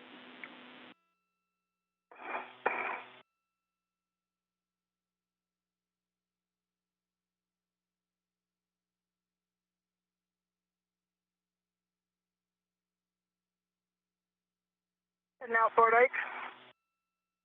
Copy, I'm looking for 2008. And hey, Kayla, can you just verify, can you check again that the TBA bag is closed? Closed. You guys see imagery otherwise? I'm pretty confident it's closed.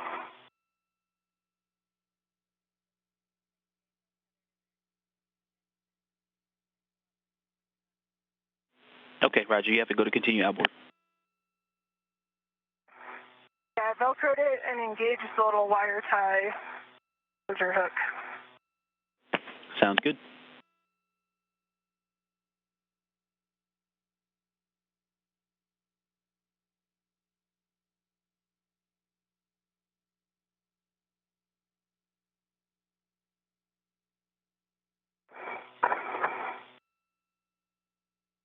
I'm going to put back in my fair lead here near where it was before, just to make sure keep each other safe on this side. Okay, copy. Sounds good. We're 10 seconds from a handover. And Roger, before you head back inboard, we'll take a glove, HAP, gauntlet, and safer handle check. See you on the other side of handover. Okay.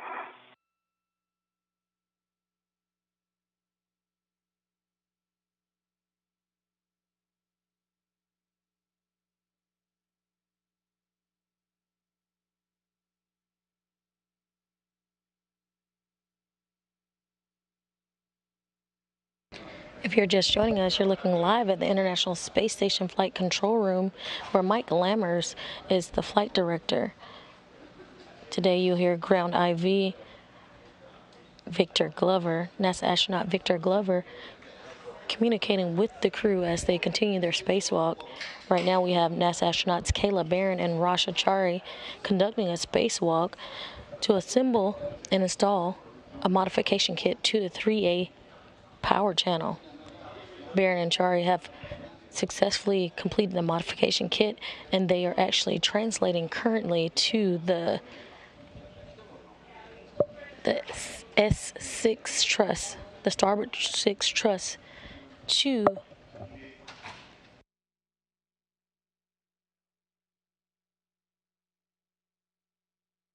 they're translating to the starboard 6 truss to do some tiebacks of the multi insulation. 2008, and I'm going to start working my wire ties. Okay, that's a good location, Kayla. 2008. Attach one long wire tie to the inboard stanchion of 2008, leaving one end a little longer. And Roger, did you get those checks for us? Glove, HAP, gauntlet, safer handles? Gloves, HAP, yep, HAP is dry. Gloves, no change. Maybe a little more scuffing on the right thumb, sure, for like a rub mark. And checking the safer handle. Okay, we copy. Thank you.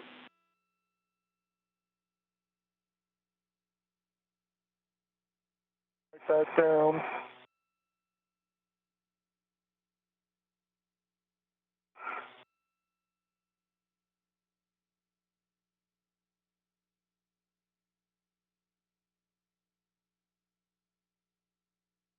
Once at the starboard 6 truss work site, the duo will high-back multi-layer insulation on spare battery charge-discharge units to support robotic replacement or relocation.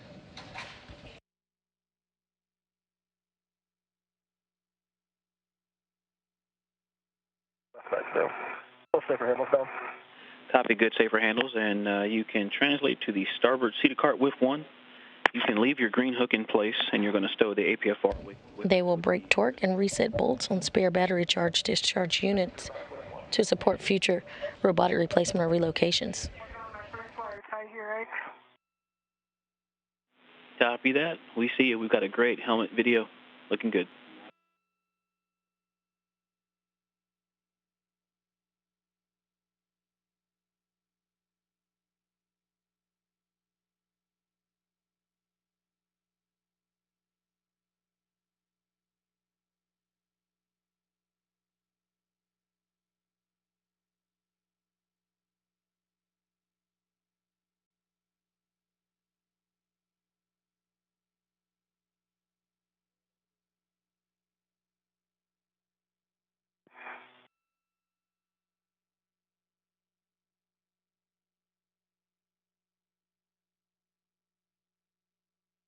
Working on the second wire tie.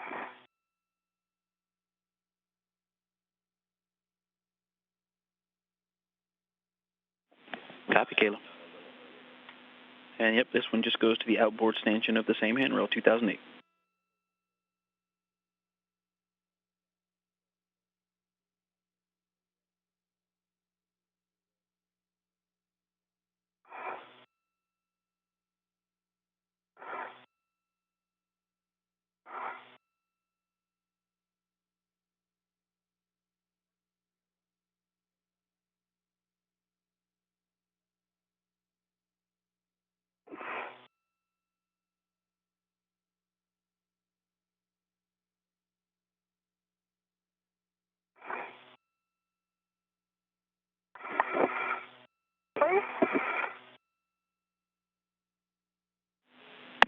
And Kayla, some cautions for you out there. Ensure the sockets are fully engaged before turning the bolts to ensure the anti-rotation device tangs are fully disengaged.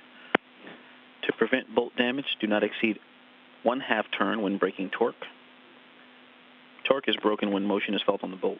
And once torque is broken, do not translate on the micro square until torque is reset. Roger. And Raja, for you, just as you're translating there on face one, the TUS cable, which is underneath the nadir cedar rail, that white ribbon-looking cable, is the TUS cable. Just be aware of that, especially with the BRT and the WIFX and APFR combo. Yes, I think the BRT is behind me right now, away from the structure.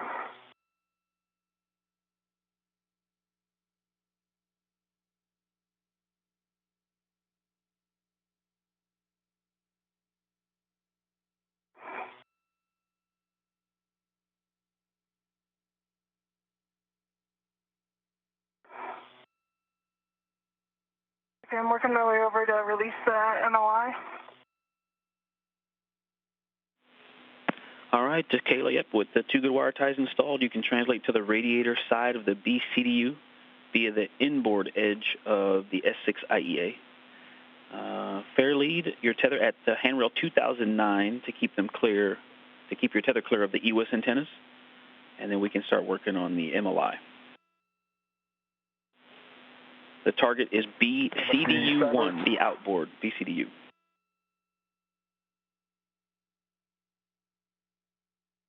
Starboard seated cart getting Copy, Roger. Okay, at starboard seated cart with one, you can install the WIFX clock to 11, and I've got the rest of those settings for you when you need them. 11 for the clocking. Good read back, Roger.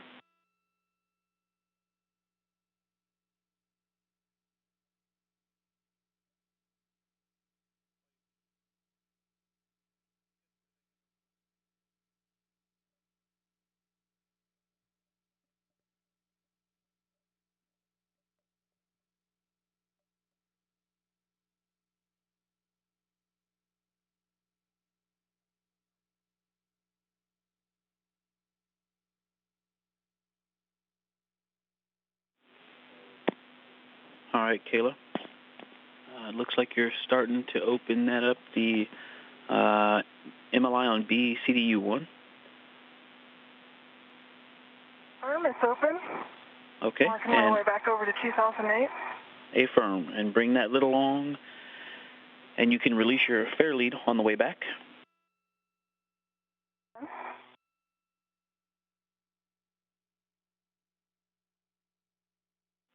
And we believe that that MLI is Velcro on the sides that you released, and that the side that's attached, that you're folding it toward, is like sewn on.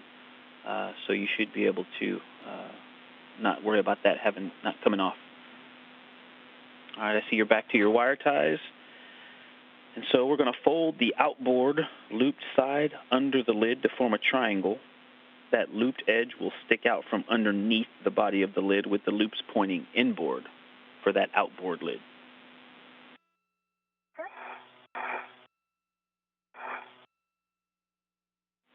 If you remember that picture or have it in your cuff checklist, make it look like that picture. Okay. All right, I've got the width X at 11, alpha 1, and width 1. And the APFR 1 at 12. Fox. And check the other settings. Copy, 11 Alpha 1, 12 Fox. The width X is black on black with a good pull and twist test. Thank you for that. Good config so far. I'll get the rest of the APFR settings here in a second. Copy, and nice folding there, nice origami skills, Kayla. And you're verified that the EWIS antenna is clear. Clear. And then you're going to attach that outboard lid. You're going to use the loop closest to the lid. The stanchion closest to the lid, you're going to connect the wire tie that's on the inboard stanchion to the loop closest to the handrail. What? And check your safety tether is clear, and then secure it with 3 twists.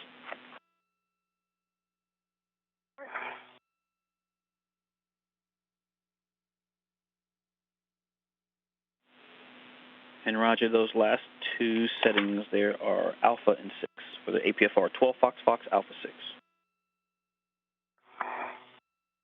The alpha confirmed, the 6 confirmed, and the ingress 8 is folded in.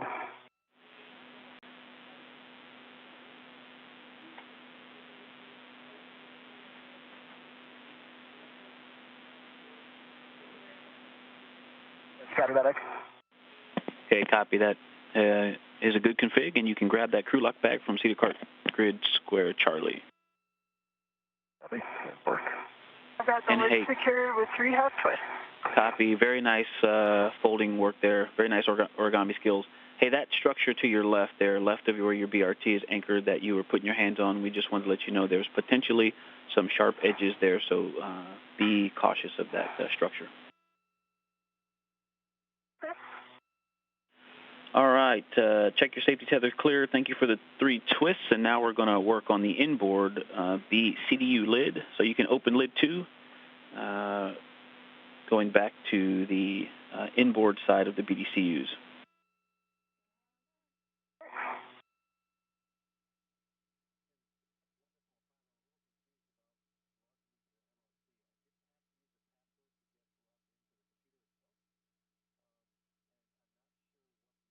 Lock bags on my BRT. All right, copy that. And once you're all ready, you can translate to S6B CDU to join Kayla. And you're going to go back to the radiator side of the S4 IEA and then outboard to the BCDUs.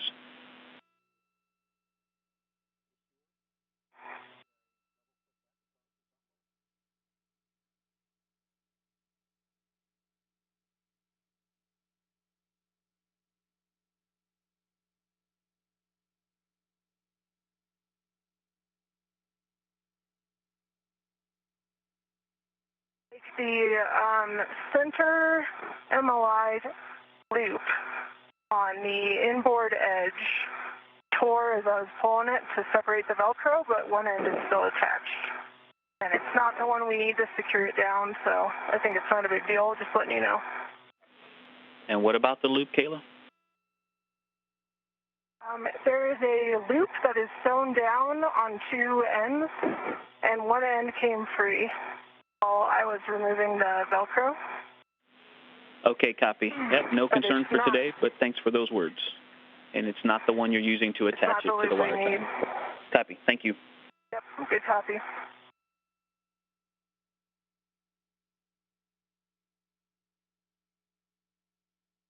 Get my tethers and the feather config here since the safety tether wrapped around the starboard key cart.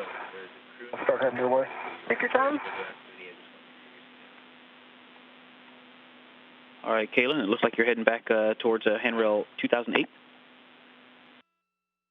Confirm.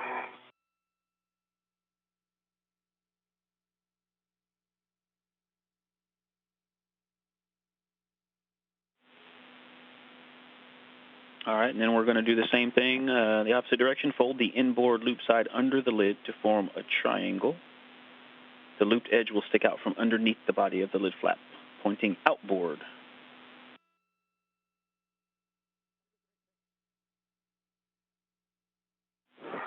And we expect it to lie on top of lid 1 that we just tied down. Roger that.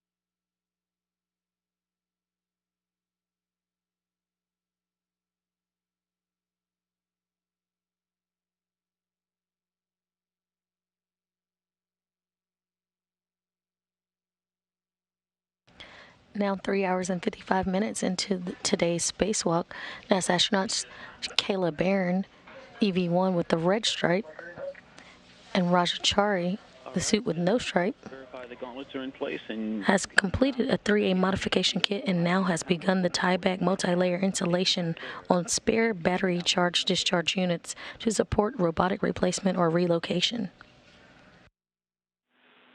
nice origami skills again. I see you attaching it to the wire tie, and that looks good. And once you're done, just verify both EWIS antennas are clear, Kayla. You say again the verification you're looking for? The EWIS antennas, the two conical devices inboard and outboard of the folded They're antenna. clear. I'm sorry, of the folded lids. Copy, they're clear. Thank you. They're clear.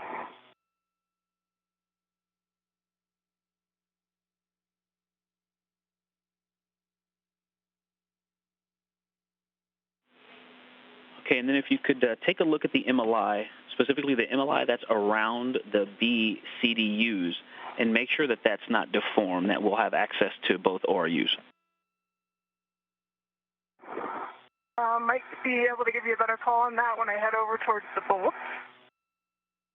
Right now I'm still just kind of looking at the edge where I folded.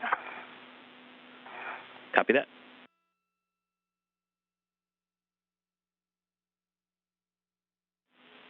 And we're also going to want some photographs, and then you can stow the camera in the crew lock bag. So over to you when and where you take those photos, but then you can get rid of that camera into the crew lock bag once Raja makes it out to you. If you want to, you can stow that I got camera. photos from this angle.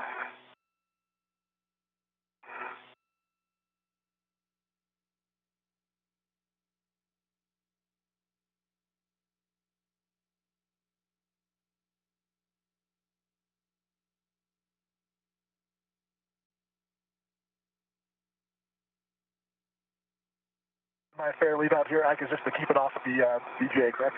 Not a particular. Affirm to keep it off the BGA. That's correct.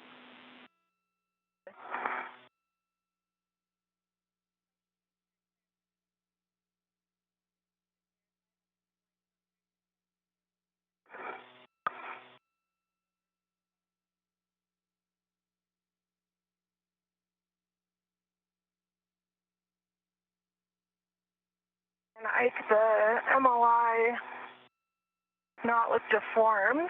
It's maybe a little bit pulled towards the folds, but it looks really clear for a robotics corridor, from what I understand.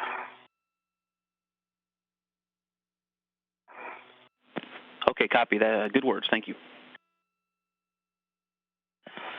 All right, and then some more photographs. We'd like to see the final config of the MLI, and also if you could get the EWIS antennas in the field of view.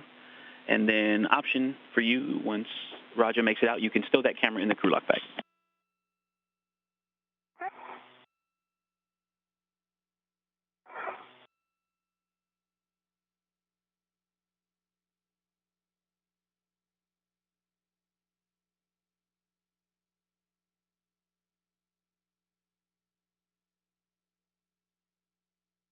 I might be able to get the antennas in the field of view. Trying, but it'd be hard. Yeah, best effort on that. Okay, thank you. To your left, Kayla. And from this angle, the folds are blocking the antenna, my view of the antenna, so I can't get this. I might be able to get better pictures when I go to the other side of the inboard side.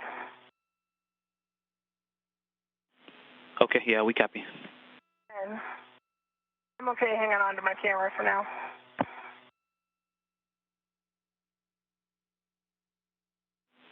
Okay, thanks, Kayla. Ready for your words on torque, brake, and reset. I'm going to put the crew lock bag down here on 2028. Okay, yeah, so you can drop the crew lock bag in a position for you to access H1 bolts, and we have a recommended location, but something for you two to decide. You can do a socket swap and put a 7/16 6-inch rigid socket onto your PGT, Roger, or you can work together and hand off the ratchet wrench. Either of those is okay with us. Just let us know. I'm right here, Raja. I think it's easy to hand it off. Okay. But your call, though. I think that makes sense. And I've got the ratchet wrench in my hand if you want to give me the first bolt we're driving here.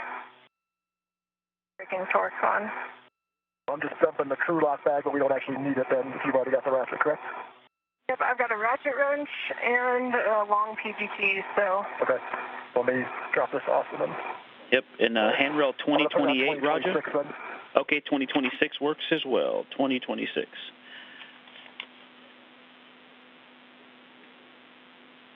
And Roger, what I'd suggest here is I can break torque on BCDU1 with a ratchet wrench and pass it to you. Okay. And while I'm resetting torque with my PGT, you can break torque on the next one, and then I'll hand you my PGT for it. Sounds good. Let me get set up here. Okay, and we copy, and we like that plan as well. And can I get a go to break torque on BCDU1? Okay, on BCDU1, the outboard, H1 and H2, 1/4 to 1/2 turn, H1 first. Mark.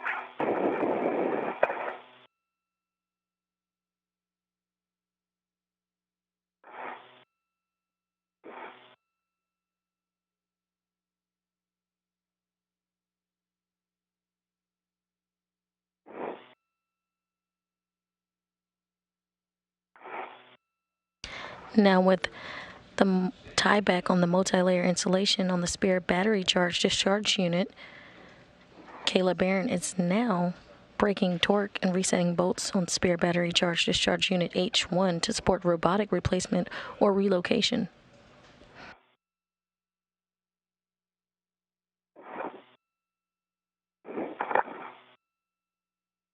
H1, torque broken, a 1/4 turn. 1/4 turn on H1. Copy, moving to H2.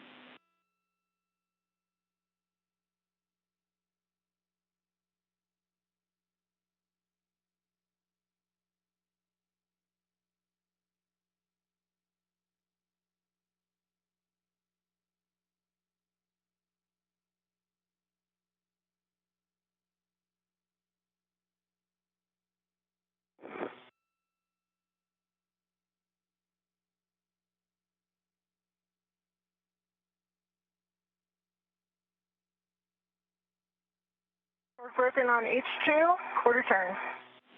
Copy, a quarter turn on H2, and you can either hand off the torque wrench to, the ratchet wrench to Roger, or you can stow it on your workstation. I'd recommend handing it off if you're okay with that, Roger. Yep, and you want me to position over here? You want me to try to get it from... I can hand it to you. If you want to put a red on it and take mine off.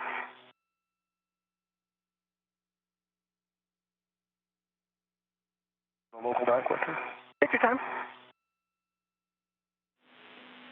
And Roger, you're going to break torque on BCDU2, the inboard ORU, and Kayla, you're going to reset torque on the one you just broke torque on. And I've got PGT settings when you're ready, and we're going to go H2 and then H1. Okay. And so, Roger, if you get to it, you've got time, you can break torque on H1 a quarter to a half a turn, starting with H1. And Kayla, starting with the two you just released, H2, alpha 6, clockwise 2. I copy that, starting H2, alpha 6, clockwise 2. Good read back on H2. Roger has the ratchet wrench, and he'll work on getting in position over there.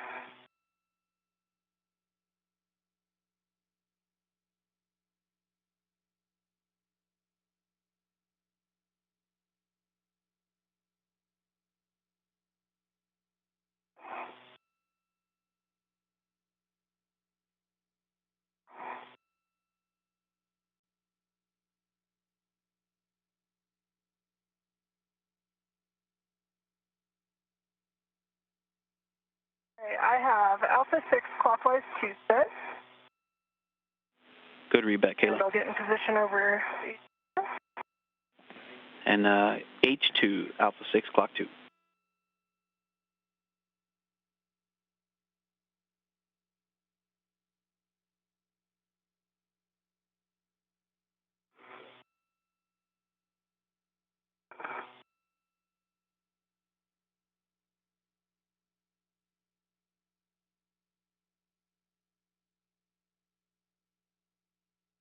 I must have bumped the off switch on my PGT, so I'm going to recal it, and then I'll do this turn. Copy. All right, I can do an H1 or H2 first. Sorry, you probably told me. You're starting with H1, 1 quarter to 1/2 turn, breaking torque on H1, BCDU2. Okay, I'm back in alpha 6, clockwise 2, and I'll do H2. That's correct for Kayla. H2, you're able to go to drive. There's 1/2 turn on H1 on the inboard. Copy inboard BCDU, 1/2 turn on H1. You have a go to release brake torque on H2. Ike, I've got a green light. Torque is 8.5, and that was maybe a quarter of a turn. Copy on H2, 8.5 on the torque, quarter turn, green light. You have a go to move on to H1. Sure.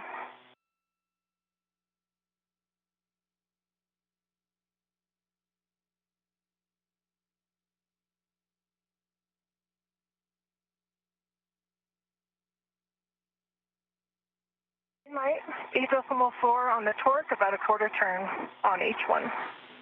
Copy BCDU1, H1, quarter turn, green light. Good torque reset. Good ORU.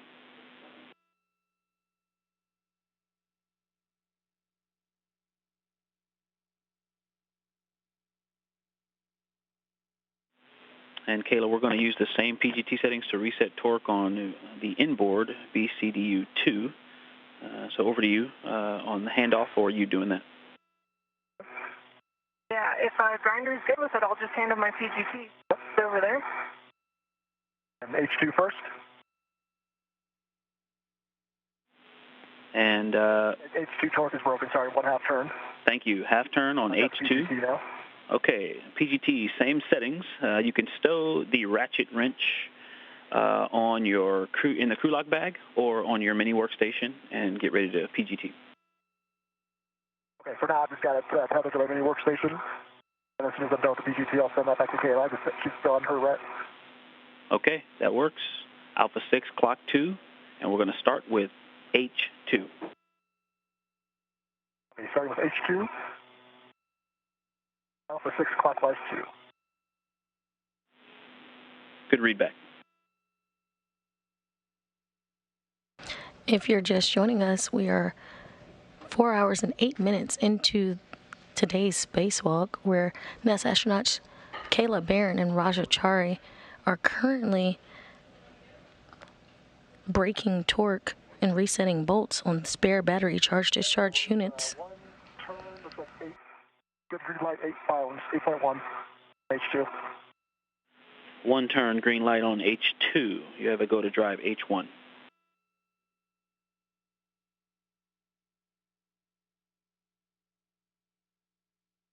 About an hour earlier, the crew completed the 3A modification kit.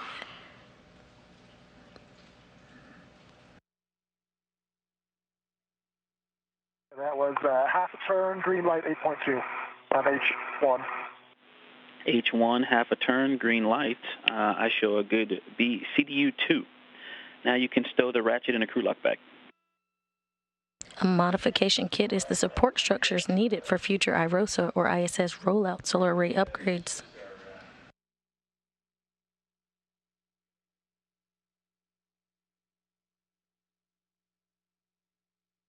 That's our extra TPA bag ratchet. Just rest day. Okay.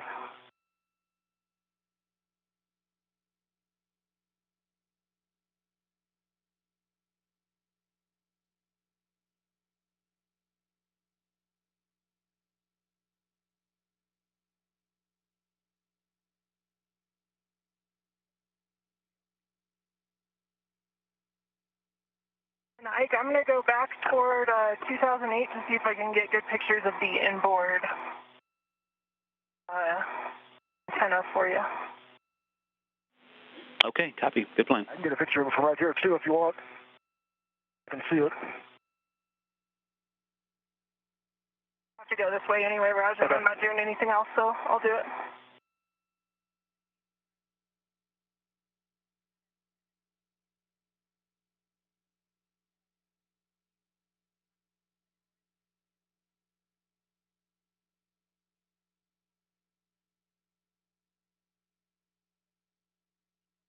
Right, at least. If I'm too close, I'll let you know. All right. I can come back over there if I need to.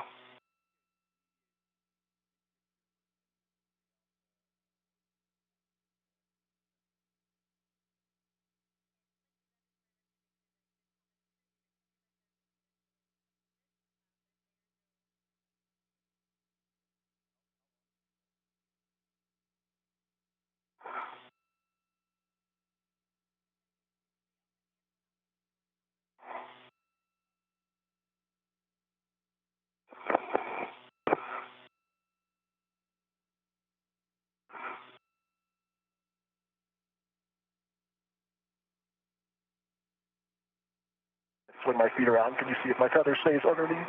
If I have it square right back there further. All right, now it's in front of you. Okay. Now it's crossing over your left ankle.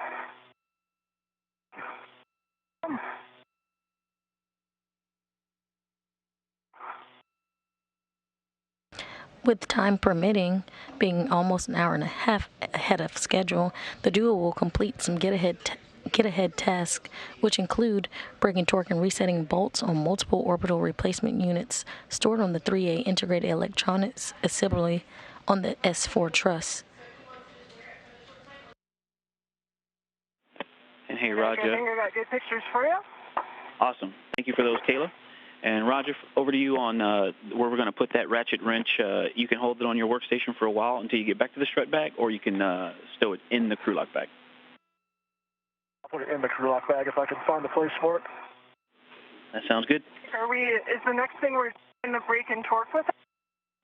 Okay, so let's, when Roger finishes that, I'll give you guys a big picture and then and get your, how you feel about it. So give me 1 minute. Okay. Stand by.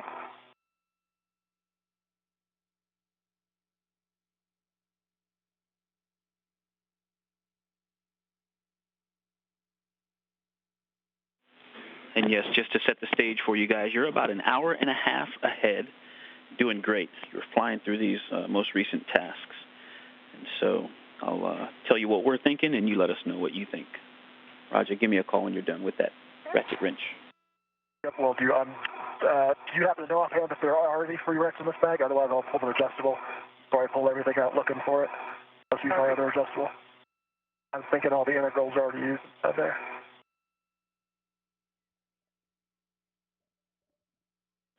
Yeah, there may not be one in that bag, Roger, but you have quite a few, or you have an adjustable on you that you can use. We'll be okay with that. Yep, I'll just do that.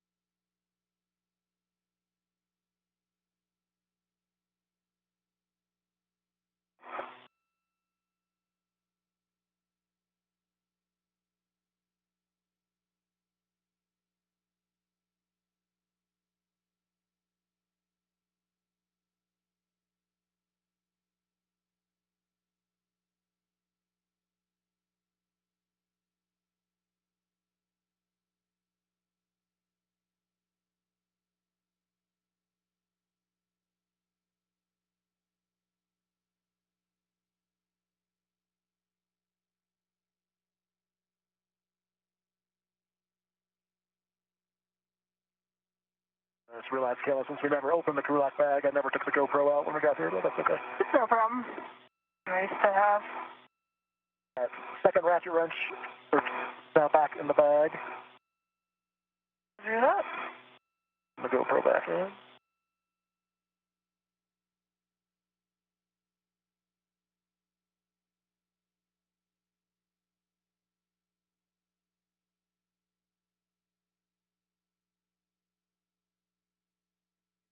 I assume this crew lock bag's going to wind up back on my BRT.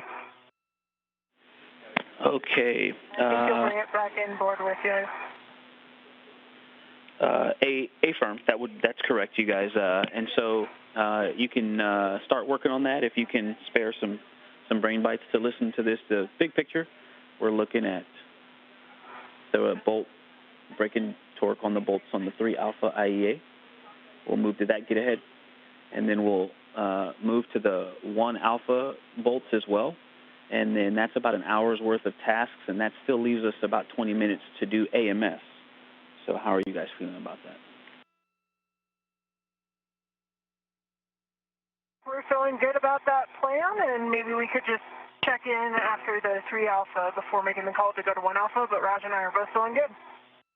Absolutely, we'll check in with you, and don't be afraid to check in with us. Okay, so with that, yes, Raja, you can retrieve the crew lock bag off of 2026 and put that on your BRT, and then we'll take a glove, hat, and gauntlet check from you. Raja, your left helmet. It's the sun setting. Okay. You know. And then, Kayla, we've got an audible for you when you're ready. I'm ready for an audible. Okay, so we'd like you to temp stow the strut bag out of the way of the S4 IEA ORUs as desired, and we've got recommended handrails. Once you get over there, I can give them to you. Yeah, I'll head that way and take a look. You know when I'm there.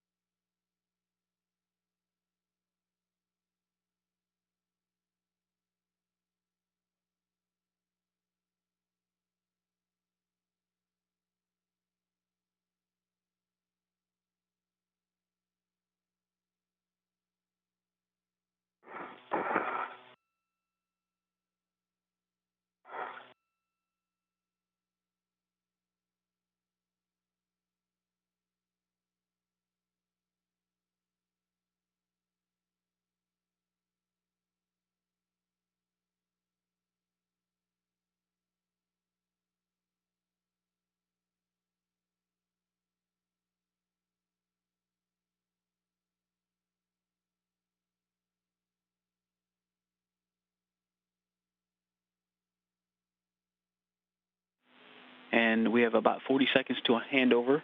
EV1, when you have a free finger, if you could get your HECA on. And Roger, same to you, HECA and WVS on. Okay. That in a minute here, once I put down the local. And I got a green light on my HECA. Want me to power cycle it again? Yes, please, Kayla. Power cycle. Neither of my green lights are on. They both are on now. Thank you, EV2.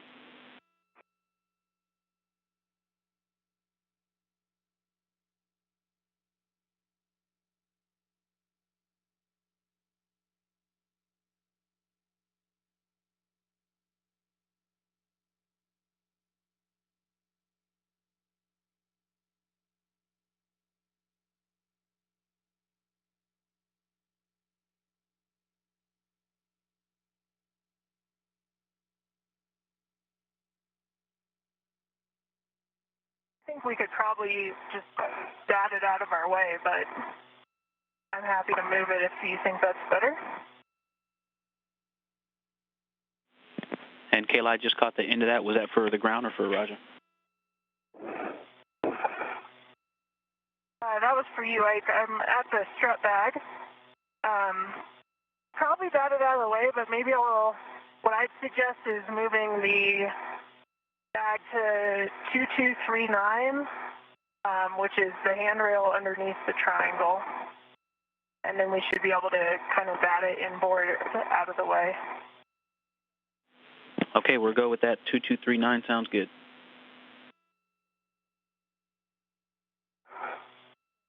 And I got the crew lock bag on the BRT.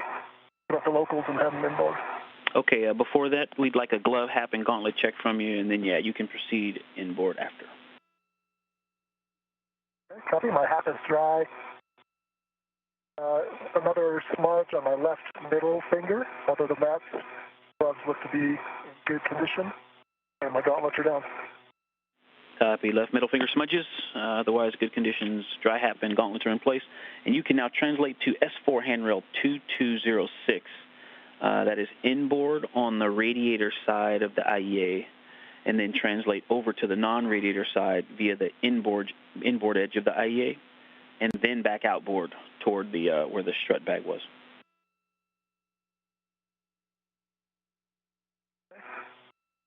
Keeping the crew lock bag with me. Once you get to the 3 Alpha IEA, you can stow the crew lock bag as desired. And what we're moving to is the 3 Alpha bolt get ahead, so you want to have it in a place where you can access it, but it's not in your way. Okay, where we can get to it, okay. We'll need the ratchet wrench from that bag, Grinder. Copy. Try to decide if we want it more on inboard corner or just bring it all the way out to where we're at.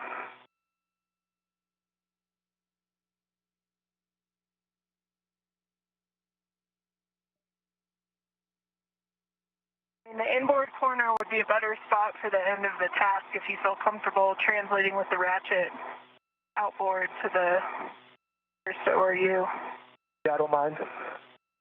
When it's ready, when we ready to put away when we get there.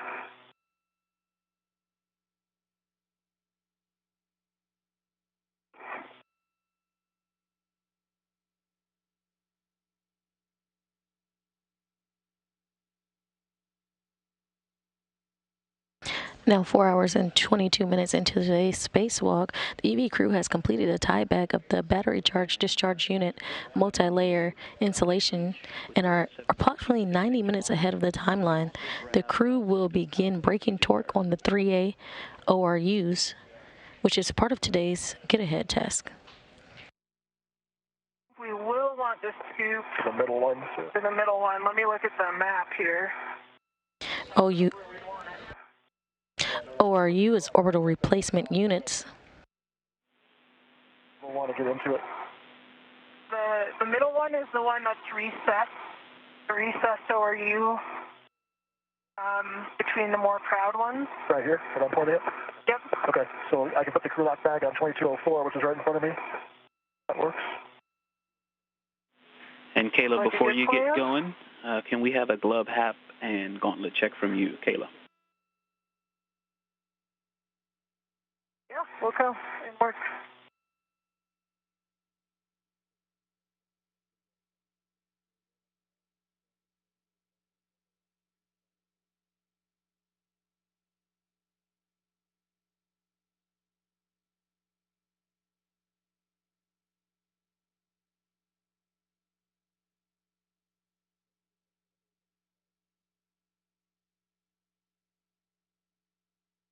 The same as before, with some changes to my smudging. Some of it's rubbed off. Hap is dry, gauntlets are down. Copy, dry hap, good gauntlets, and smudges continuing to translate. And, okay, all right, big picture plan is we're going to have EV2 lead. We're going to move RU to RU, and EV2 will break the torque on H1 and then H2, and EV1 will follow resetting torque on 2, then 1. So 1 to 2, and then 2, then 1. And, all right, so Like a good plan. we're going to do the releases 1/4 to 1/2 turn, and then reinstall with the PGT. And then we're going to start on the 3 Alpha 2 VCDU. That's the outboard VCDU that was near the forward outboard corner where you stowed the strut bag. Roger, I'm looking at it, and I'm looking at cuff checklist page 8.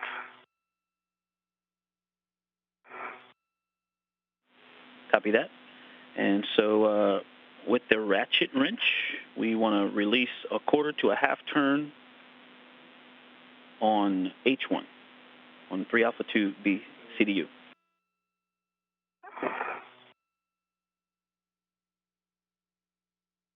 For Raja with the ratchet wrench. And Raja, we are ahead and doing get ahead, so take your time. Yep, I'm just trying to fix my BRT. I think I got spun around on the controls here. Yeah, your knob's on top at the moment.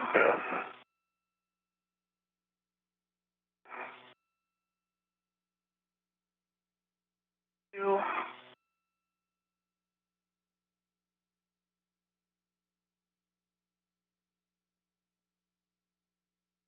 I need to loosen your outboard knob to get that joint to rotate. So you want to? I think I will see to flip it 180 around. I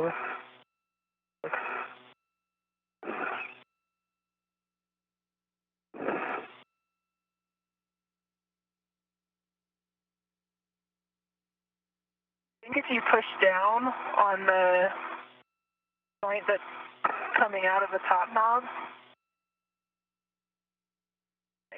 have more leverage. And now if you pull it the rest of the way around, it'd be how you usually have it.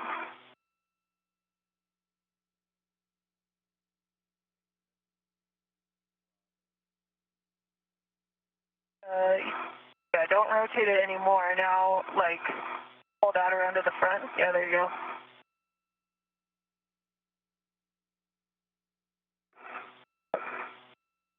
No, you ended up back where you started, actually.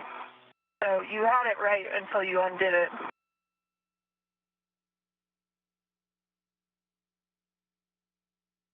What you just did. Pushing down seemed to work, I think. Yeah. So push it down until the top knob's facing your feet, and it is now. There we go. Just grab the actual ball stack. Yeah, don't rotate it anymore that direction. Bring the ball stack forward. Got it, or? Yeah.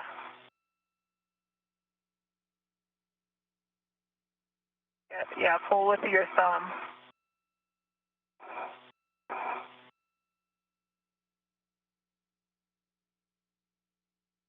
There you go.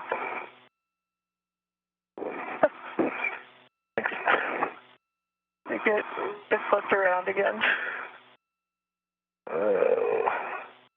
Are you uncomfortable leaving it on top? I just can't. It's yawing I can't tighten the yaw. Okay. Want me to come help you with it?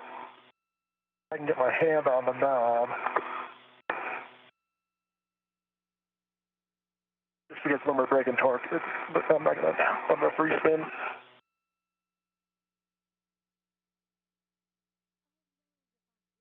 I think I can get my hand on this knob to tighten it.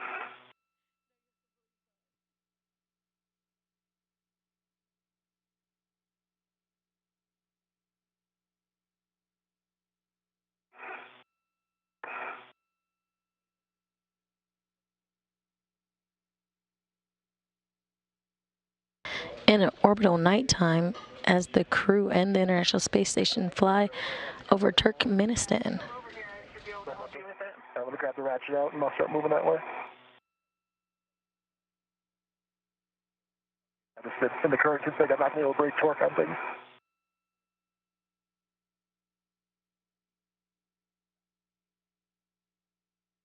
Barron and Chari, with extra time, decided to go forward with a get-ahead task, which includes breaking torque and resetting bolts on multiple orbital replacement units stored on the 3A integrated electronics assembly on the S4 truss.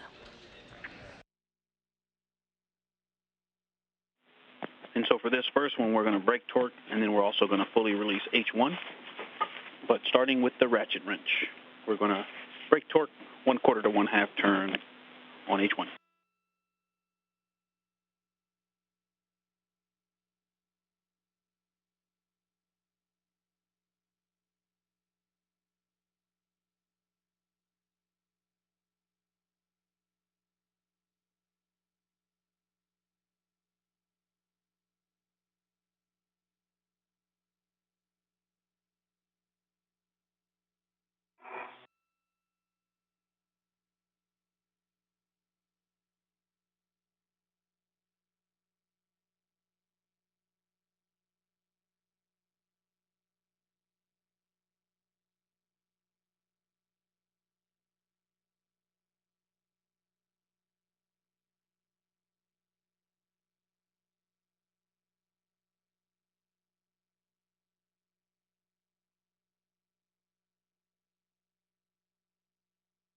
Do a ret swap and I'll start moving that way. Sounds good. No rush. No rush at all.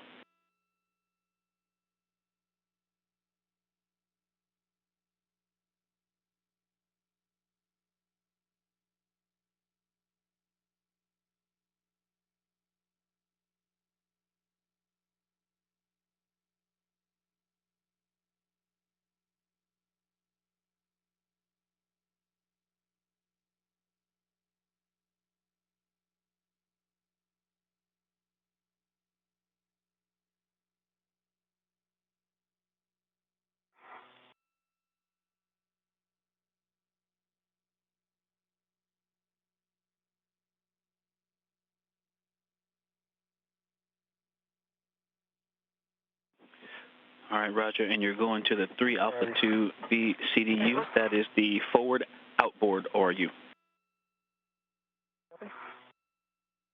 H2 first.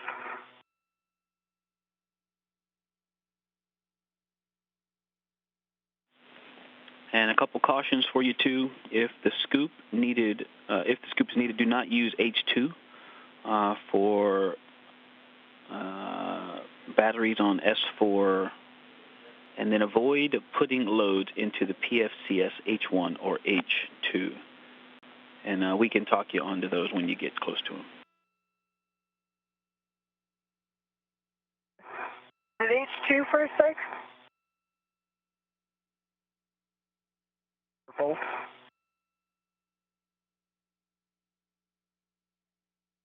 think it's 1.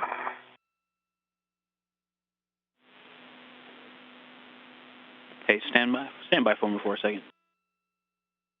Stand by. Want me to tighten one of your knobs, Grinder? Yeah, actually, I was going to position here. Let me try to position it inside here, and then I'll let you tighten it. Okay. I'm thinking I might actually lay on top of the IEA. I think that's a good choice. Go ahead, Ike. Okay, no, I was just, we were just verifying something. When you guys are done adjusting that BRT, then you have a go to brake torque on H2. Excuse me. I'm sorry, no, negative. It's on H1. You have a go to brake torque on H1. Okay. H1. H1. Okay. That ret, I think, is locked at the moment. That's connected to the ratchet. And what do you want me to do with your BRT here? Yeah, I think it's the yaw joint, so anchor it down here.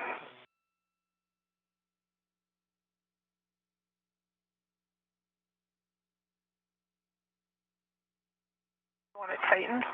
So the one that... this one, yep. Thanks.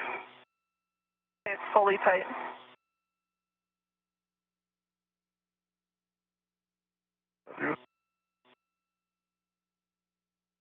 Sorry, I'll move out forward if you move your hand for a second. That's okay. I can just go with this for now.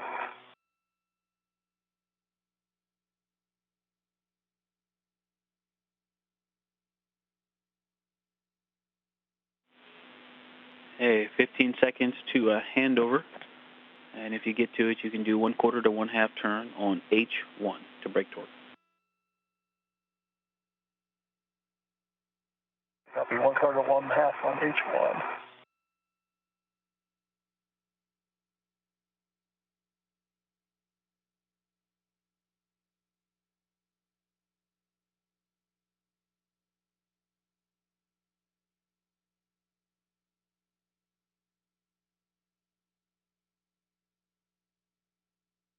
If you're just joining us, we are 4 hours and 35 minutes into today's spacewalk with NASA astronauts Kayla, Barron, EV1, donning the red stripes, and Chari, EV2, donning the suit with no stripes.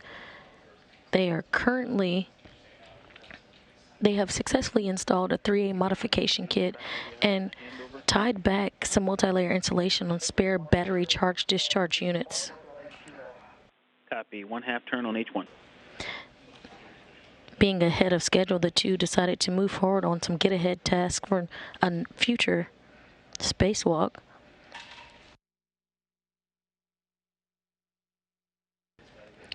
They have begun braking torque and resetting bolts on multiple orbital replacement units stored on the 3A integrated electronics assembly on the S4 truss.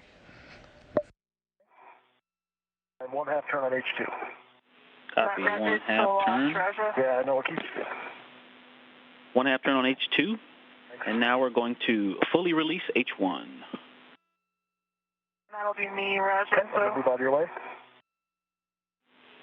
To follow the leader protocol.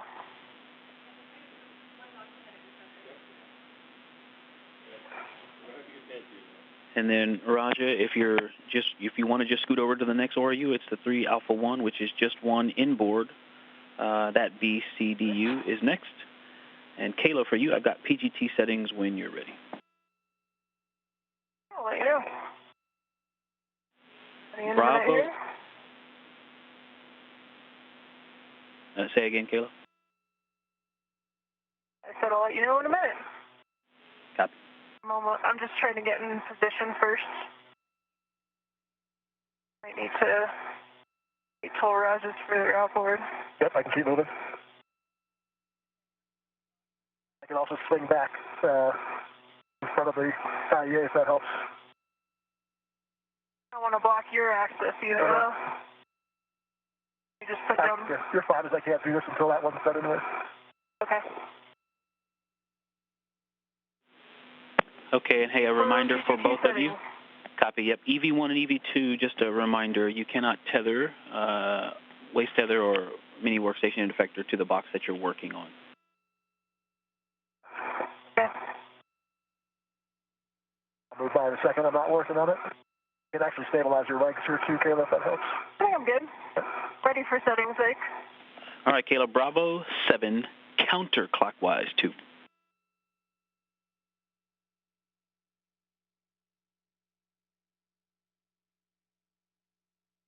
Bravo 7, counterclockwise 2 is set. And you're going to fully release H1. Fully release H1. That's a good bolt.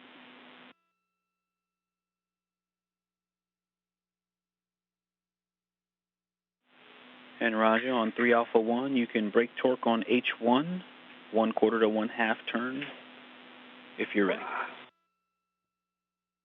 Yeah, I'll wait until Kayla's done here.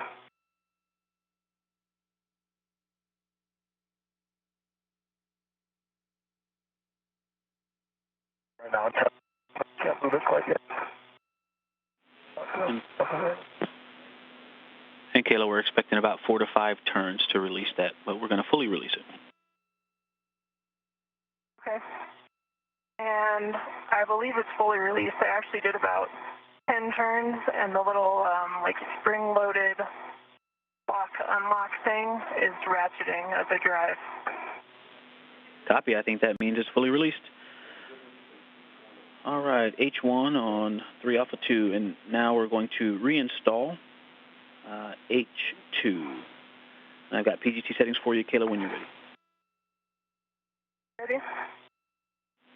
Alpha 6 clockwise 2. Alpha 6 clock 2.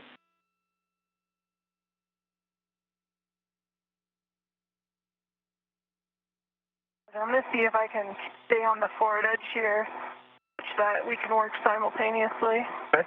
I can stay out of your way. Got my vector, and then I'll set those PGTs. Copy. There it goes. Reach. All right, Alpha 6, you said? Affirm, good copy. Alpha 6 clock 2.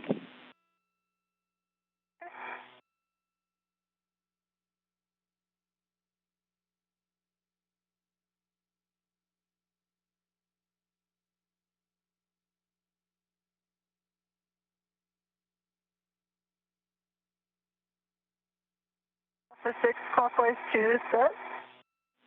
Okay, and you're going to drive to torque H2. H2. North.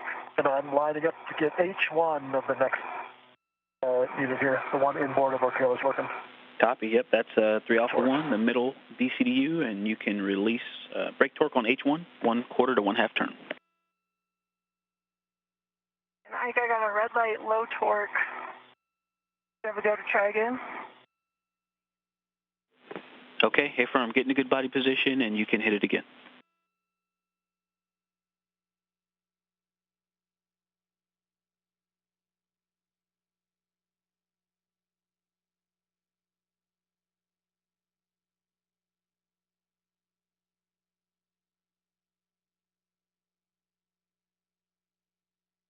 Green light, half a turn, 9.5 on the torque. Copy, green light, a 1/2 turn. What were your total turns on that one? I'd say half turn total. Copy, 1/2 turn on H2. That's correct. Okay, and stand by for us, please. Can you check the PGT settings on that one, Alpha 6 clockwise 2?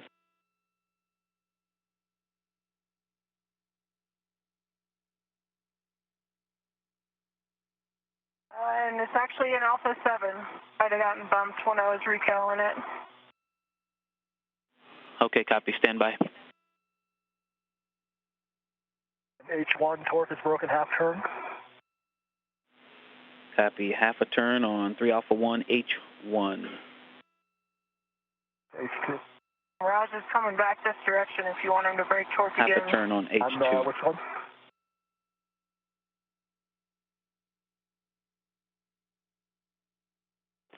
Okay, Kayla, that H2 is good as is. We're going to continue. And Roger, copy that you broke torque on H1 and H2 on the middle BCDU. H1, correct? H2 is in work, actually. Okay, H2 in work, copy.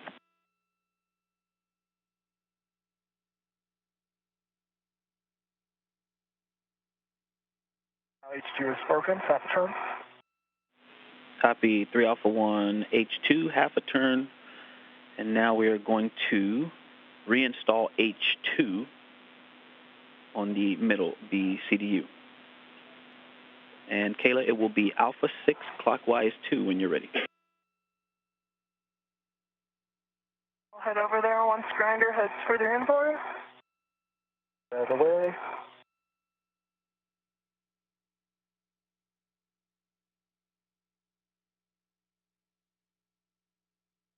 I'm watching your tethers right underneath my BRT here, Kayla. Okay, give me a stop.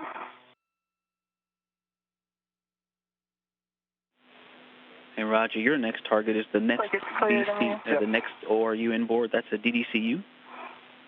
And the same thing, you're going to brake torque quarter to a half on H1. You can wait till Kayla's done. Over to you, whatever you prefer. I've got Alpha 6 clockwise 2 set, and I understand I'm resetting torque on H2. That is a good readback, good settings. Alpha 6 clock 2, you're driving to torque H2.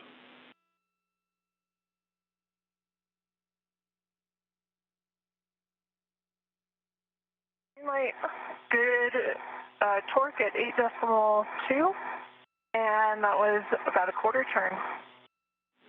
Quarter turn green light 8.2 on H2 of 3 Alpha 1. And now we're going to torque H1. And towards H1.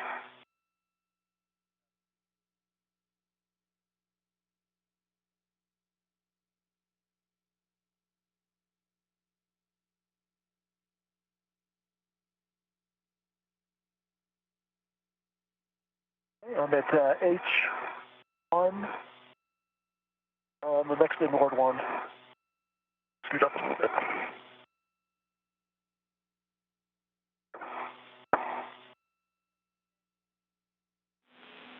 And Roger, say again, please. I'm setting up for H1 on the third. Okay, copy. Yep, that's the 3 Alpha DDCU, H1. 1/4 to 1/2 turn. And I'm at H1. I'm still in Alpha 6 clockwise 2. And you have a go to drive it to torque. And you're away, Kayla? No, you're good.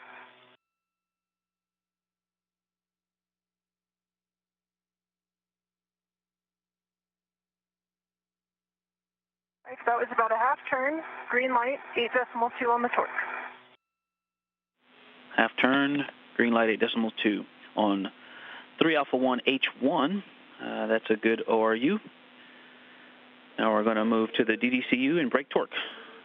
Roger, you have a go to release torque on H1, 1/4 to 1/2 turn. Copy. Can't tell if it's slipping or it was really loose. Okay, there's half turn on H1. Torque. Copy, 1/2 turn on H1.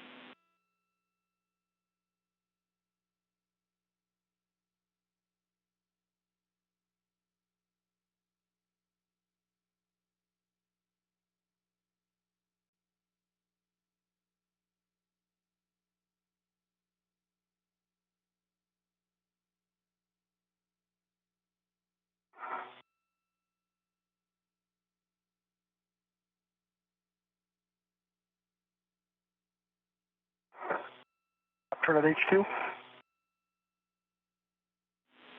And Roger, say again for H2. Broken torque, half turn. Half a turn, broken torque on H2. Out of your way. Okay, Kayla, same settings, Alpha 6 clock 2. And we're going to torque H2. I think I probably need to work on getting the scoop out then for the next ones, right?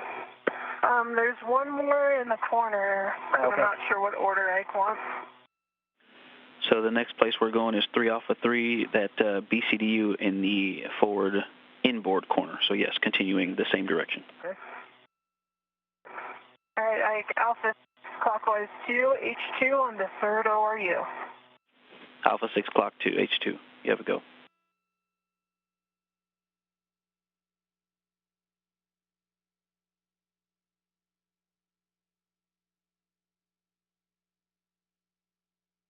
Green light, that was about a quarter of a turn and 8.5 on the torque. A quarter turn, 8.5 green light on H2, and you have a go to torque H1. And work.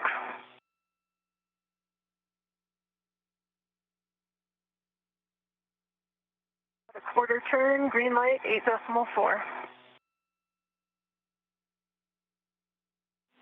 Copy, a quarter turn, green light, 8.4 on the DDCU H1.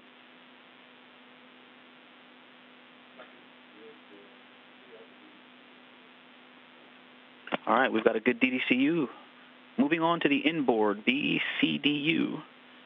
We can set up to brake torque. This is another one where we're going to fully release the H1 as well. We'll start with braking torque, 1/4 to 1/2 turn on H1 to Roger. Roger. Copy positioning.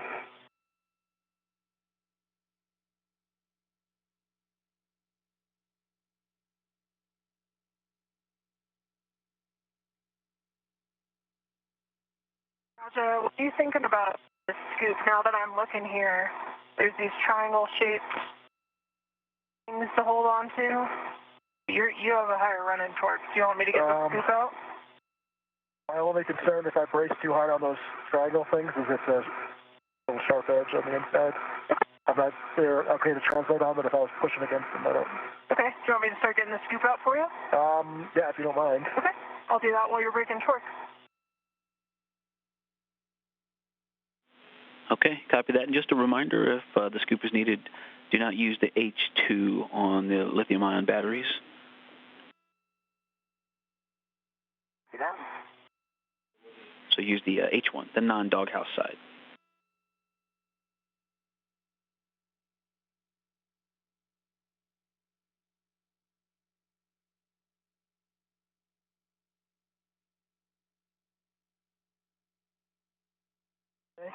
H1, torque broken, half turn. All right, 3 Alpha 3, H1, a quarter of a turn. And just to be clear, the only no-go for the scoop is the one marked with the red X on our cuff checklist page. Is that correct? Stand by.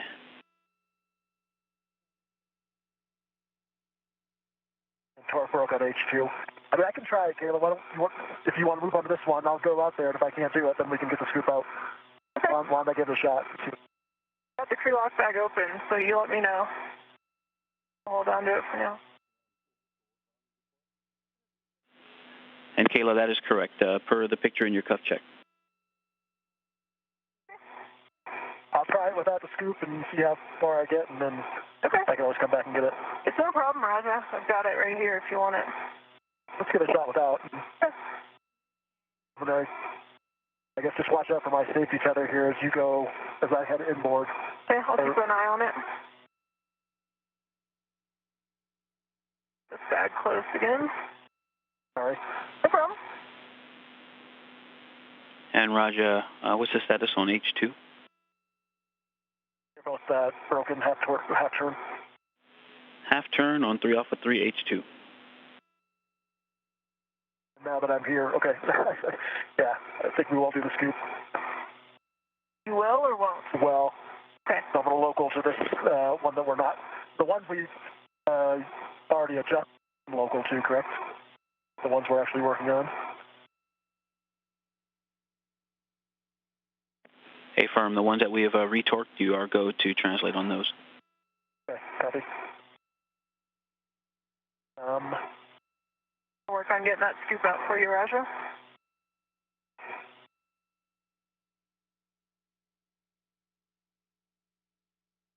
If you're just joining us, we're 4 hours and 52 minutes into today's EVA or spacewalk. NASA astronauts Kayla Barron and Chari ventured outside the airlock at 7:12 a.m. Central Time, 8:12 a.m. Eastern Time, where they switched to battery power and proceeded to the 3A power channel work site. The duo successfully installed the 3A modification kit and then proceeded to tie back multi-layer insulation on spare battery charge discharge units to support robotic replacement or relocations. With additional time, the crew decided to move forward with get-ahead tasks, which includes where they are currently, breaking torque and resetting bolts on multiple orbital replacement units stored on the 3A integrated electronics assembly on the S4 truss.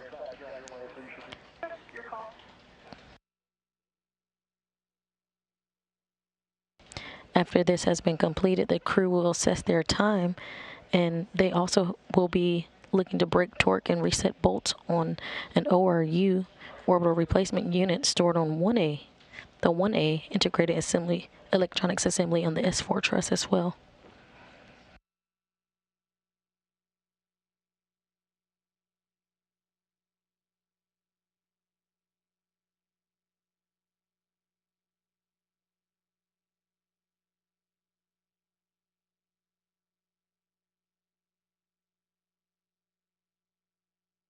Our safety tethers are deconstructed.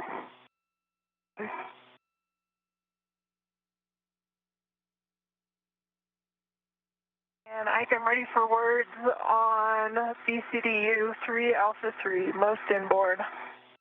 All right, on the inboard BCDU, we're going to fully release H1, and I've got PGT settings when you're ready. I'm going to put my visor down here real quick. Copy that, and the sun is coming up. And I'm ready for PGT settings. All right, it's going to be Bravo 7 counter 2.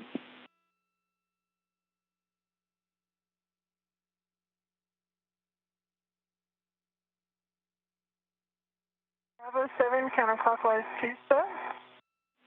And you're going to fully release 3 Alpha 3 H1.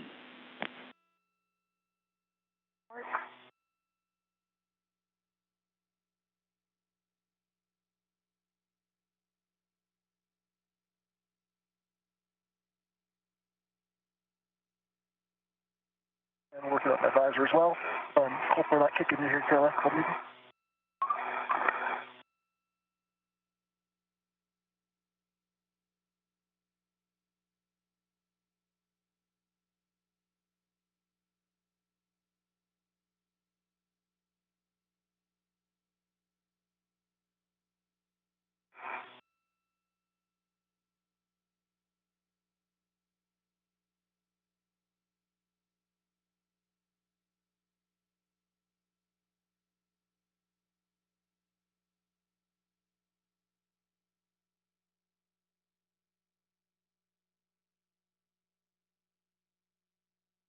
Okay, I can H1 and H2 first, or H1 first again. Okay, so you're moving to the DCSU, which is just aft of the station, aft of the DDCU that you worked on.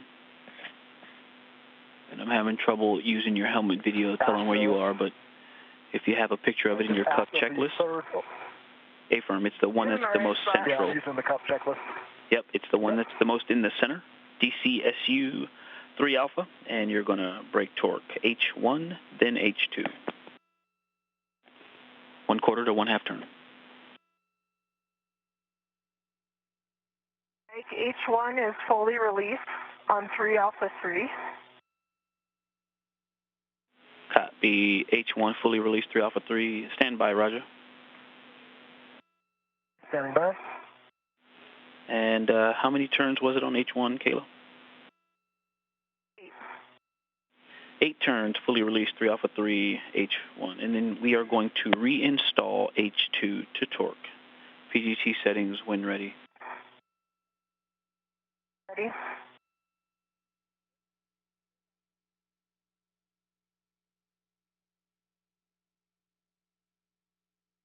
And I think I'm experiencing a little bit of choppy comm. Roger, can you hear me? I can hear you. Okay. Okay, and how do you hear me? Ike's made up and choppy. Okay, copy that. I have you loud and clear now, Ike. Okay, all right, thank you. I'm ready for PGT settings. Okay, stand by.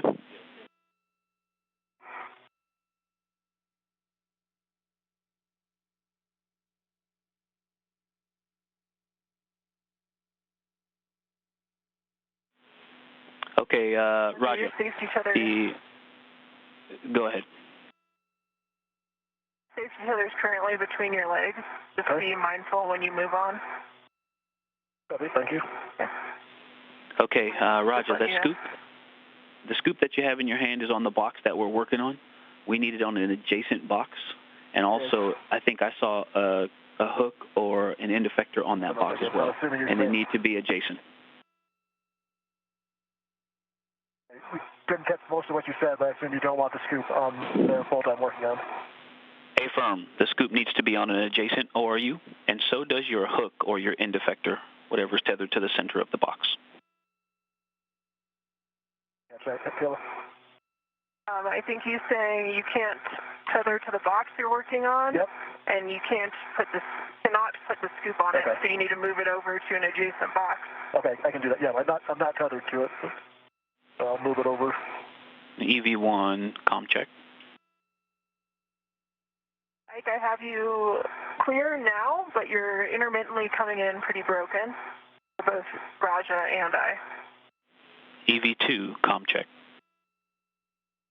I've got you now, and copy. I'm moving the scoop. I'm not tethered to that box, so that's not a problem. But watch your feet, Grinder. I'm right here. Okay, sorry. Here for a second while I try to push it over.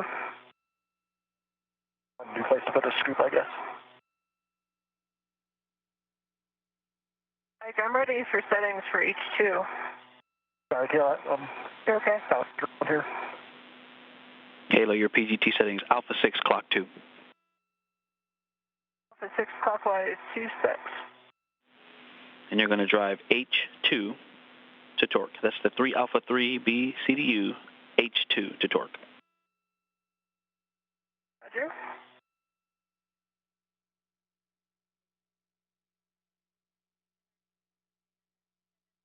You're kicking me, Grinder. Sorry. Okay. Oh. Green light, 8.6, and that was about a quarter turn, maybe? 8.6 quarter turn, and a green light on H2 of 3 Alpha 3. I can get out of your way now if that would help you. You want me to move at all? I don't think you need that. I'm going to wind up putting this scoop on the one I have to do next, which I know is I'll have to move it again, but that's the only option. I'll switch it back to the one it was on. Move my tether here in a second. Yeah, that works, Roger. Or effector on the one I'm working. Yep, or you could go to the one adjacent to it. There's the battery that's just outboard of it. I know it's a different plane, so it's a little bit of a further reach, but either of those would work.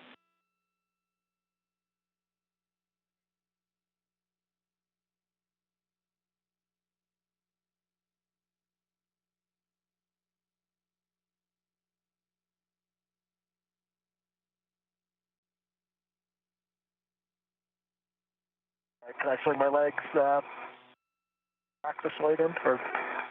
Let me move outboard, Grinder. Stand by. Try to get fully out of your way here. I'm trying to get H1 from where I'm at, so you don't have to move for the first open. For that, H2 I'll have to move. All right, you're going to swing your legs. Okay. This one first, then I'll move. I think I'm caught on the crew lock bag, maybe. The crew lock bag is behind your left heel. And yeah, there you go.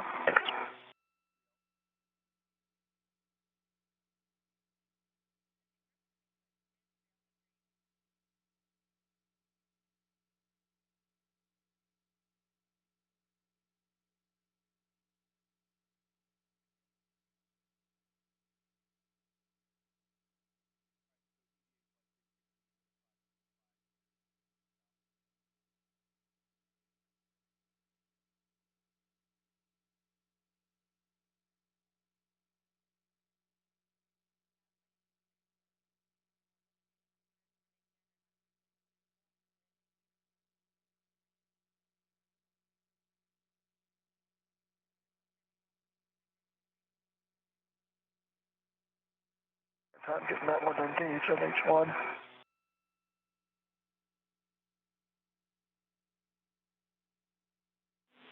And Roger, can you say again about H1? I was just having a hard time getting it to ratchet to engage. Copy. Working it.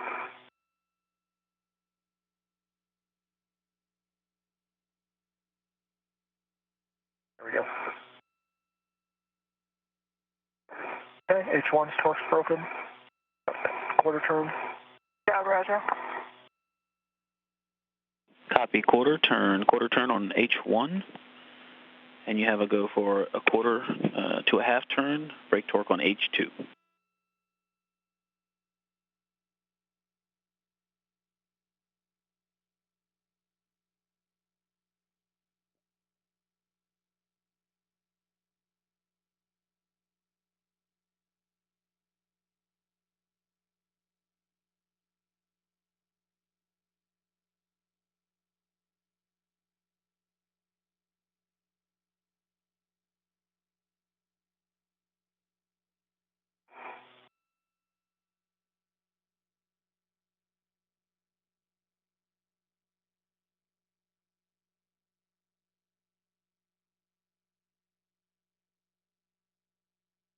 These middle ones are definitely a little more exciting. Yeah, it's a tough place to get good body positioning, especially to brake torque. Doing great.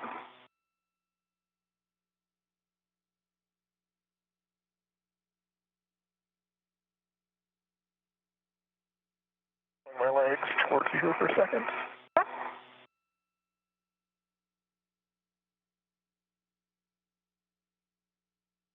Good clearance to maneuver as necessary.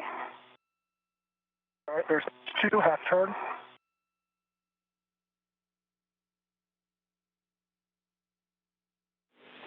Okay, hey, repeat. I heard 2 half turns. Quarter on H1 probably, and half on H2. Okay, copy. That makes sense. Half turn on H2. All right, so now we're going to set up to reinstall H2 and H1. So, Kayla, when you are in position and ready. Shift out of Kayla's way here. And Raja, you just take your time getting to where you want to go next, and then I'll come in there. I'm trying to decide so we can miss. Roger, the next ORU is the PFCS, which is just aft of the DCSU. I'm just looking for a place to put the scoop. Why don't you just release it to the crew lock bag for now, Grinder? Okay. And if I feel like I need it, I'll reinstall it.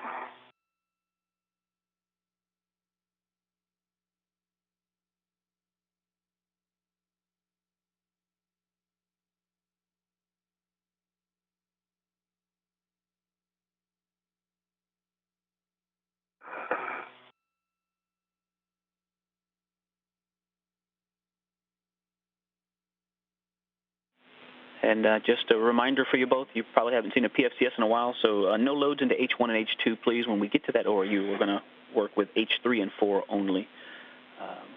So no loads into H1 and H2 on the PFCS, please.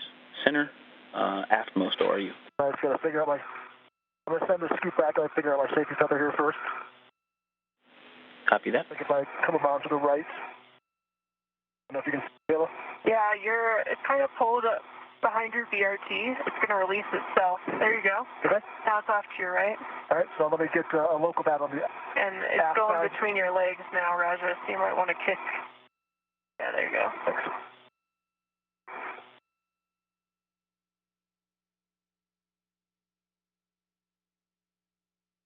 Okay, so I'm going to send the scoop back like you said, and then... Yeah, just let it tend toward the bag. No.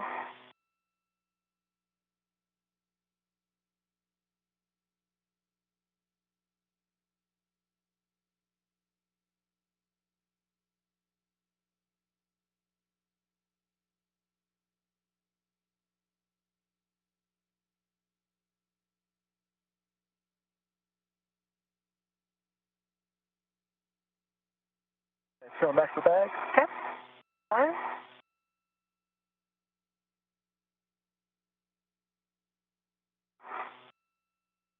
And copy. We're not putting loads into 1 and 2, just 3 and 4. That's correct. Yeah, good readback. Thank you.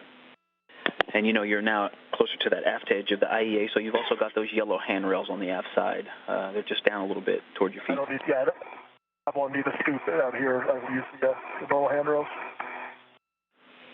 Roger that.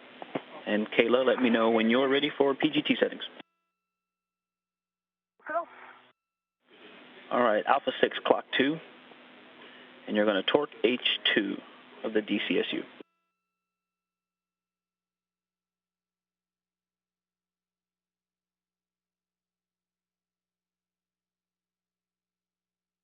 And am I starting with H1 or H2? You are going to torque H2, starting with H2. Alpha 6, clock 2, torque H2. Let you know when I'm there.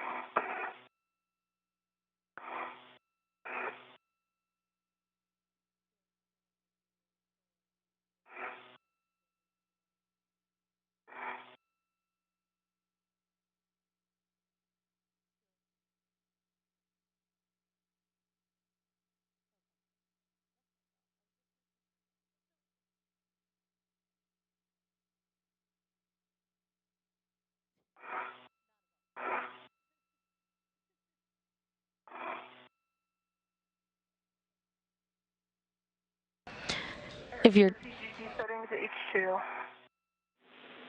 Okay, for the... If you're just joining us, we're 5 hours and 10 minutes into today's EVA or spacewalk. NASA astronauts Kayla, Barron, and Chari have completed successfully a 3A modification kit and have also done some tiebacks for some battery charge discharge units to support robotic replacement and relocation. Being ahead of schedule, the crew decided to get started on some get-ahead tasks. They are currently 3 first, correct. They are currently braking and resetting torque to bolts on the ORU, or orbital replacement units, on the integrated electronics assembly.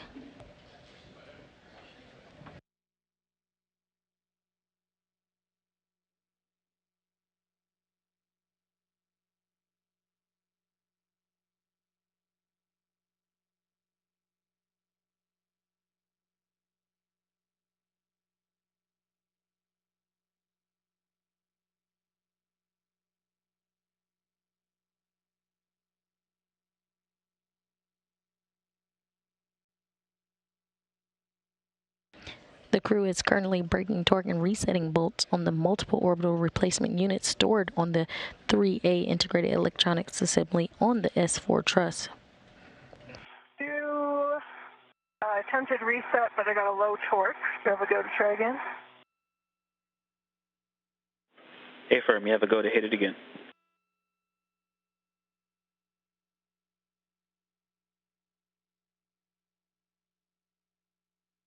This is the first of multiple get-aheads for the duo, if time permits. Green light, half a turn, 8.2. Green light, half a turn, 8.2 on H2. All right, and now we're going to move to H1, same PGT settings.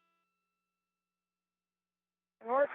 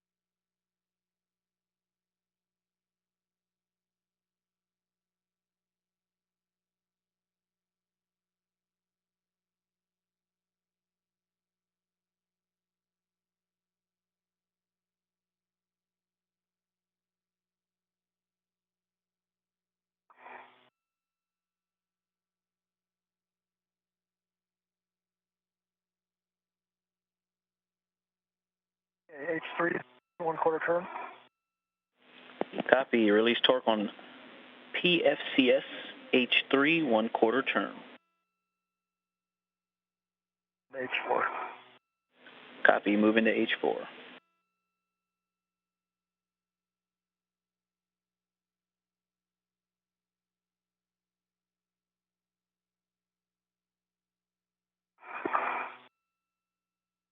All right, one more body position here, and if I don't get it on, I will go grab that scoop. Okay, we copy, Kayla. No rush.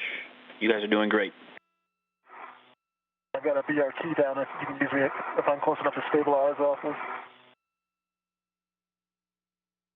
my leg or arm or something.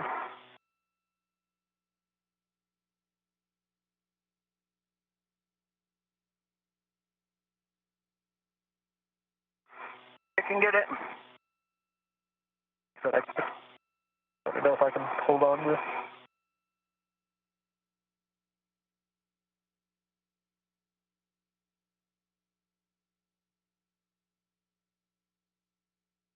Awkward about, just to know where you is so high.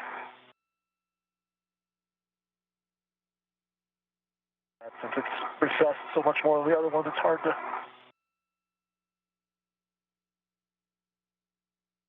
All right, green light, about a half a turn, 8.3.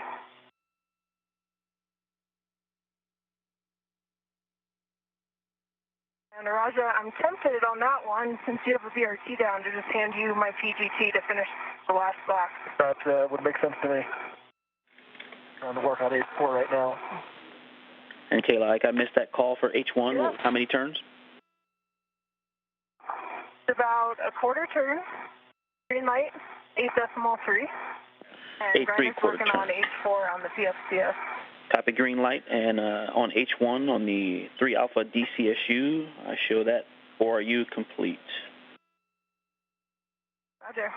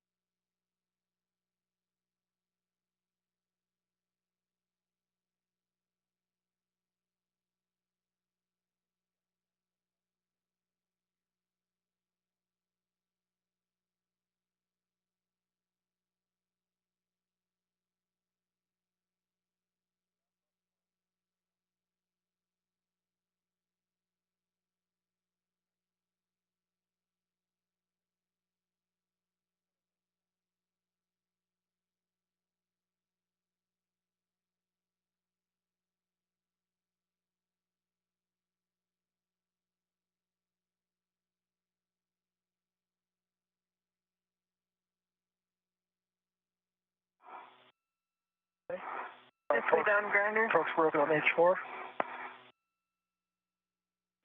Turn. Copy. Was that a quarter turn on H4? A half turn on H4. Copy. Half turn, torque broken on H4. And then, Kayla, we're going to reset torque on H4 and then H3 on the PFCS. I've got PGT settings. I'm going to take her PGT and do it since I'm already here. Go ahead. Okay, copy that. It's the same PGT settings, Alpha 6, clock 2, and you're going to start with H4. The Alpha 6, clock 2, H4.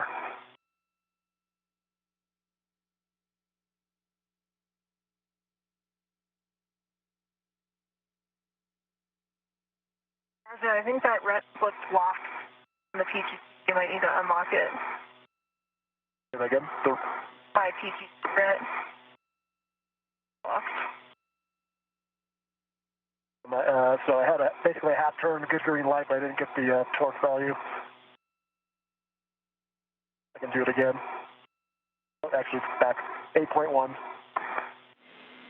Copy 8.1, green light. And how many turns on H4? Am I thought it was about a half, but the PG is. Copy a half. 4. Good, H4. And you have a go to torque, H3. There you go, H3.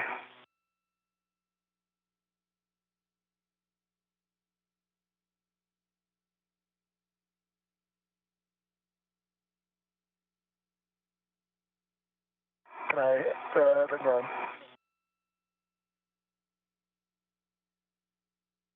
Didn't understand you, Garner. Yeah, I was going to say something, but you can't actually see what I'm. Okay. I'm on. H3. 10 seconds to a handover. H3, point, half a turn, green light, 8.3. GC's coming back to you. Half a turn, green light, 8.3 on H3.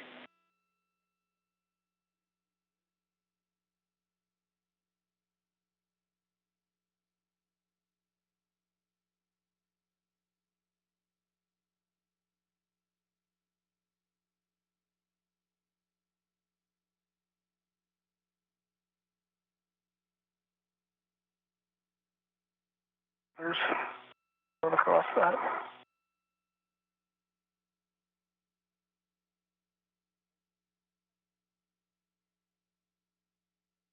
Currently in a loss of signal. We should get views of the EVA back shortly. You're currently seeing live views of the International Space Station Flight Control Room. Okay. I'll just take it slow. You're currently... Going across that assertive handrails. How do you feel about the 1 Alpha task? Okay. I think we have a flow. I'm happy to try it. Actually, I'll take a glove, hat, gauntlet, and safer check from both of you, and then we'll talk big picture.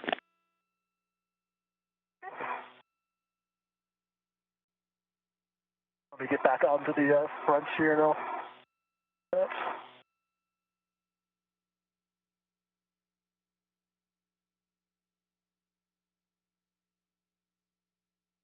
You're watching live coverage of the 247th Spacewalk. With the exception of changes and some smudges. And my gauntlets are down, half is dry. If I'm kicking you, Kayla. You're good. You're good. On the corner here. Copy checks for EV1.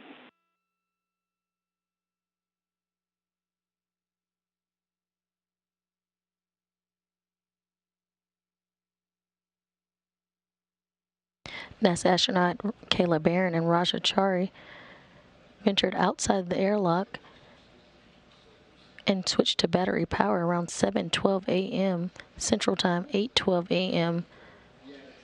Eastern Time. Doesn't look like any significant change I can see. Hat is dry, and my gauntlets are still down. Copy. Good glove, hat, and gauntlets, and then safer handles for both of you, please. The duo ventured to the 3A work site where they successfully completed a modification kit for future IROSA upgrades or ISS rollout solar array upgrades. Well, your trash bag's blocking it a little bit. I'll reach back there again. It looks like it was down at the bottom half, but I didn't see the top half. Yep, no problem. Let me reposition here, and I'll reach back there and check it.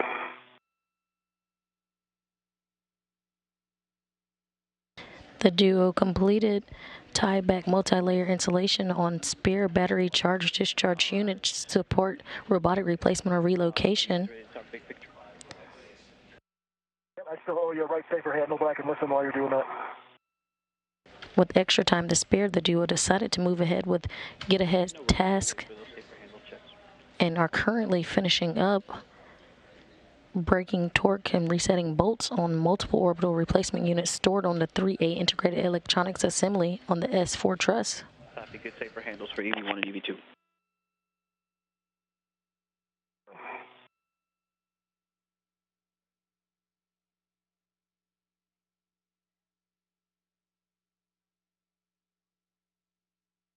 Ready for your words when you're ready, Ike.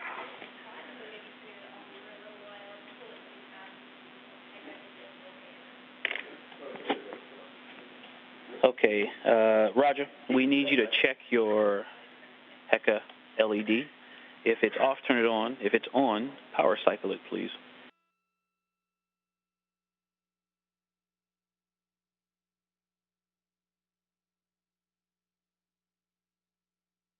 Looks like it was off and it's now on. Same for WDS is off again. At least no, actually, that's what is on. Okay, copy. Thank you for turning those both on. Both are on.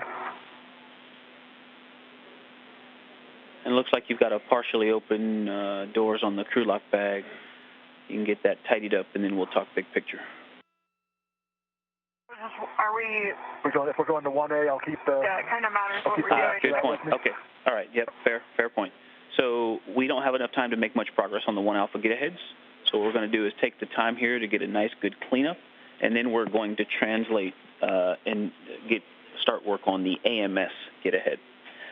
That'll still leave us some time to, we've got to do a test inspection on the way back to the airlock, and potentially we'll be able to get the airlock pit pin inspection and or imagery on the way in. What do you guys think of that? Sounds great to us.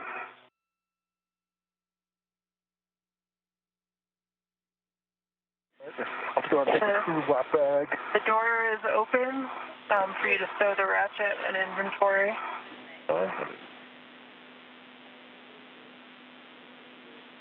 You can lift up the strut? I get it. Or yeah, if you want to pick that up, you can.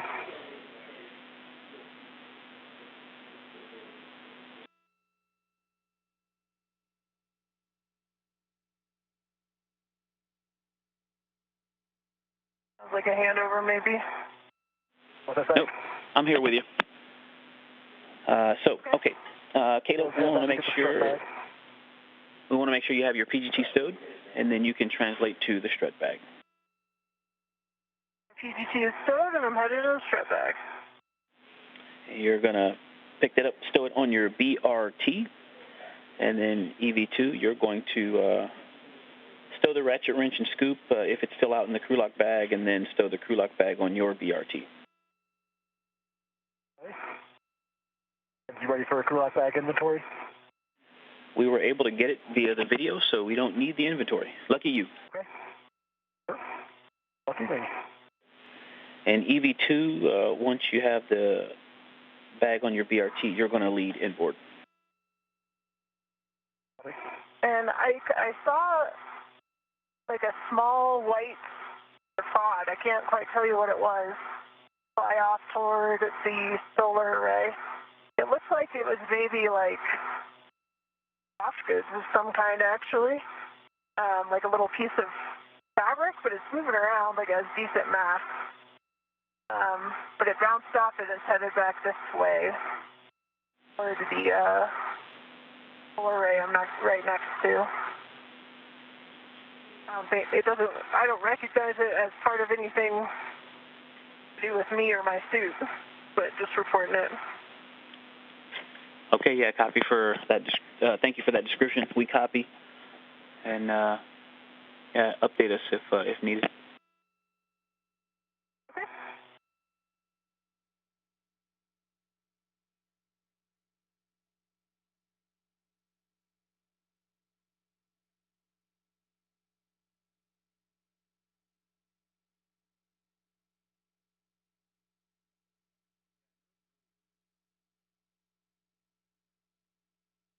5 hours and 27 minutes into this EVA, or spacewalk, the ground here in Mission Control has decided the duo will not do the breaking of torque and resetting bolts on the 1A integrated electronics assembly, but instead they will translate to the alpha magnetic spectrometer for patch panel access evaluation.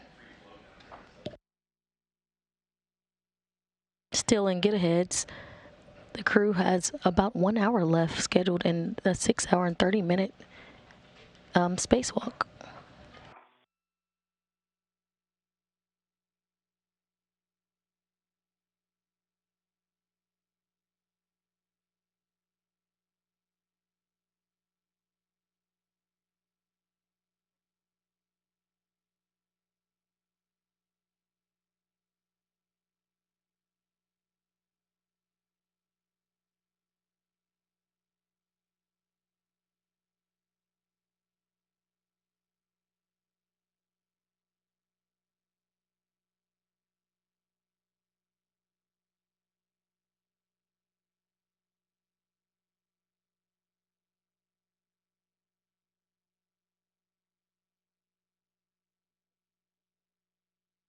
If you want to look, Raja, pretty epic views right now. Pretty cool. You got a few pics of you earlier. All right, I got my BRT right to the crew lock bag. That's right.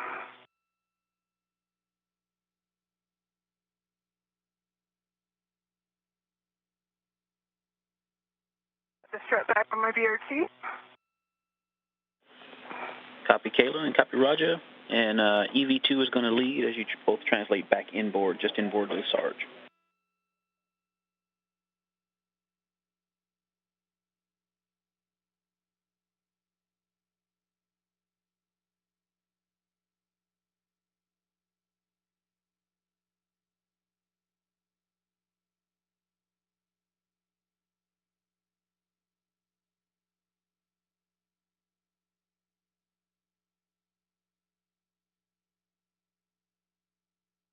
Ready when you are, Raja. All right. No rush. Up here.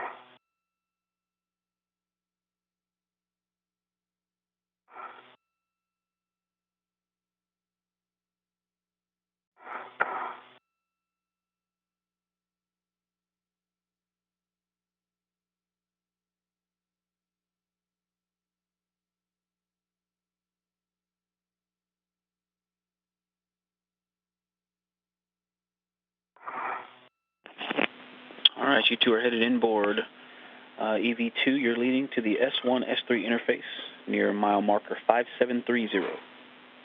And you can both leave your green hooks in place. We leave our green hooks in place.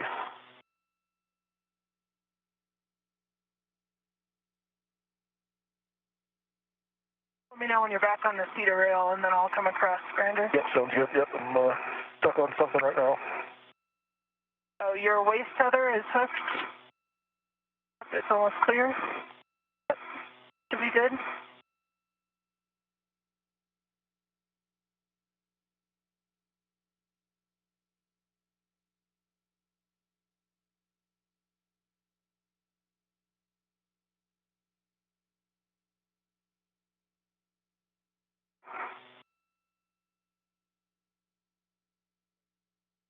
I'm on the seat of handrail. And passing my green hook. Okay, and once you're both back inboard of the Sarge, you can find a place to temp stow your bags. And which mile marker did you say I'm looking for? 5730. Okay. Is that an okay place to stow the bag as well? A-firm. Yep, we're going to head over toward AMS from here. And so both of you find a place to temp stow those bags. And then Kayla is going to translate to the S3 truss beam. Now 5 hours and 32 minutes into today's spacewalk, recapping some of the milestones. At 7:12 a.m. Central Time, 8:12 a.m. Eastern Time, NASA astronauts Kayla, Barron, and Chari turned their suits on to battery power, marking the official start of today's spacewalk. They then translated to the starboard fortress worksite where they successfully installed a 3A modification kit for future IROSA or ISS rollout solar array upgrades. They then completed multi-layer insulation tiebacks and began to work on get-aheads at the 3A integrated electronics assembly. They completed this task and now are translating to the AMS or alpha magnetic spectrometer for patch panel access evaluations. Near 5370 is where you temp stow the crew lock bag.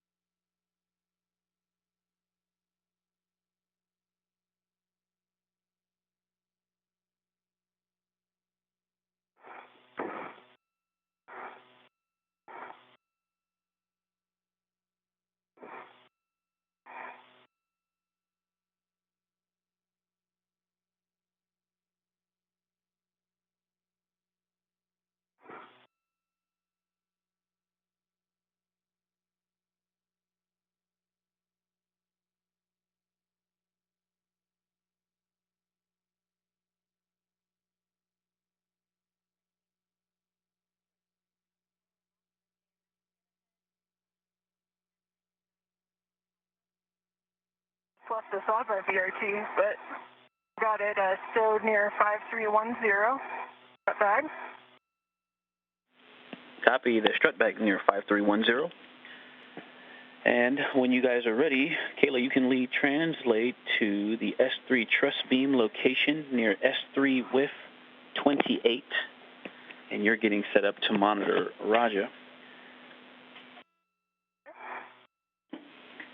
Okay, and a warning and a caution. I'm going to have to push those bags toward you before I go Zenith, just to have room. Get up there, and then you can push them back to get them out of your way. No problem. Okay. And warning, entrapment hazard. We're going up toward a confined space under the forward AMS radiator. So just be careful. And then also avoid contact with the ACC cable and tracker flat cables inside the AMS work site. And if you don't have a picture of that in your cuff, I can talk you on once we get up there.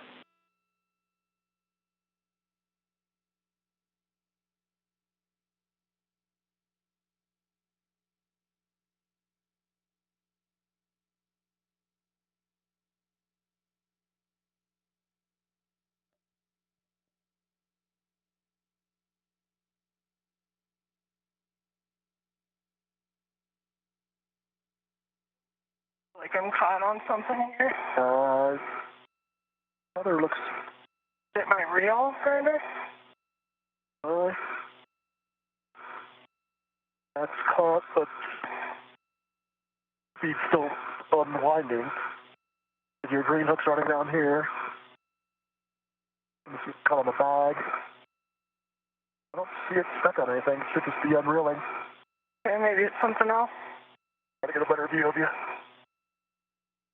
I don't see anything, but still pretty hard resistance as I try to turn the corner. You come back towards your head and look.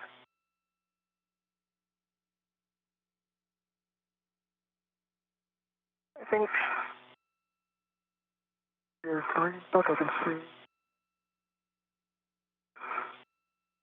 I think I got by it, Raja. Okay, actually, maybe it's a PPT on ELC too.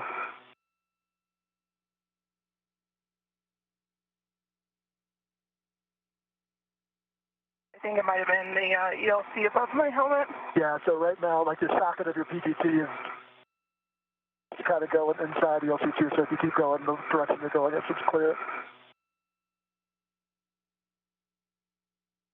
Again, the crew has completed braking/resetting torque on the 3A orbital replacement units and is transitioning to the AMS, or the Alpha Magnetic Spectrometer patch panel fit check task.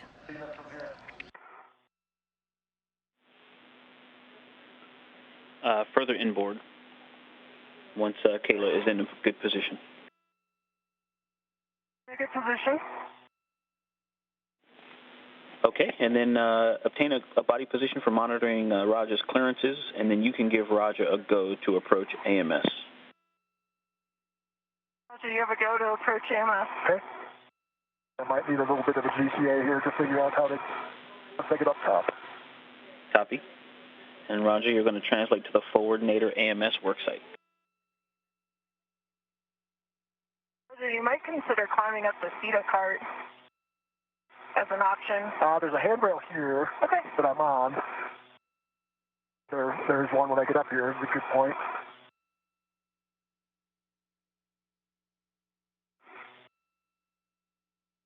I guess we'll have to use that I-beam. So, yep, you're probably right, but I can get over to that from here. Your time.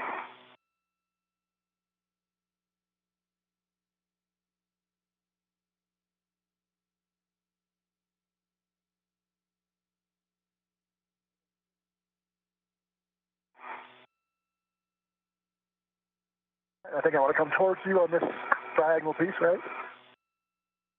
Yep, and then there's a small handrail after you cross the next gap. And try to slow your rate a little. Okay. And nice job, both of you. And we're going to hold before we ingress the AMS worksite, so we're going to hold here shortly. Let me get a local down. I rotate so I'm facing port position? Yes. Okay. Only if I stop rotating at any point. Your helmet just barely kissing the MLI. You're good.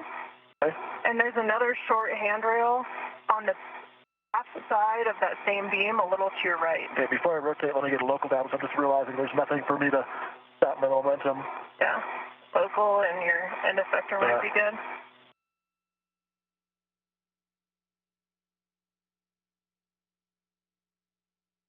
And watch your plus Okay. as you, As I rotate? if your feet kick up, your plus, the back of your plus is safer to contact the bottom of AMS. You keep your feet down.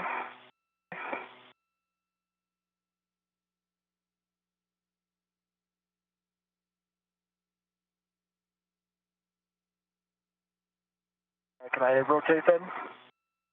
I wanted us to stand by, I think. All right, I'll stay here. Hey, firm, we're going to hold here. Thank you.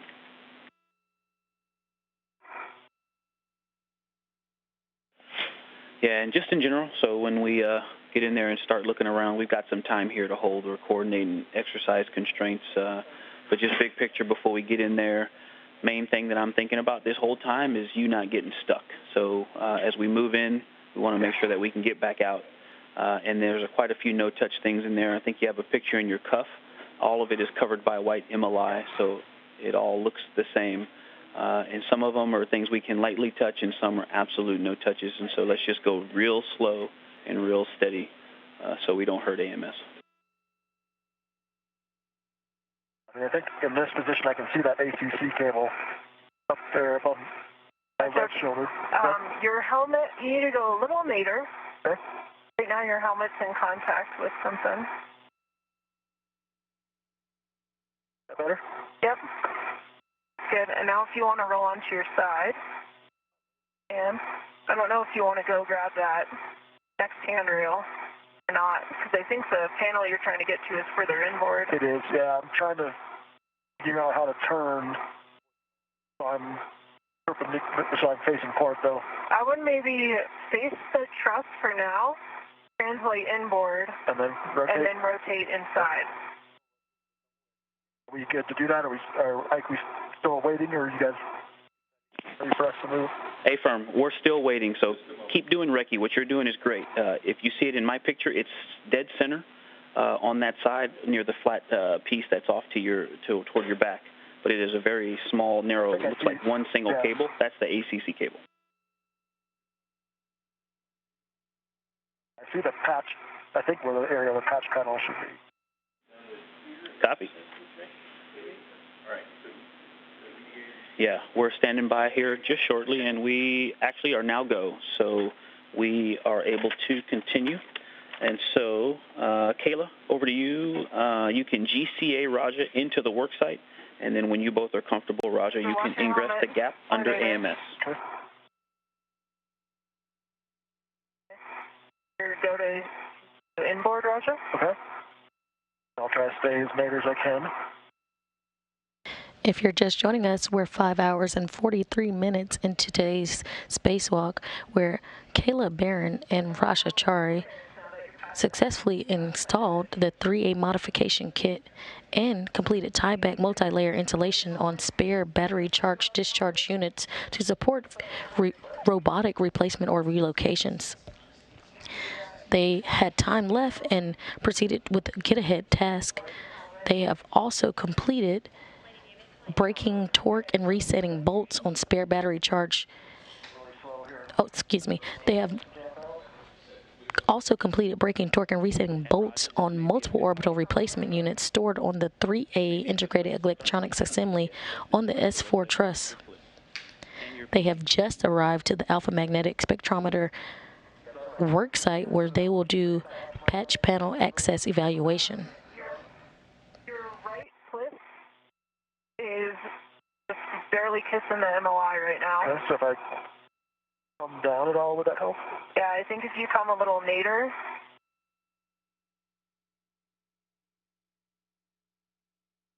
Anything to react against, unfortunately. So.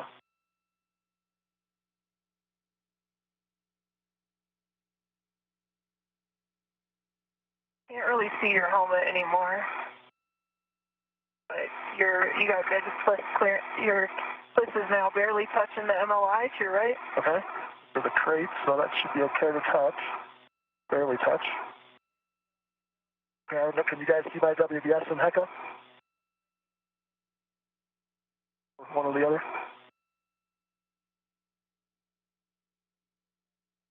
That's your head.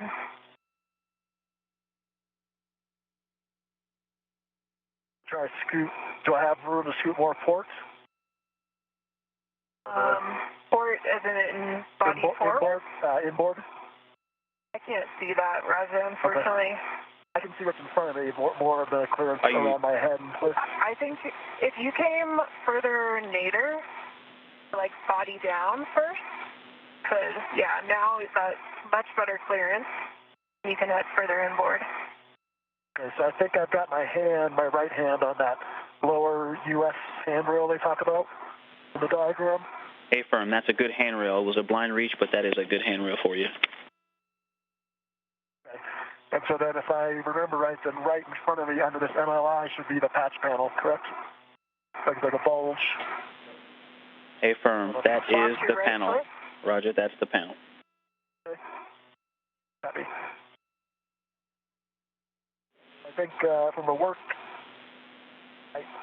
biggest issue is I have no, I'm kind of wedged in here, and to get down.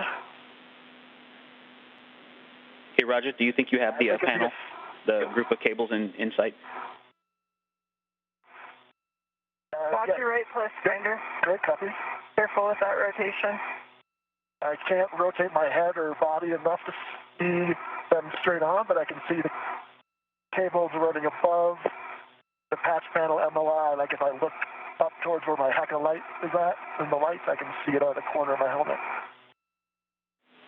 Okay, so it will be a pretty challenging reach from here, and it's also pretty tough to see, but you can see them. And like Kayla says, let's watch the rotations, but I'm gonna ask you some questions. I don't need you to move around much, and just give me an assessment from where you are. And Kayla, you own clearances, and keep us safe. So the first question, if you're ready, Roger. Roger, your right twist is just barely touching the MLI, so do not rotate any further forward. Copy. I'm trying to back. Okay, I'll just stay here until I answer the question. Okay. Go ahead, Ike. Perfect. Yep, keep that coming, Kayla. First question, Roger. Can you reach the entire perimeter of the data patch panel? I can back out more, yes.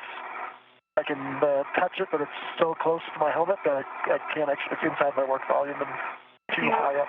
If you want to back out, you need to rotate, you need to yaw left, so like face the truss. Okay. Move a little bit, and then you can rotate back a little bit. There you go. Now you can rotate again. Okay. Stop. Up there. Okay. Okay. All right, so from this position, I can reach the flat part of the patch panel, and then there's like a bump out.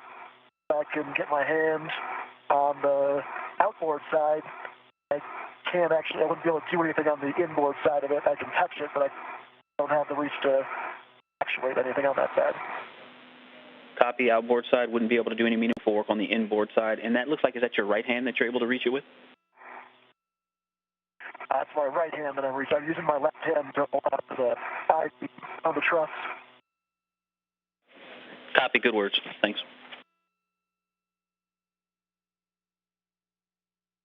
And note, when I got close enough to put my right hand on that lower U.S. handrail, that's too close then to do anything with the patch panel. Basically, my helmet is right up against the patch panel.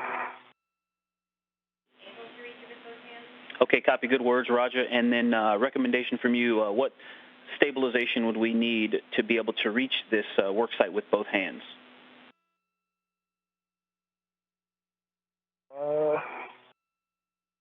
Wondering. I could probably put the BRT on the handrail behind me, this one. Yep, I agree.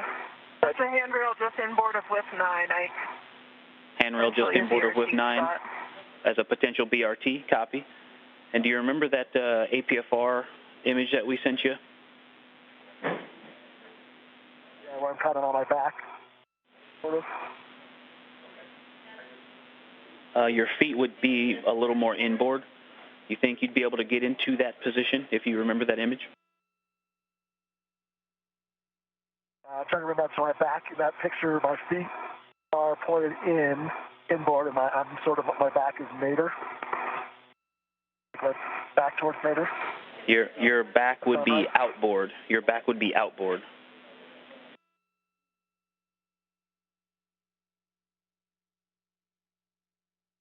Your rotation? Sorry.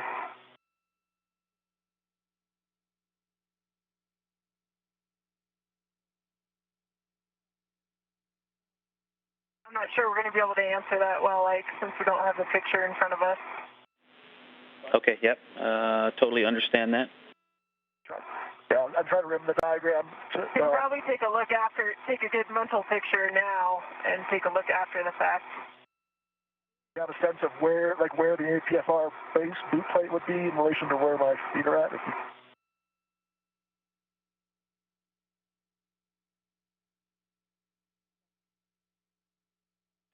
And Raja, say again, please. I'm just trying to figure out where, if you could tell me where the boot plate would be in relation to my feet, I might be able to picture it better. That's fine. Watch, don't back out any further. Okay. Copy. Separate idea is that BRT handrail that you guys recommended. Do you think that BRTing to that handrail would allow you to access the panel with both hands?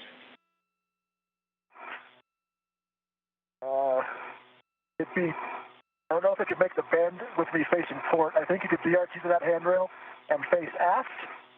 Then you'd still be stuck with really only being able to kind of get a right hand up on it. Copy. BRT, but face aft. And you said maybe not if you BRT and then try to face port. I don't think the BRT could make that bend to be there and have you facing port. There's one more. There's a handrail that is aft facing, where my local is at right now. I don't know if I can try scooting in a little bit, but I think see if I can put my BRT there and then face port. That'd be the other suggestion. Go to scoot inboard, but not outboard. Copy, scoot inboard. From this position, Kayla, can I rotate jaw right? Maybe about 10 degrees. And more if you pulled yourself further aft. Okay, stop. Okay. But this would be the handrail I'm on now, my left hand would be the other handrail you could put a BRT on. Challenge, I can see the hatch panel and I hand on it, but it's at the top of my work volume. I'm hitting the shoulder bearing, trying to reach up to it. Copy. I'm trying to be able to get the MLI off, and then it'd be hard to actuate things though at that reach. Copy. And you said it's the handrail that your left hand is on is where you're referencing? And it's I can't see the number on it, but it's aft facing. Oh, okay. I got a picture of him holding that, kind of simulating a BRT with his left arm. Makes sense. Come aft or towards you? Maybe about a foot. To get out, Raja, because of the bump out over here, you're going to need to face the truss more. Okay. And then go a little bit nadir. From this position, I could BRT. I could get both hands on it. It's right at the limit of reach, both up and okay. EV1, EV2, away from my body. Stand by for me. Stand by. We're going to have you pause. We're going to come up with another plan of attack here and have you assess something else for us. Just stay where you are. Okay. You phone, Raja? Fine. Hang it out.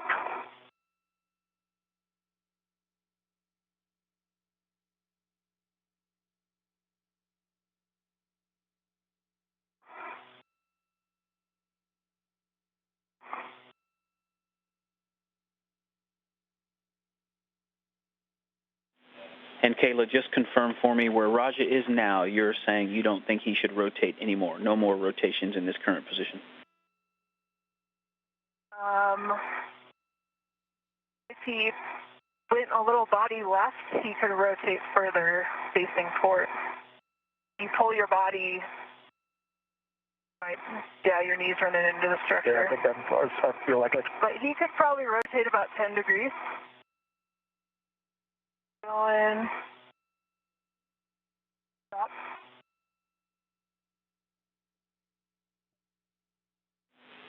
Okay, copy. Thank you. We're about 3 minutes to sunset. Just FYI, sounds like I'm only getting count in my left ear, so I'm not getting stereo, but I'm still hearing both of you fine. Only in one ear. Roger. Okay, copy that. Only comm in one ear, EV2. Correct. The left ear, the right ear, I'm not hearing anything anymore.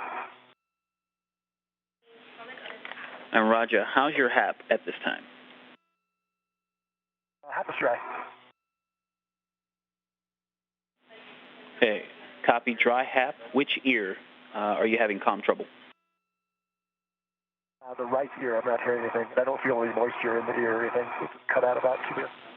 Copy, no comm in the right ear. No comm in the right ear. And a dry HAP.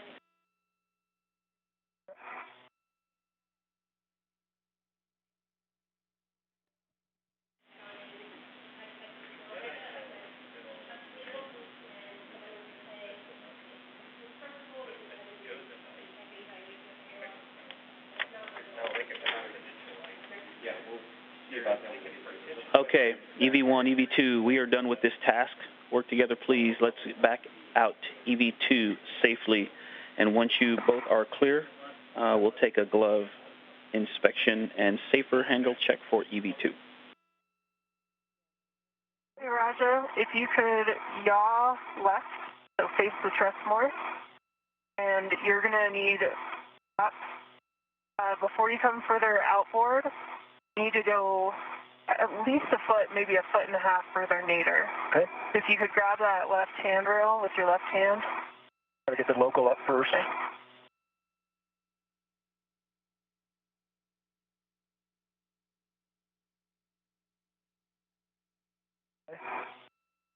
Now you're good to continue outboard.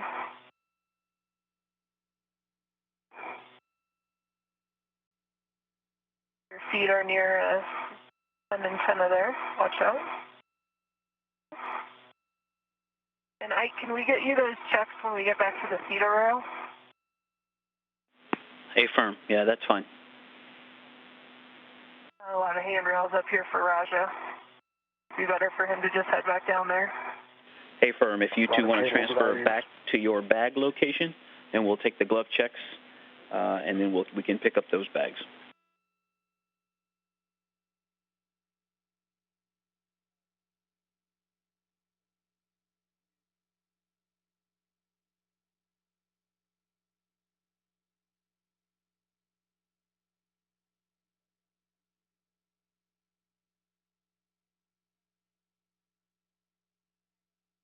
At the top of the carts.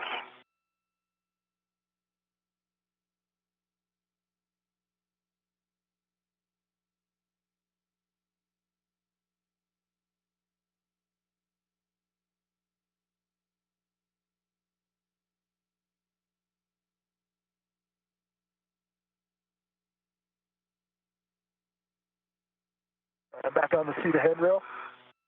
And moving down, Kayla.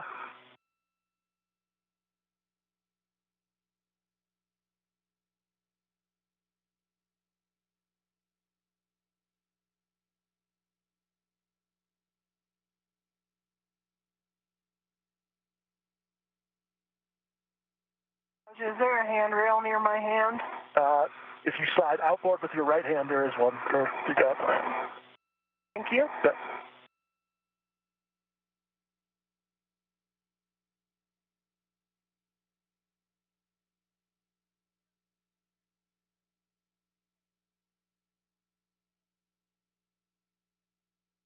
Raja, could you head inboard just like a foot? Yeah, absolutely. Till I get down?